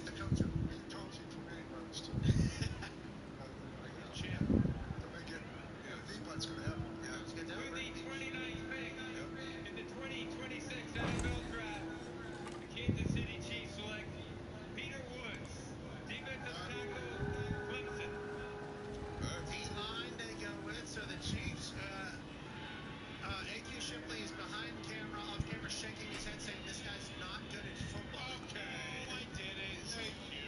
I just think this is a None high love pick life for more that than you, selection. I Gilgamesh. think this First of guy was the heroes number and one player best of coming out of high friends. school, and he's lived off The of cedar that since groves he came out of shake high with school. your But laughter. his team does not The match that. Tigris floods with Yes, he your was tears, that, and then he and was a your freshman foes All-American, and tremble it's at your approach. Tape has actually gotten worse A each new year for challenge two waits. You better be Come sorry. I'm so mad about it. Last year, he was projected a top 10 pick. I'm not mad. Now he was projected a top 5 pick. Now he goes here to 29. Ugh. So, yeah, I mean, take it if you want it. What do you think, Mad Mel? What is your kind of read on Mad Mel's so funny. I absolutely love this guy. I don't know why these dickheads are coming in and telling me He keeps calling them all dickheads. And it makes me laugh. Because dickhead's one of my favorite things ever. He calls Dan Orlovsky a dickhead. He goes, yeah, is that what you thought, dickhead? Something to that effect, and it made me smile. It's stupid. We have a massive alert coming from the NFL social. Jets have traded up to number 30. 49ers have traded back to number 33. The 49ers have been a part of some action here. Okay, 49ers are now we got the Jets getting back in. This is enjoyable. What do you think this is about, Orlov? I don't know any of these players. At 16, I don't think it's receiver. Maybe edge rusher here, because obviously they traded Jermaine Johnson. So maybe one of those two edge rushers that we've mentioned. What about a wide receiver? I mean, maybe if it's a receiver depend Boston, I would be in favor of Boston. What about Omar Cooper? I like Omar. I just think this is the Fernando thing. And they've gotten Dan Orlovsky drunk. Which is funny in its own right. Schrags would know better than us, but it felt like the narrative was like, no, they're not going to spend a first round on this. How he looked in the truth. No, I had him going 30. This is about the spot that McCoy will go, but there's also Coleman Hood, who was his teammate, who's still on the board. He was at the draft, so I wonder if he was, expecting to go. Peter Woods, of course, just spoke before that. One thing I'll note, this is kind of inside baseball. I have a feeling the Jets are going to get back in here because after the 16th pick, usually when a team is done with their draft, they'll do a press availability with the local media. The Giants finished 5-10, and Joe Shane was on a conference call, and Harbaugh was on a conference call.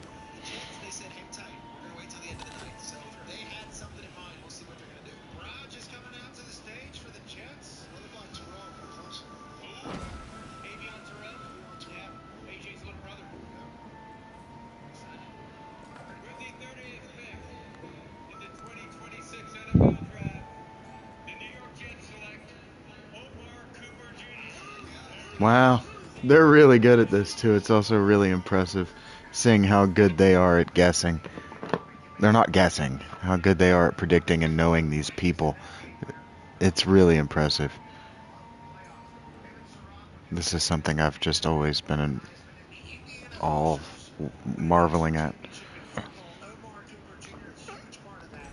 And obviously, now the Jets have another weapon on offense to go alongside Garrett Wilson. You didn't love the pick, it sounded like. No, I love the player. He's very Jarvis Landry to me.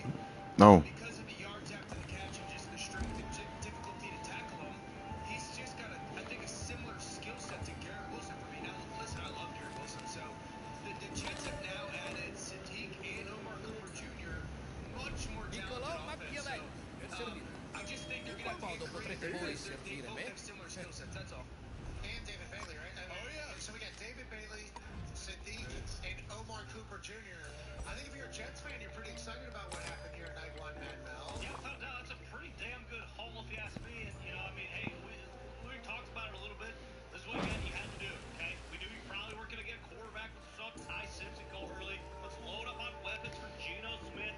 Don't need another, recreation of what happened last year in Vegas. So, yeah, I mean, hey, the proof is in the pudding.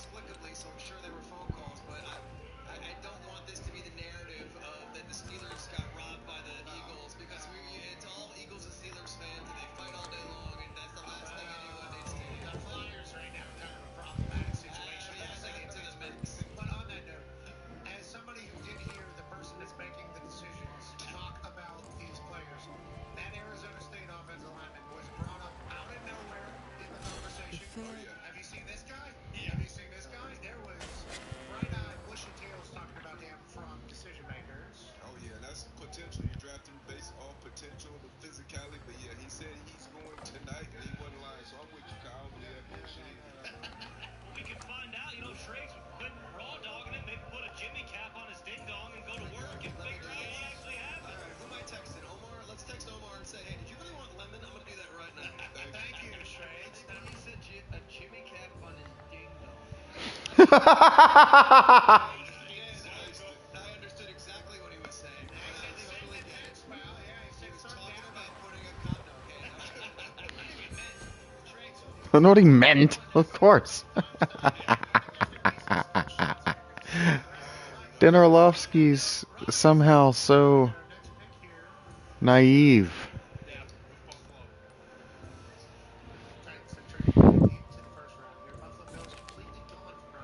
Titans are tired of being bad.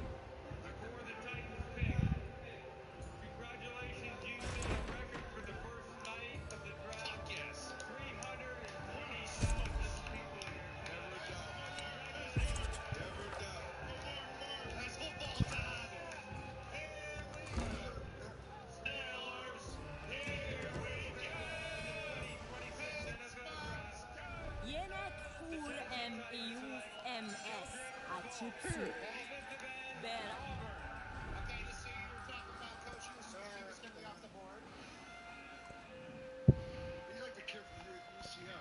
He's like a big, long. I love this kid. Mean cuss. Yeah, he is a mean cuss. Titans make another play. Obviously, Robert Saleh, Brian Dable trying to take over and change things down there. Add a little defensive edge to the team in the AFC South. Orlovsky, the Titans could be worth a game next year. I think they're going to be a much improved, if not the most improved football team in the NFL. I'm a big Cam Ward guy. Daniel Bellinger comes over. Wan'Dale Robinson comes over. You got guys to work the middle of the field. They got to get Calvin Ridley to stay healthy and play high-level football. Tate's got to be his Jamar Chase, essentially. I'm a Salah guy. I think he's a very good coach. This is a nice pick. I like the fact that they went back up into the first round and got it. I like that he's here. So this defensive line now has him, Jeffrey Simmons, and Jermaine Johnson, right? And much better. And what's the guy with the hyphen? Myers that they Yes. That's a good line, dude. And with Tate, they have Wan'Dale Robinson. They brought him over. If it's bulk, you can move him anywhere. Like he's 275 pounds. He can play inside, outside, 5'10", whatever you need him to do. He's 275. 275. That's a big I don't love what's going on down South. Houston, Tennessee. Yeah, Jacksonville. Did you see Liam Cohen talking to the team? He's out of a movie.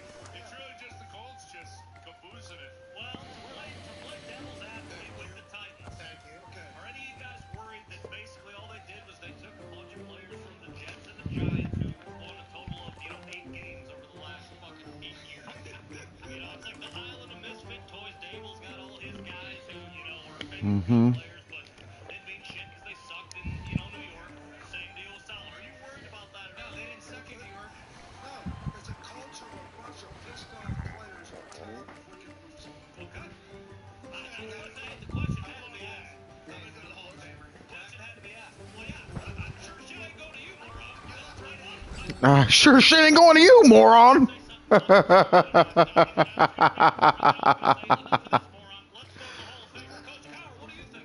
instead, you and Coach Cowher directly, and Dan says, you know what, hey, you didn't say anything about me. Bingo. I appreciate Dan doing that for us. Me too. With a grain of salt because I know his BAC is probably like, 0.25 right now after that one icy light mango he drank earlier. So That one icy light mango.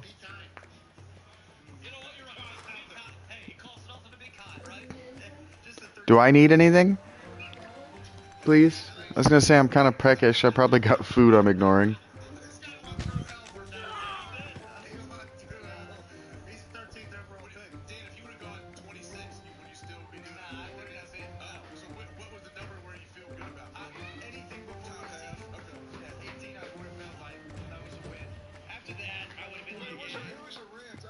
Thank you.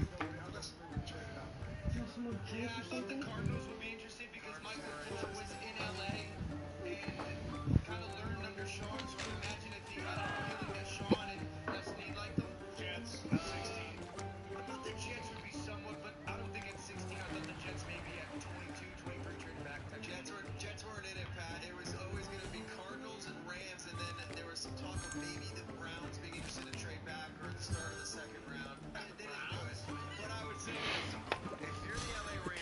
bird watches butterflies with envy.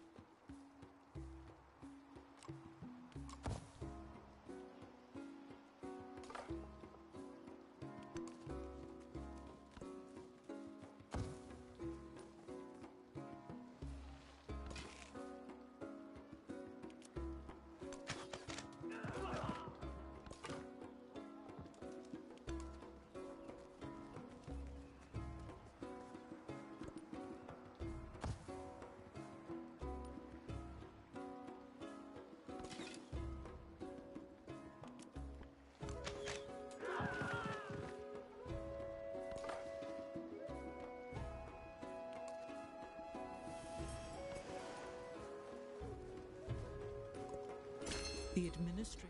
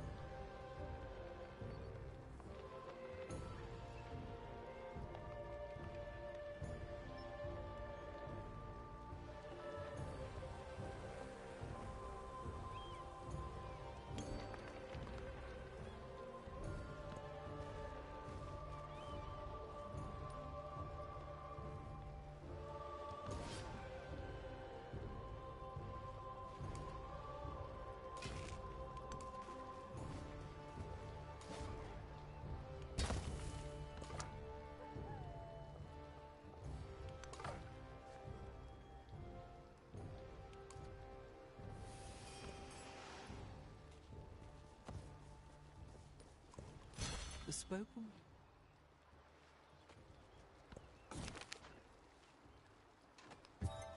If you...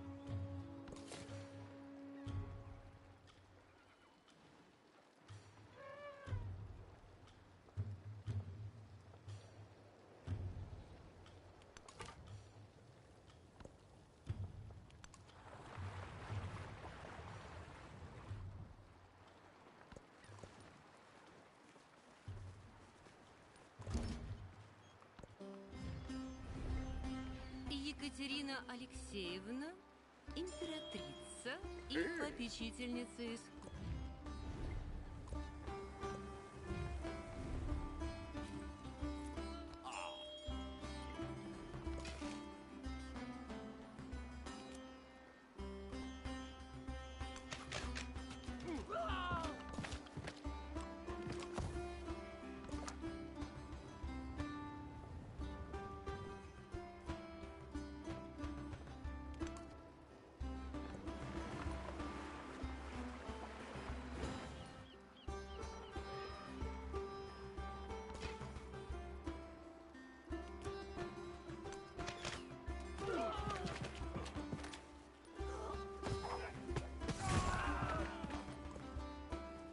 There is enough.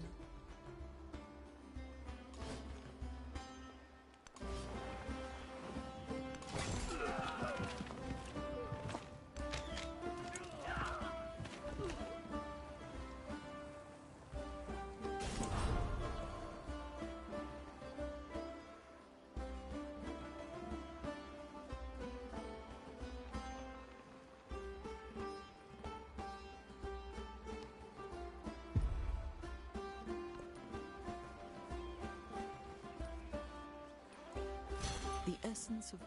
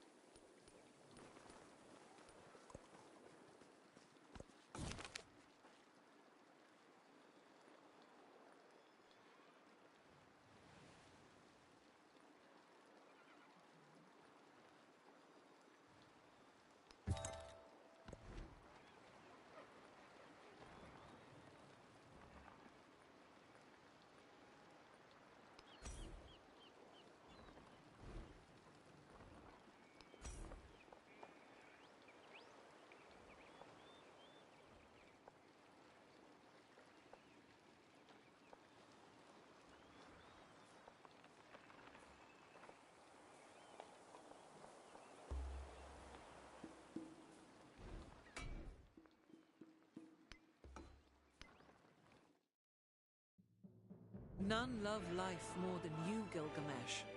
First of heroes and best of friends. The cedar groves shake with your laughter. The Tigris floods with your tears, and your foes tremble at your approach. A new challenge.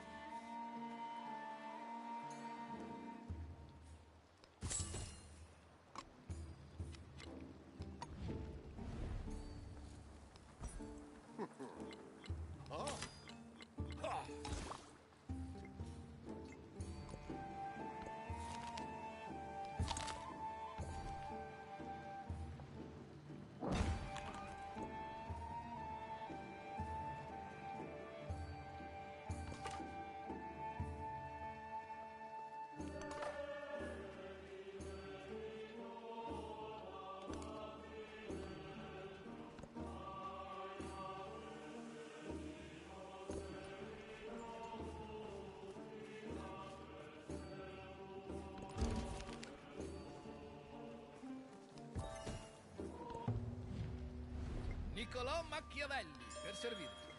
In qual modo potrete voi servire?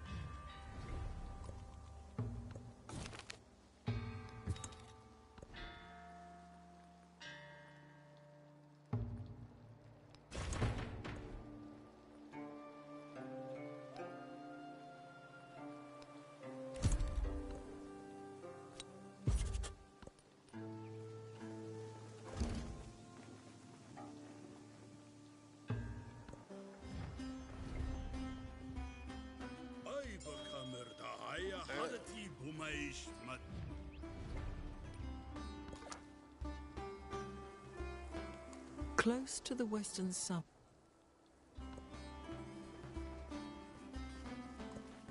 All up.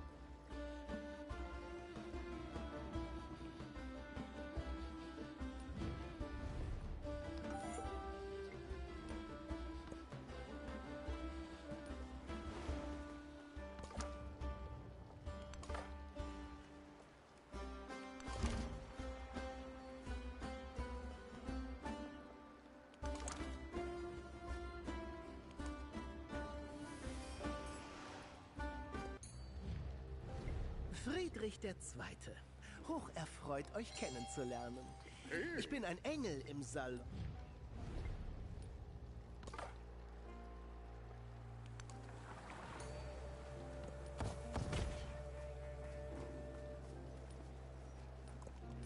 The fair.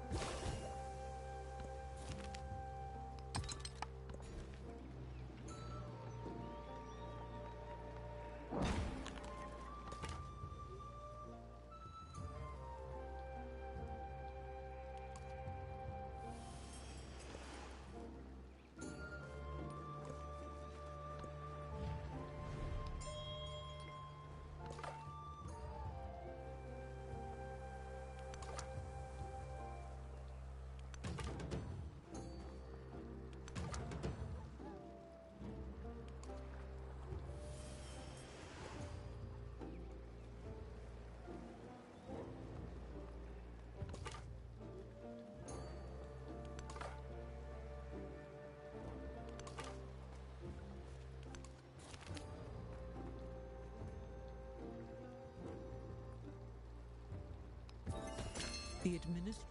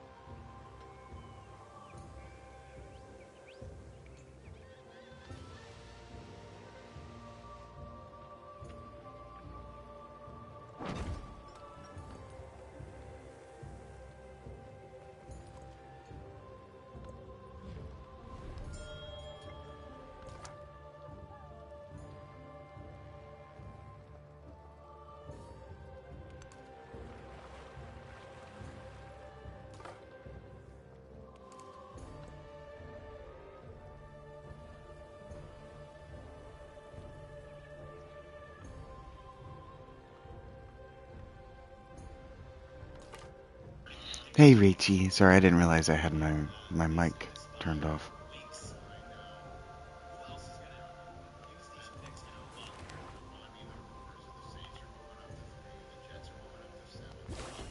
The cage.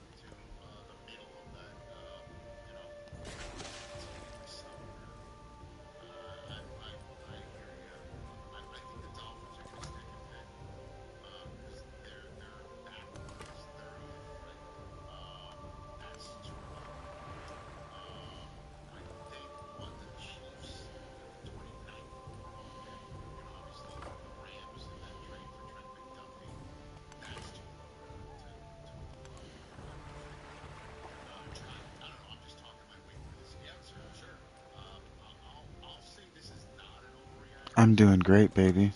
I just listened to the draft, and now I'm just fucking around in Civ 6, my sweet. I'm doing just fine.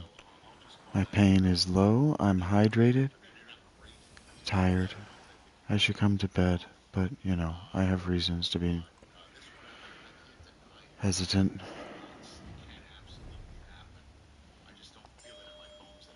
Do you think we're gonna get, last year in Green Bay, Jacksonville moved up with Cleveland for Travis Hunter, and that was really fireworks. Whereas we didn't really even spend any time talking about the number 1 overall pick, quarterback Cam Ward. Do you think?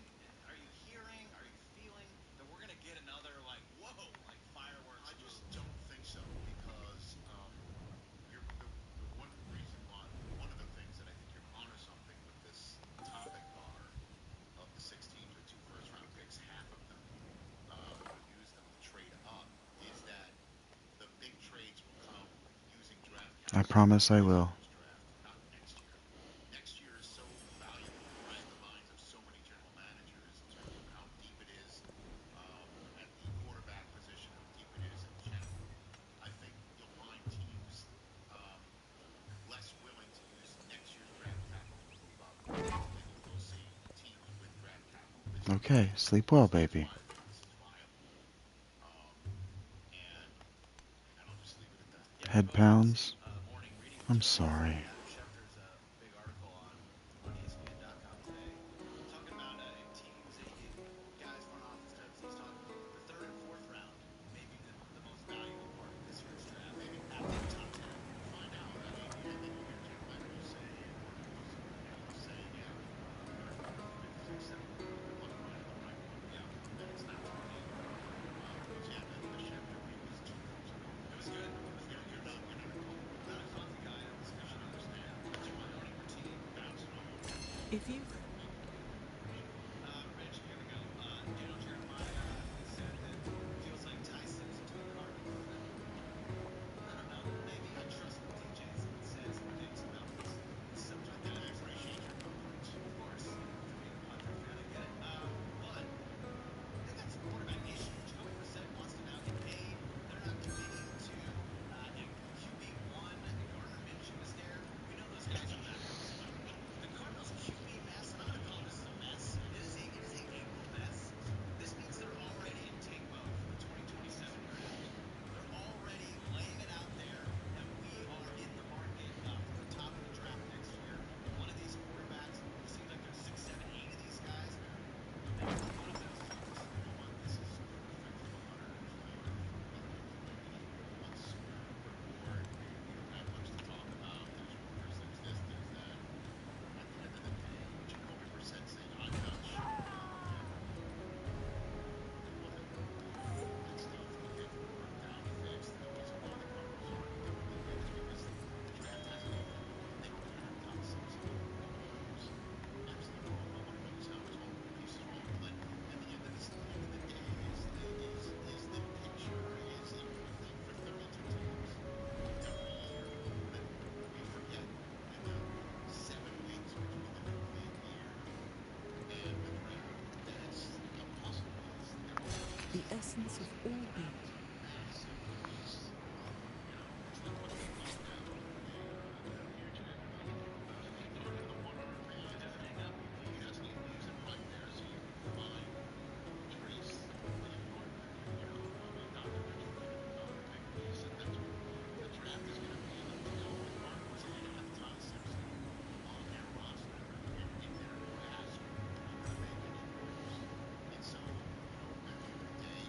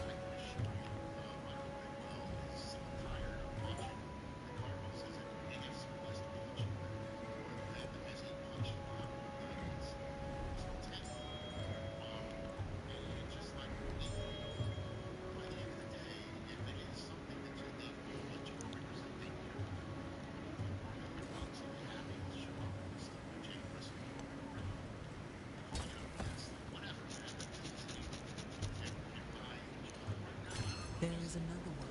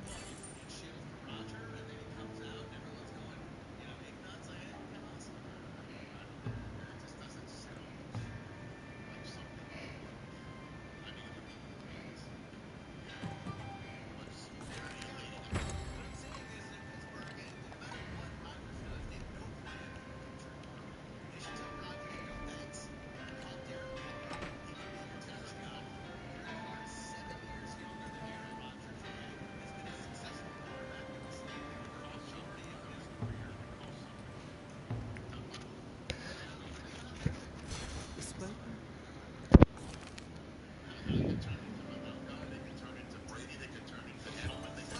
A sixth, big deal. You know, they can take Mr. Irrelevant. He's their guy for the future, just like the 49ers. You get Rodgers for one more season max, right? You get Derek Carr. There's a 2-3 window where you can actually draft and develop a quarterback for your future, what they have not done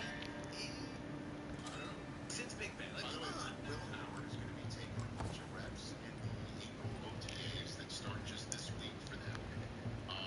And so it's a busy week in Pittsburgh. Mike McCarthy has his practices. He's got people in the building. Then they draft. The whole city's going to be lit, literally and figuratively. I mean, I understand call Derek Carr, he's younger, whatever, but McCarthy and Rodgers know each other, and Rodgers knows McCarthy, and it makes sense. Just like wait for him. I don't know, whatever it is. I don't know what it is. He just wants to sit there. I just don't understand the waiting and it's like nobody plan. Failing to plan is planning to fail. But they're also planning to take another quarterback, I imagine, in this year's draft, and then they'll have two young ones, Rodgers, and but that the only reason why, you know, it just doesn't make sense to hire somebody like McCarthy at his advanced age. And by I say advanced age, I'm just pointing out how much older he is than the usual hire over the past, 50 years in Pittsburgh, where they take a younger guy. Right. But he does fit in many ways. Cam Hayward called him on Friday's show when he appeared last week a perfect Yinzer.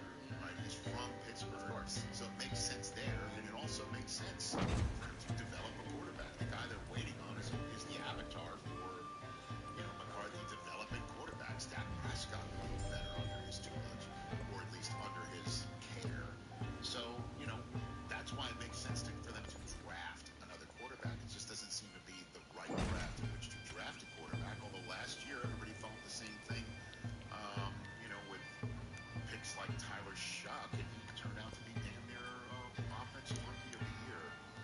I'll just say, I understand the point of view. It's like you're sick and tired of waiting for him. The owner, Mark Rooney, the second says, I expect an answer by the draft. He's not going to get it. Doesn't appear. There isn't. We're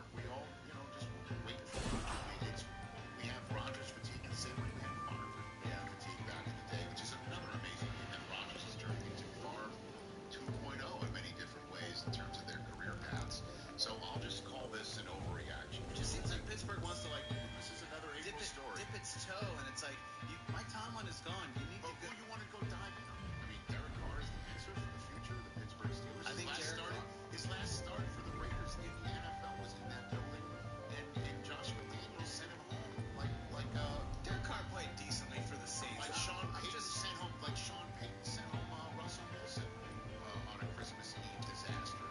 I was there. Yeah, but then Derek Carr had a much better run with New Orleans than Russell Wilson has had since. What I'm saying is that Pittsburgh really they want it both ways, and you can't. Like they got rid of Mike Tomlin now, but they still want to be like, but they're no young kid. But they're still going to be in that 8-9 win. They need to bottom out and get a blue chip young kid. There's no surefire young kid unless Will Howard just shows up and they're like, okay, I see it. Good enough. Yeah. Okay. Good enough. So if Rodgers does jilt us or leave us at the altar, we get sick and tired of it. We're going with the champion kid from Columbus. All right, a couple more. What else?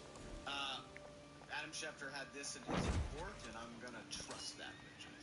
When A.J. Brown is traded to the Patriots. Yeah. When? Because it seems like yes. everyone expects that to The happen. reason why it hasn't happened yet is because there's a June 1st salary cap concern. Literally the calendar. That the Eagles need met before they go and flip him to New England. So when he is dealt to New England after June 1st, he's going to lead the league in touchdowns this year. I don't think that's an overreaction at all.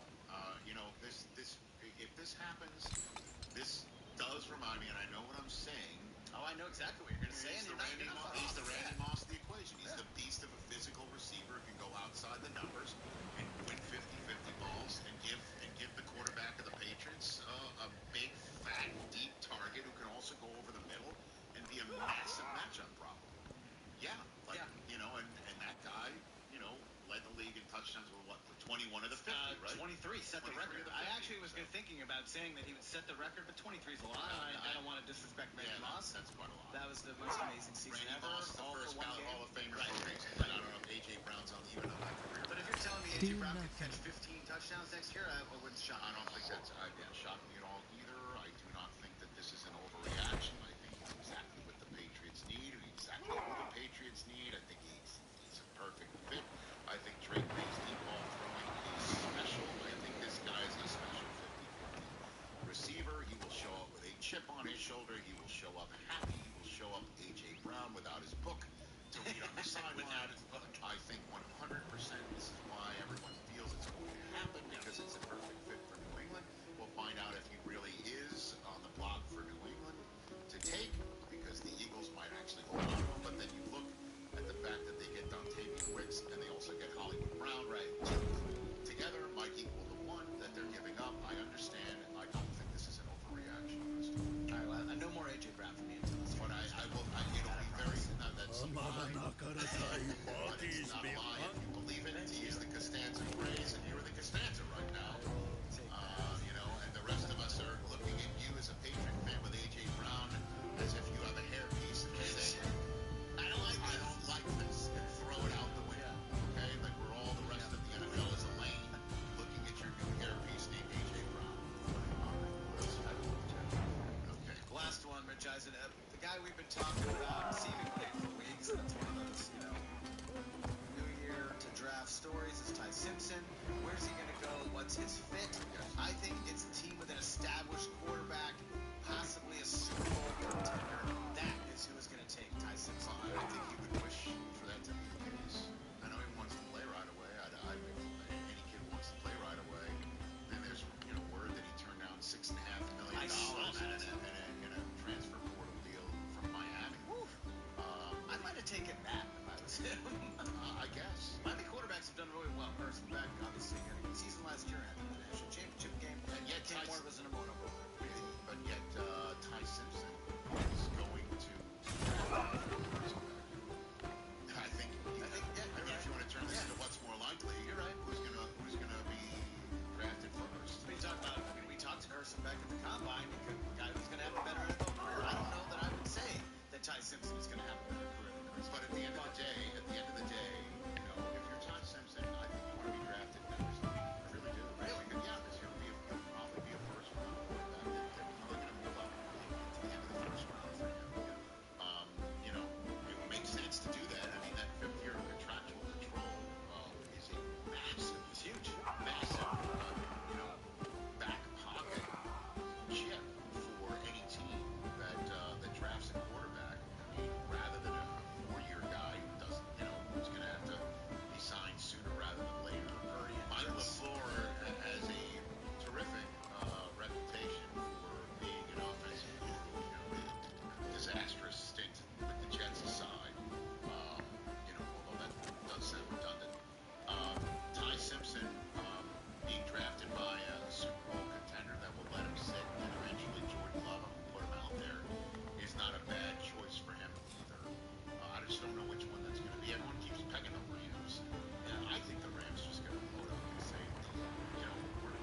Stafford window might in the same year. It's in the same way that the picks usually F all them plans for the future. Like now's it, man. This is it. Just keep building right now. Let's keep adding pieces for their quarterback. It is dotage, and their move to flip the 29th overall selection for Trent McDuffie is the exact evidence of my belief here. Rather than sticking pick 29th overall was exactly the type of spot I think Ty Simpson is being pegged for in this draft right now. The Rams had that opportunity. They said, screw it, we don't want Trent McDuffie. Certainly, we got a pick sitting there in the top 15, thanks to the Falcons last year. So at this point in time, I'll call this an overreaction. I still think at the end of the day, Arizona. Yeah. So okay. Well done, Christopher. We are off and running. We are off and running. If you're listening to this pod or you're watching it in any way, shape, or form on Monday, because that's the name of the fan of this show, and you want to watch it right away, we greatly appreciate that. But the rest of the week comes from Pittsburgh, PA, the Rich Eisen Show, Wednesday, Thursday, and Friday. I can't wait. Network. I'm going to be on the NFL Network draft coverage Thursday, Friday. Saturday will be the Run Rich Run reveal. stjude.org/runrichrun is how you can donate to St. Jude Children's Research Hospital. Every dime, nickel, and penny matters. stjude.org/runrichrun for that. I would say safe flight to you, but we're on the same flight. Yeah, we're on the same flight. So I think that goes without saying. Safe flight to all of us. Thanks for taking in this edition of Overreaction Monday. Peace out. See you from Pittsburgh.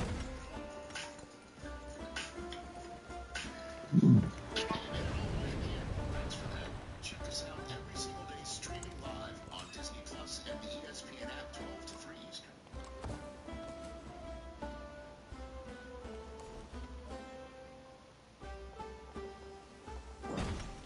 Lucas here joining us in studio. My buddy from NFL. Let's go. What's up? NFL Media Group. This is cool. This is great. Ian Rappaport, good to see you. Great to see you. By the way, I thought it was just sort of off the, rote for me. You're not with the NFL Media Group. We're ESPN. It's pretty weird. Oh, now we are still called. I'm still the NFL Network from NFL Network. Okay, great. Leasing through the draft, but like I'm sitting in front of an ESPN table. Dude, get ready.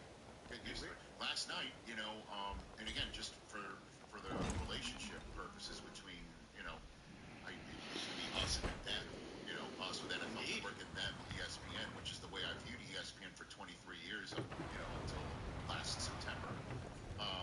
At any rate, the concept of, being all one, I put to the test when preparing for last night's Sports Center that I did up in Connecticut.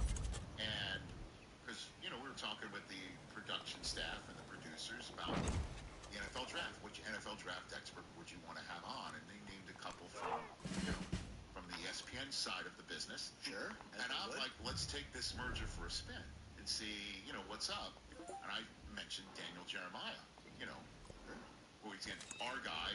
By ours, I mean everybody now. And without question, they're like, sounds great. And 3 hours later, like, yeah, we reached out to Daniel. He said, it took him 3 hours to respond? Well, no, I don't think to respond. It took the process 3 hours. Oh. Let's not. Well, you're a news and information man. Don't assume things. You need to nail this stuff down. I'm just telling you, I would respond faster. You are, well, I mean, because you're constantly on your phone. I will say. Are you a two-phone guy? Schefter's a two-phone guy. I'm against two phones. I only have two pockets. So, if it's true, all of my pockets have phones in them. Yeah. There's no space for anything else. Yeah. You should only have one phone. Yeah. I've been instructed to not be on my phone during this interview. Well, I mean, Ian is constantly. No, it's all right. Jerry told him don't be on your phone. Oh, really? He said you can only go in studio if you're not on your phone. Because he didn't have to say it, but I understand it when your business is that if it buzzes or rings, you might be missing something or what have you. Well, you'd never be able to actually attend the Masters. I would make an exception. What's the longest you've been without your cell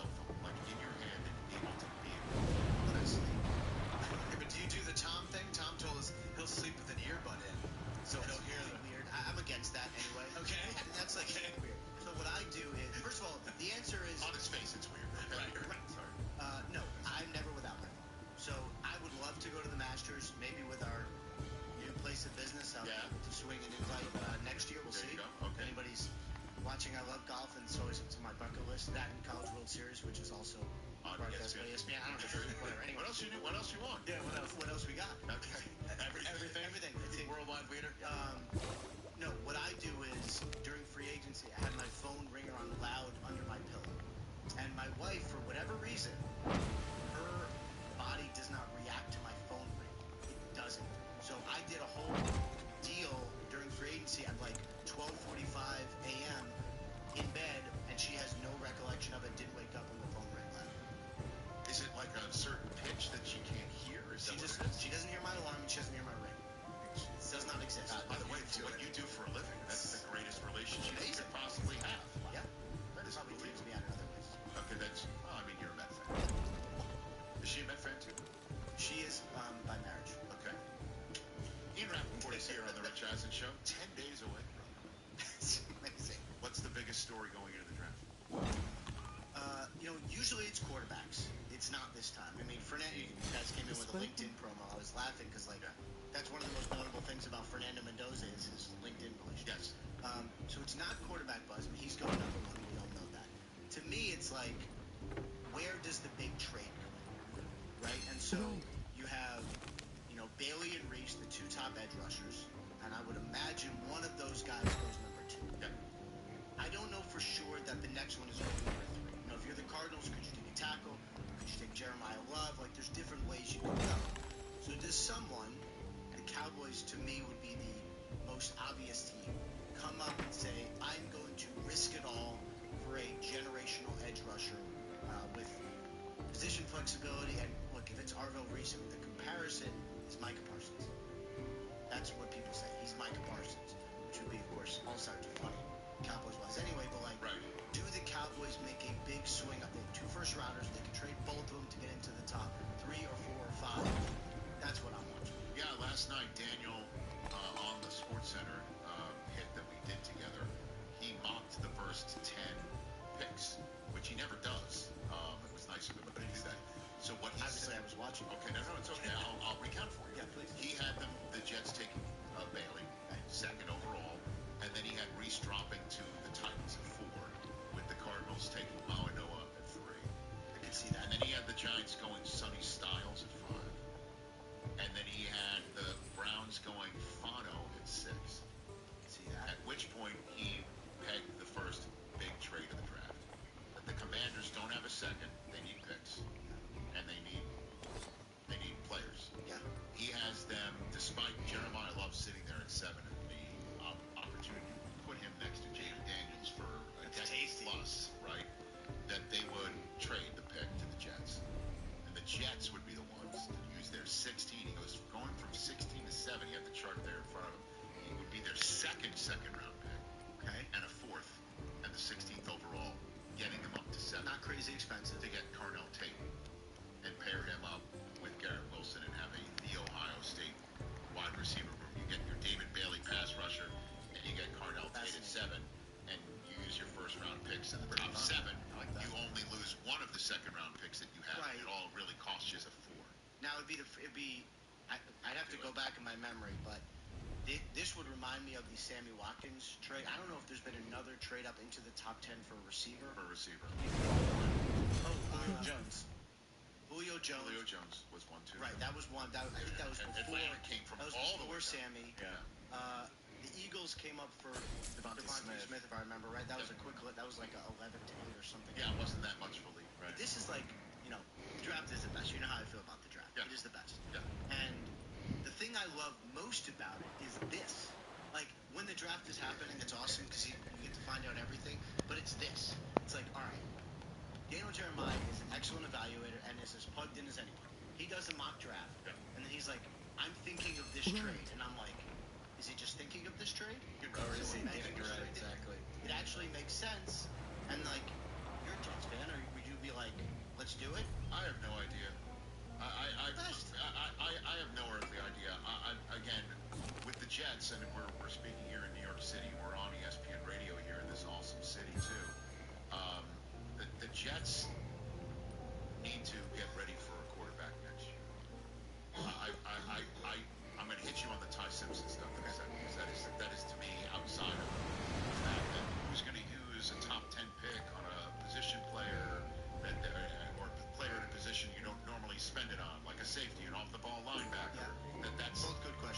questions about the draft of Ty Simpson. Those are the two going in. But, you know, the Jets purposefully told the Cowboys in the Quinn and Williams trade, we'll take the one in 2027. 100%. Very intentional. A conscious decision in the middle of the season last year. So clearly they know what next year is all about. I don't think the Jets would be wrong at all to pop back in and say, we are so offensive deficient.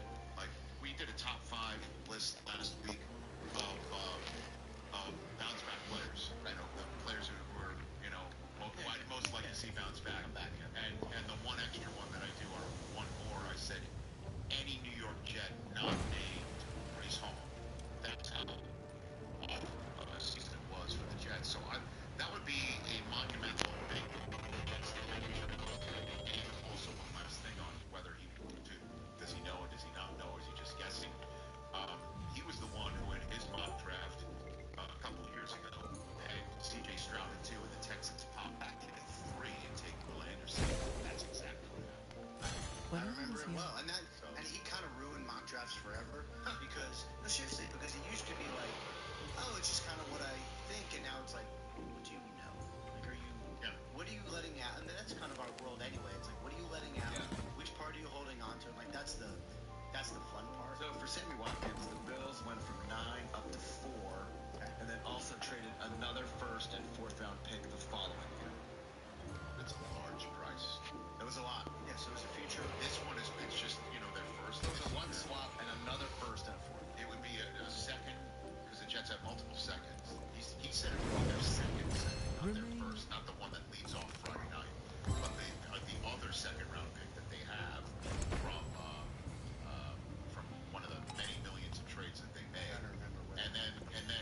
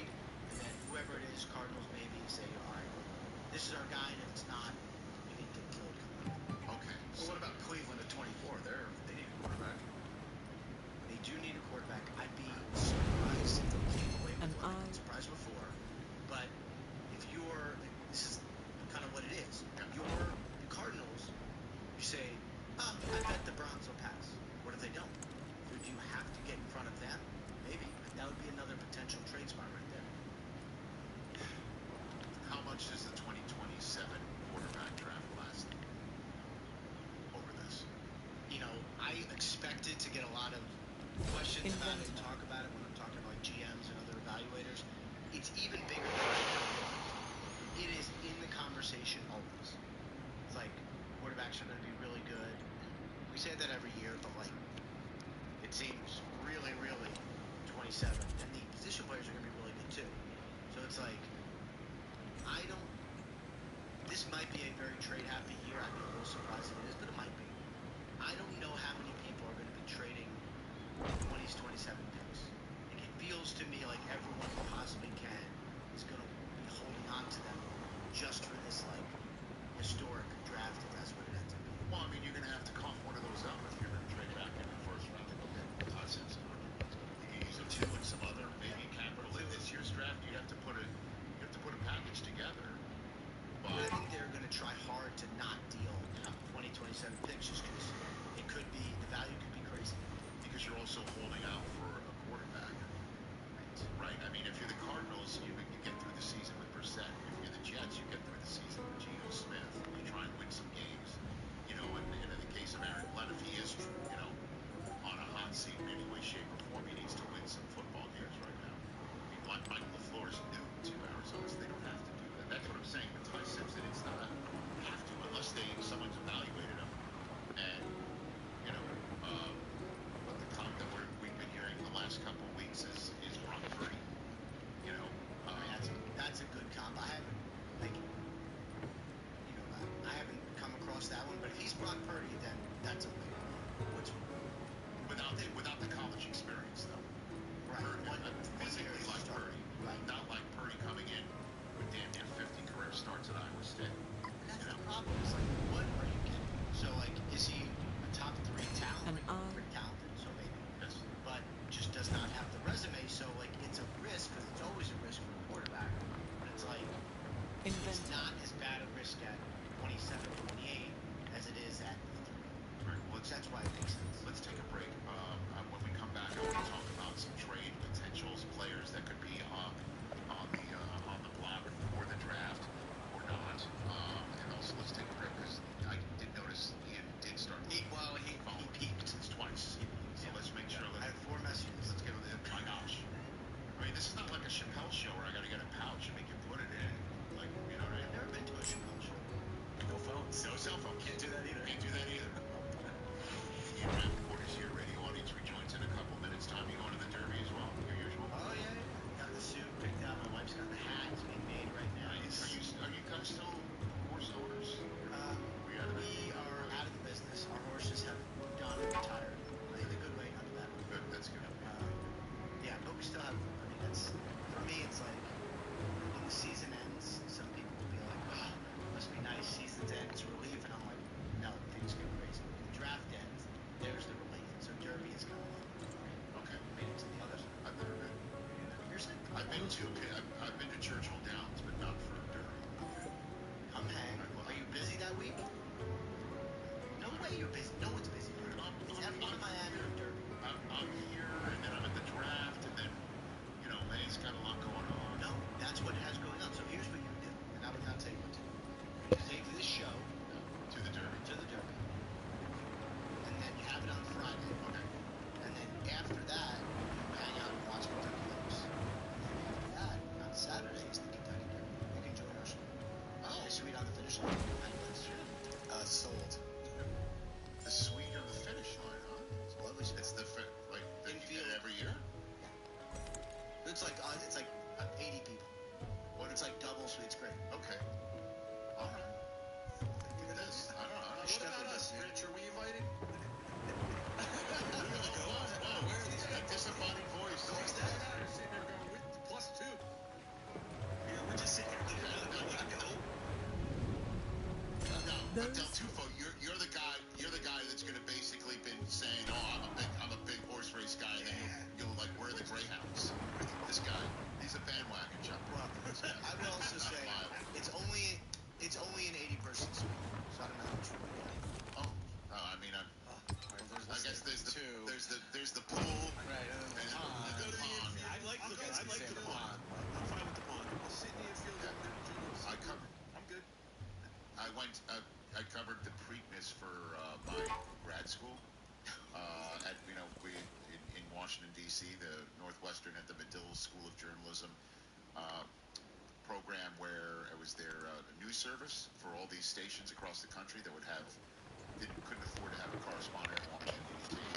So I used that for all the affiliates that wanted to have sports covered. So was an affiliate associated with us in Wyoming that loved horses, so I covered the Preakness from the infield.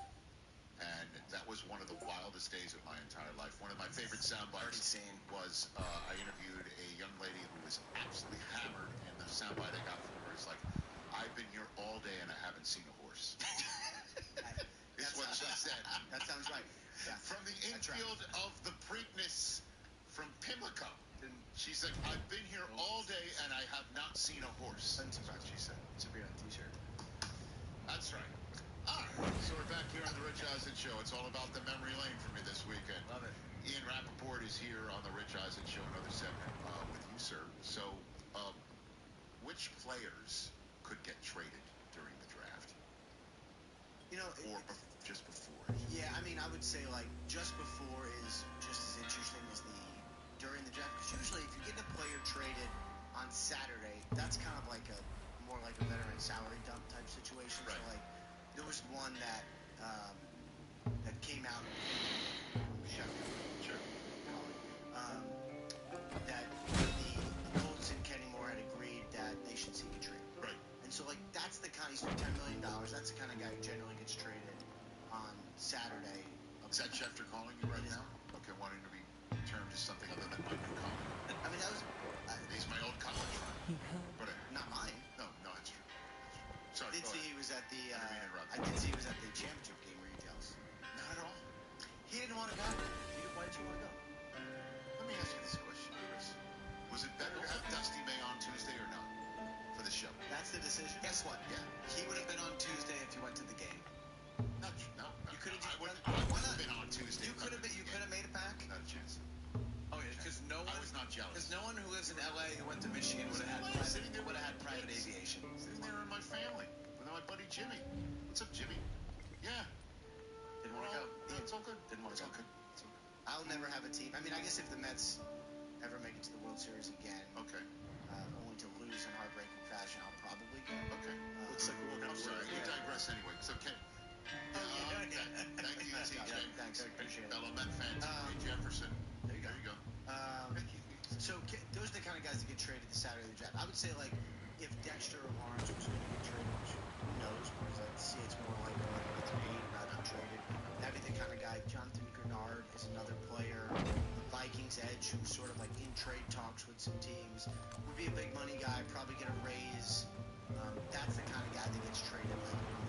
So, because A.J. Brown, the June 1st date is what's in play, because it's better for the Eagles cap-wise to, if they're going to trade him, to do it after June 1st. And then, what's the deal with Max Crosby? Or is this thing now totally over? It's over and done with? I mean, I haven't heard that it picks up steam, but I'll tell you this: I would expect, if there is a Max Crosby trade, which again no one has told me there is. Right. My understanding is he is moving forward as a member of the Raiders, and they're moving forward with, like, hey, you're still on the team. Look at all these great players we got to help add. It's not going to happen until he's fully healthy.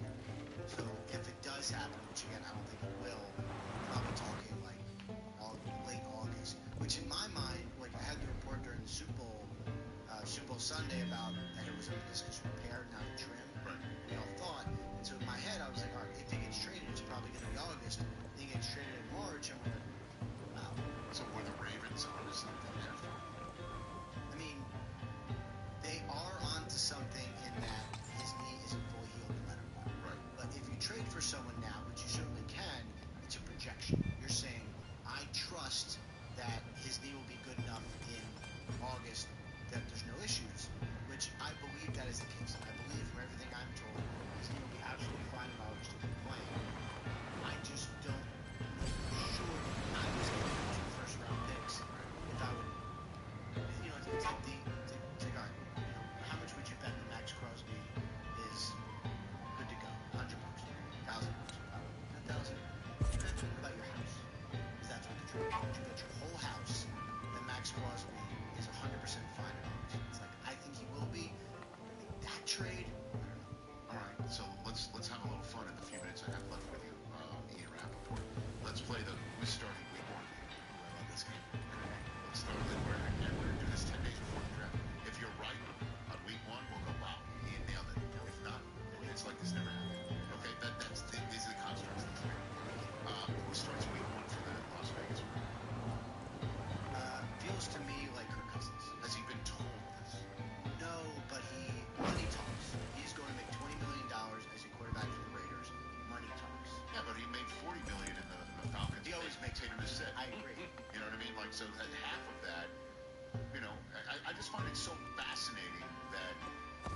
drafted as the second quarterback in the same draft as RG3.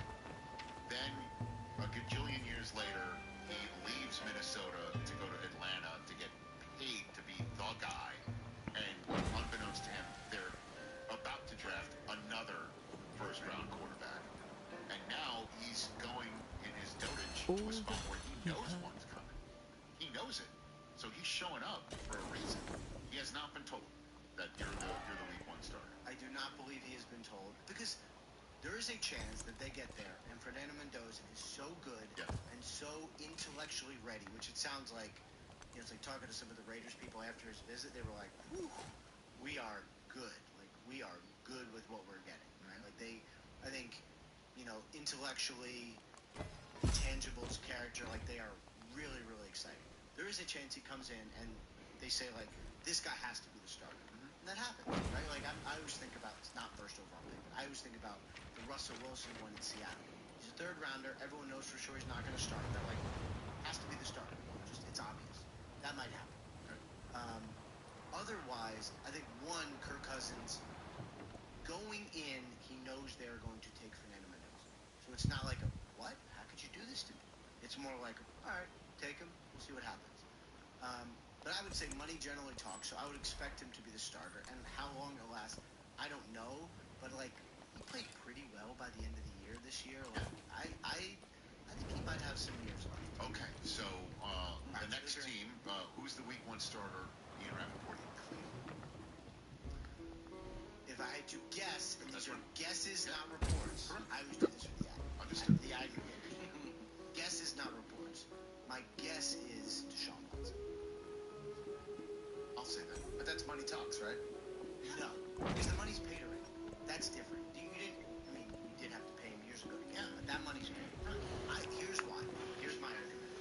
When he's been healthy, he's been for sure good enough to be a starter. And there are games when, like, when he broke his shoulder, was it 2 years ago? 2 years ago, right? When he broke his shoulder, he led the team back from a comeback, like on a comeback, and was like, all right, like, this guy's really starting to play well. Then he got hurt again. So I don't know, you know, are these freak things? Who knows? But if healthy, I think he gives them the best chance to win. Now it'll be a competition, but that's what I think. But money does talk. I mean, if you've paid him all this and you got him for at least another year, you might as well get something for your money.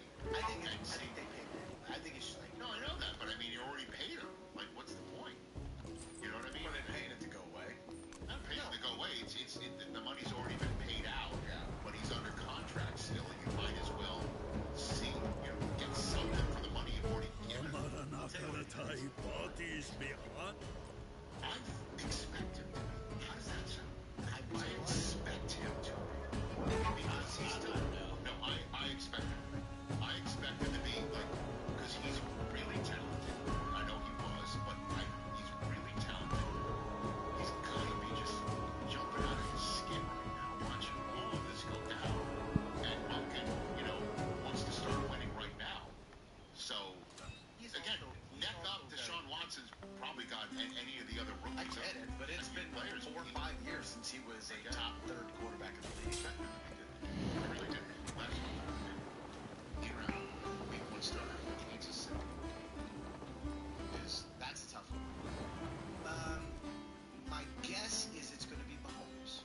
But I don't know that the Mahomes we're getting, because, you know, 7 hours in a day in the facilities, rehabbing like crazy. Right. And if at all possible, if he can be on the field, he'll be on the field. It will be weird for us, for all of us. Yes. Because we're going to see Patrick Mahomes, and there's going to be probably like a month, or I don't even know, however long it is. But when you're like, I see Patrick Mahomes, he doesn't quite look like himself. And that is okay. We are going to have to get used to that. Because, you know, LCL is really tough. It's a longer recovery. We saw with Carson Wentz, he never quite came back as the Carson Wentz he was in previous. It does take some time. So, like, a lot of reasons they tried to improve the offensive line. They're still doing it outside Ken Walker. One is because, like, they all need reinforcements until Mahomes. So my guess is he's back. I just don't know if he's going to be the Mahomes we're used to right away. Speaking of reinforcements, Daniel Jeremiah in his mock draft on SportsCenter on Sunday night, 9th overall, had Jeremiah Love dropping to the Chiefs. And he put him there. The guy who was sharp beat in there prior to the draft is the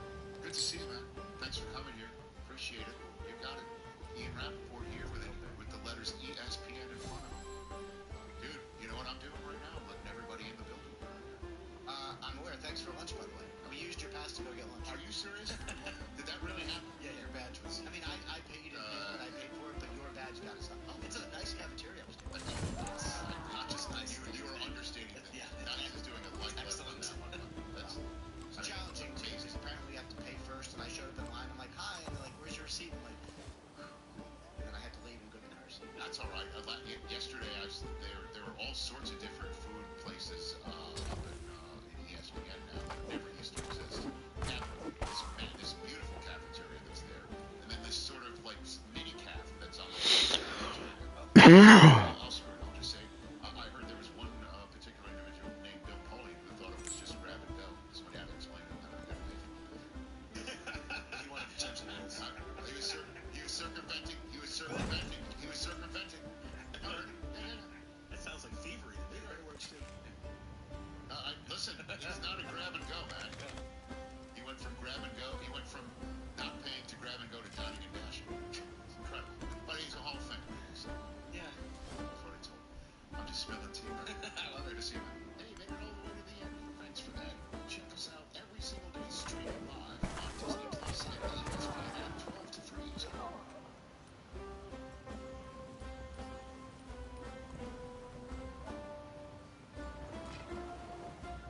Listen, we don't normally just say to people, hey, come on the show and talk about a place called Tequila Company.